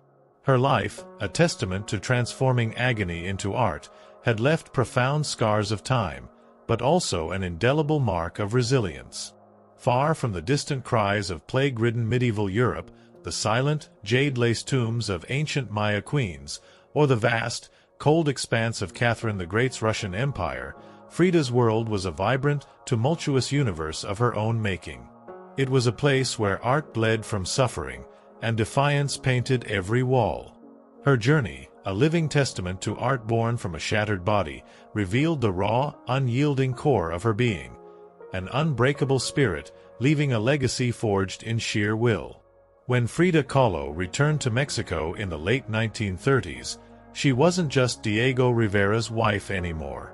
She had become something else entirely. A force, an artist whose work radiated with raw honesty, surreal symbolism, and a fierce, unapologetic cultural identity. Back in her homeland, she stepped fully into herself, embracing her roots and her unique vision with an intensity few could match. Her Casa Azul in Coyoacán became far more than just a home. It was a living extension of Frida's imagination, a sanctuary of vivid color and profound contradiction, a testament to her eclectic spirit. Bright cobalt walls, vivid yellow trim, ancient Aztec statues in the garden, monkeys and parrots wandering freely. The house was a vibrant, breathing entity, a blend of tradition and rebellion, elegance and earthy raw beauty. Every corner, every object, spoke of her soul, a reflection of the defiant spirit within. Here, she meticulously surrounded herself with pre-Columbian artifacts, Mexican ex-votos, devotional paintings that fascinated her with their raw depiction of miracles and suffering, vibrant folk art, and revolutionary books. It was a conscious curation of her world, a physical manifestation of her inner life, a testament to her profound connection to her heritage and her political ideals. She famously wore bold Tehuana dresses, traditional indigenous garments from Oaxaca, not merely as a fashion statement but as a profound political and cultural declaration. They were a celebration of her Mexican heritage, a defiant embrace of indigenous identity in a world that often sought to erase it, and a powerful symbol of the strength and resilience of Mexican women. She wove fresh flowers into her dark, braided hair, transforming herself into a living work of art, a vibrant embodiment of the very culture she so passionately adored. She painted amidst the scent of copal incense and the distant sounds of mariachi music drifting from the streets outside, every sensory detail infusing her creative process, making her art a living extension of her reality, a vibrant testament to her unbreakable will. This period marked an explosion of creativity for Frida. Her paintings became more intricate, more symbolic, and more overtly political. Works like The Two Fridas, 1939, revealed a divided self, a poignant exploration of her dual heritage, her European and indigenous roots, and her internal conflicts, particularly the pain of her separation from Diego. In this iconic piece, two versions of Frida sit side by side, one in a European-style dress, her exposed heart bleeding and vulnerable, the other in indigenous Tehuana attire, strong and composed, both connected by a single vital artery. It was Frida's visual autobiography, a portrait of love, loss, and the intricate tapestry of her heritage, laid bare for the world to see, a powerful statement of her resilient spirit. In 1939, she exhibited her work in Paris, a momentous occasion that brought her international acclaim. Artists like Pablo Picasso, André Breton, and Vasily Kandinsky praised her fiercely original style, her raw honesty, her undeniable talent. But even among the surrealists, who initially tried to claim her as one of their own, Frida stood apart. When André Breton, the influential founder of surrealism, attempted to label her, to fit her into his artistic movement, she pushed back, her voice resolute, her defiance unwavering. "They thought I was a surrealist," she famously declared, "but I wasn't. I never painted dreams. I painted my own reality." Her reality was Mexico, not the romantic postcard version, but the living, breathing, complex country she adored. Its ancient roots, its revolutionary spirit, its profound beauty, and its enduring pain. Her work pulsed with rich symbolism: skeletons, hummingbirds, hearts, thorns, corn, and blood. She honored the indigenous roots of her homeland while unflinchingly unmasking the violence of its past and present. Her paintings became a potent blend of personal agony and political statement, her identity, her body, and her ideology all intertwined, creating a unique and powerful artistic vision. She used her art not just to express her own suffering but to critique the injustices of the world, to celebrate the resilience of her people, and to defy the conventions that sought to silence her. This was her raw, unyielding beauty of defiance, a soul's rebellion against fate, captured forever on canvas. But even as her artistic voice grew stronger and her fame spread across continents, her health continued its relentless decline, casting a long shadow over her vibrant existence. Multiple surgeries, chronic infections, and persistent, agonizing pain became daily realities. Yet, she painted through it all, propped up in bed, her torso bound in plaster corsets, her fingers often stiff and painful, clenched around the brush. Frida had returned to Mexico not to rest, but to reclaim her power through paint, through politics, and through her fearless, unapologetic embrace of the self. Her art became her salvation, a defiant act of creation in the face of relentless physical and emotional torment, a true art of defiance born from a lifetime of suffering, a testament to her unbreakable spirit. As the 1940s wore on, Frida Kahlo's body continued to betray her with agonizing precision. Her spinal column, fractured in the bus accident, was deteriorating relentlessly. Her right leg, already weakened by polio, suffered from constant infections, threatening amputation. She underwent more than 30 surgeries in her lifetime, often in grueling succession, each a desperate attempt to alleviate the incessant pain that consumed her. At times, she was bedridden for months, encased in suffocating body casts or immobilized by traction devices that stretched her bones apart, crucifying her to her bed. But still, she painted. Each canvas during these years became both a release and an act of resistance, her works growing darker, more defiant, imbued with a clarity sharpened by pain. She refused to hide behind metaphor, preferring a stark, visceral honesty that dared the viewer to look away. In The Broken Column, 1944, she depicted herself with her torso split open, revealing a crumbling ionic column in place of her shattered spine, her body pierced by nails. Yet, her face remained stoic, her gaze unflinching, a powerful declaration of endurance. Pain for Frida was no longer just a subject, it was her companion, her antagonist, her muse. It was the very air she breathed, the raw material from which she forged her art. Her political voice also grew louder, more insistent, even as her body weakened. She formally joined the Mexican Communist Party, marched in demonstrations whenever her health allowed, wrote fiery letters denouncing imperialism and injustice, and remained a vocal advocate for social change. When her health no longer allowed her to walk, she appeared at protests in a wheelchair, defiantly holding signs and shouting slogans, her clenched fist raised in the air, a symbol of unwavering revolutionary spirit. This was a direct visual embodiment of her unbreakable spirit, a soul's rebellion against the limitations of the flesh, a profound legacy of will. In 1953, a long overdue celebration of her art finally took place. Frida was given her first solo exhibition in Mexico. Her health was so fragile that her doctors explicitly told her she couldn't attend. But Frida, in a final audacious act of defiance, did what only Frida would do.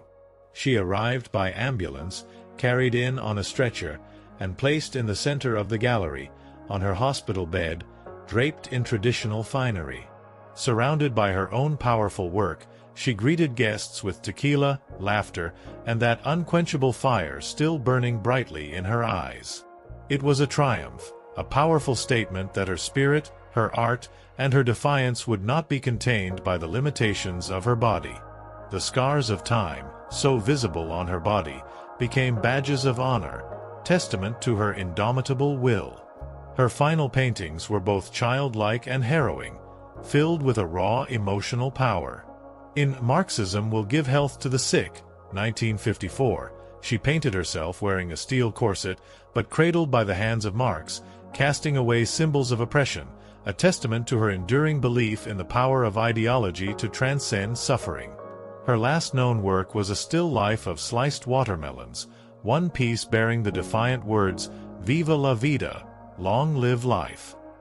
Even in the face of death, she remained defiant, joyful, and utterly political, her art a celebration of life despite its relentless pain.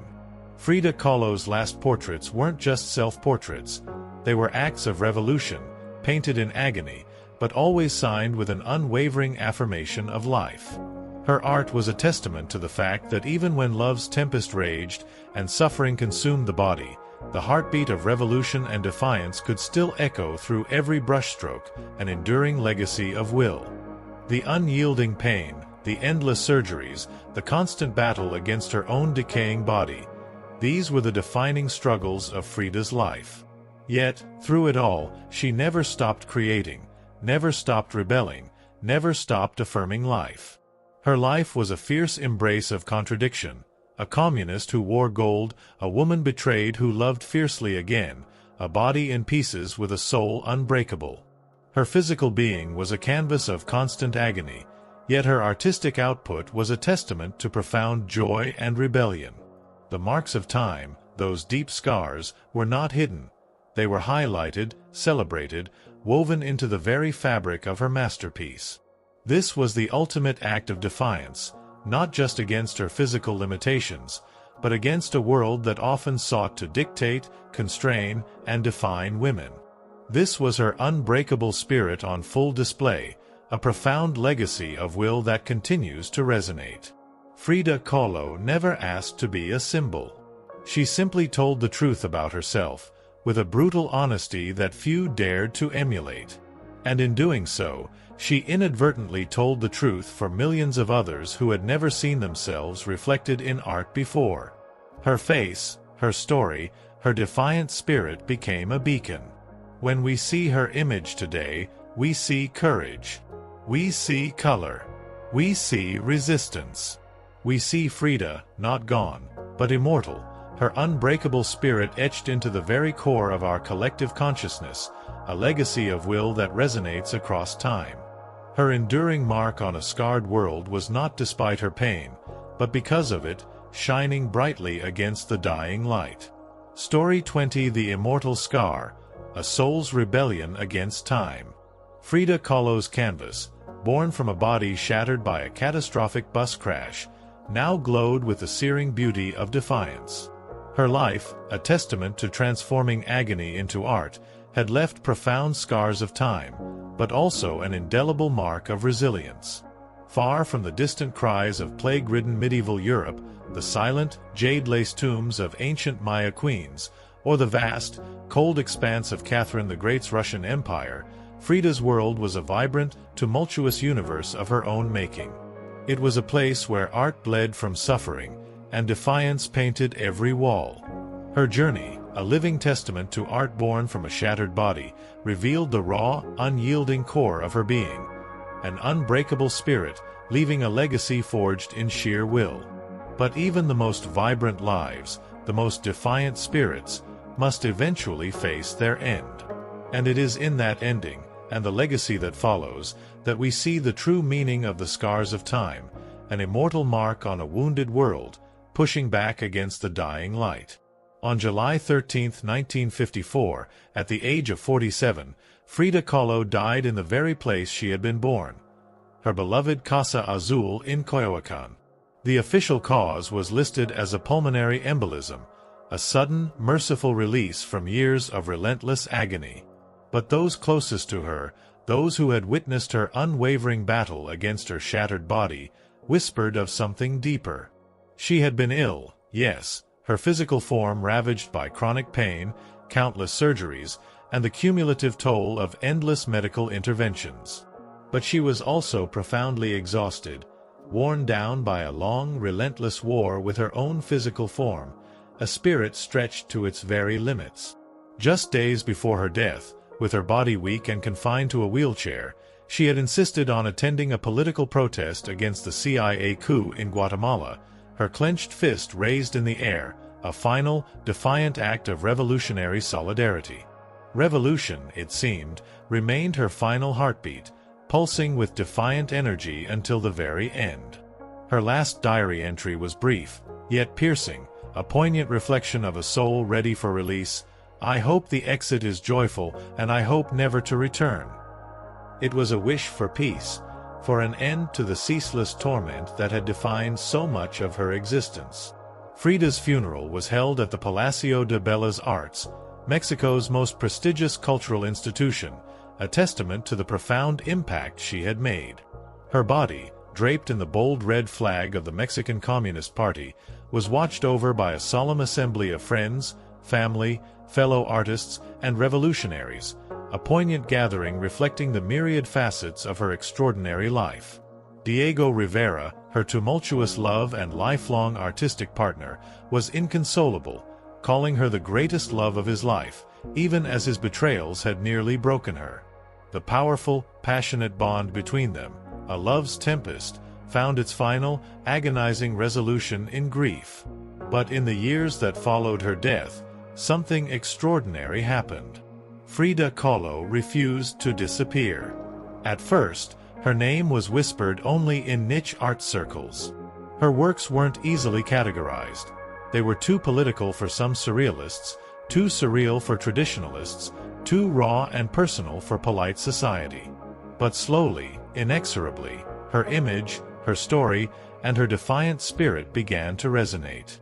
Through the 1970s and 1980s, as feminist scholars and activists reclaimed forgotten voices and challenged patriarchal narratives, Frida's voice grew louder, more insistent. She wasn't just a painter anymore. She was a symbol of pain transformed into beauty, of feminism born through fierce resistance, of Mexican identity celebrated without apology, of queerness, disability, revolution, and radical authenticity. Her face, her iconic unibrow, her direct, unflinching gaze, the vibrant flowers perpetually crowning her hair, became instantly recognizable, adorning posters, t-shirts, and murals across the globe. Her beloved Casa Azul became a revered museum, a vibrant pilgrimage site for admirers from around the world. Her private diary, a raw and intimate chronicle of her thoughts and suffering, became a sacred text, offering unparalleled insight into her soul. And her paintings, once dismissed by some as too strange or too personal, now hang in the world's greatest museums, commanding awe and inspiring millions. Frida Kahlo had lived much of her life in Diego's colossal shadow. But in death, she stepped forward, not merely as an artist, but as an icon. She didn't just leave behind paintings, she left behind a mirror and dared us all to look, not with pity, not with fear, but with fire. Today, Frida Kahlo's face is everywhere, a ubiquitous symbol printed on merchandise, painted on public walls, transformed into dolls, memes, posters, and cultural icons. Her signature unibrow, her flower-crowned hair, her direct, penetrating gaze, all are instantly recognizable. But what makes her legacy truly powerful isn't just that people know her face, it's that they recognize the truth behind it. Frida didn't try to be flawless. She didn't fit into neat boxes. She wasn't conventional, and she didn't care to be. In a world that constantly demands perfection, she gave us realness, raw, messy, vibrant, angry, joyful, profoundly contradictory realness. She celebrated what made her different. Her disability, her bisexuality, her communist politics, her indigenous Mexican culture. And she transformed these aspects into art that transcended borders and decades, speaking a universal language of human experience.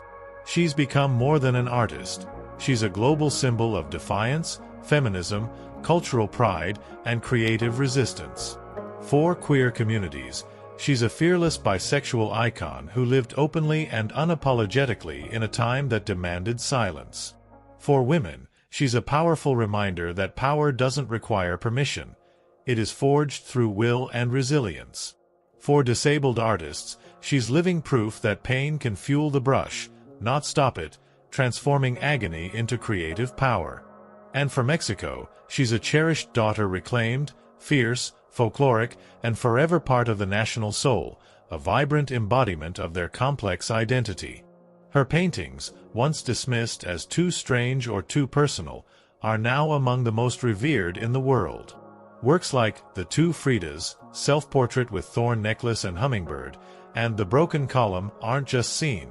They're felt deeply by anyone who has ever suffered and needed to turn that suffering into something sacred, something meaningful. She lived in the margins and, through her art, pulled those margins into center stage.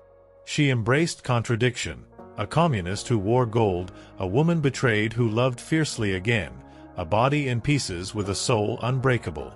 And through it all, she painted, not just with color, but with unwavering conviction. Frida Kahlo never asked to be a symbol. She simply told the truth about herself, with a brutal honesty that few dared to emulate. And in doing so, she inadvertently told the truth for millions of others who had never seen themselves reflected in art before. Now, when we see her face, we see courage. We see color. We see resistance. We see Frida, not gone, but immortal. Her journey, from the early scars of polio to the shattering bus crash, from the tempestuous love with Diego to her final defiant act of revolution, culminates in an immortal mark on a wounded world. Her life, a powerful testament to her unwavering spirit, reminds us that even when dreams are shattered, when the world seems determined to break you, there remains an unyielding strength, a capacity for creation, for love, for revolution. This is the profound truth woven throughout our entire story, smiles fading, hopes crushed. We began in the mud-choked hovels of medieval Europe, with Lyra and her family's silent battle against plague and despair, the agonizing loss of aim, and the chilling reality of unnamed graves. Their lives, filled with relentless labor, poor hygiene, brutal justice, and constant fear, were a testament to human endurance against unimaginable odds. Their dreams, simple and profound, were constantly shattered by the indifferent world, leaving deep, unhealing scars of time. Yet, in their quiet perseverance, in their unwavering refusal to surrender, they left an indelible mark, a foundation for those who came after, fighting back against the dying light. Then, we journeyed into the very heart of power, within the shadows of the keep's stone walls.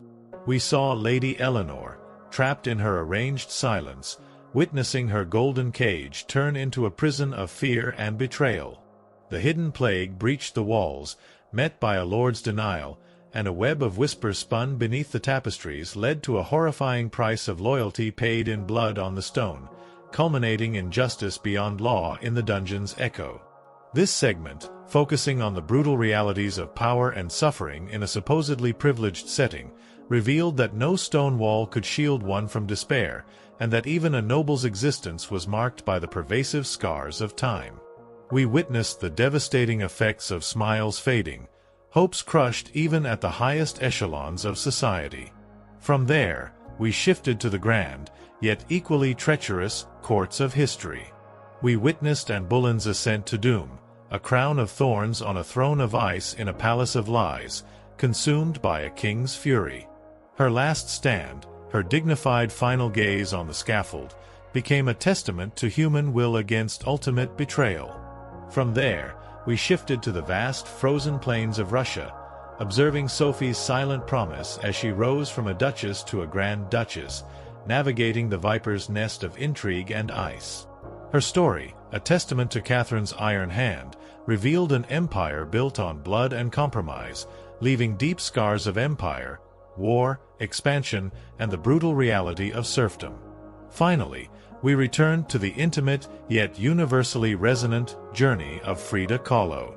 Her shattered body, marked by polio and a catastrophic accident, became a canvas of pain, her Frida's defiance a soul's rebellion against suffering. Her unbreakable spirit and legacy of will, forged in the vibrant blue house, a sanctuary where love's tempest and art's defiance intertwined, demonstrated how even the deepest personal scars could be transformed into profound beauty and an immortal mark on a wounded world. Each of these lives, from the lowliest peasant to the most powerful empress, from the ancient queen to the modern artist, bears the scars of time. They remind us that history is not just a collection of grand narratives or cold facts, but a living tapestry woven from countless individual stories of courage, despair, resilience, and transformation. They are the echoes from a past where dreams were constantly shattered, where survival was a daily struggle, and where the human spirit, against all odds, found a way to persist, to defy, to create. And in listening to these echoes, in truly understanding their journeys, we find not just history, but a profound reflection of ourselves, and the enduring, unbreakable spirit that continues to beat within the human heart, even under the grayest, most indifferent of skies, fiercely burning against the dying light of forgotten dreams and the relentless march of time. This is the ultimate heavy toll, and this is the enduring, immortal mark left on a wounded world, a testament to the fact that even when smiles fade and hopes are crushed, humanity endures.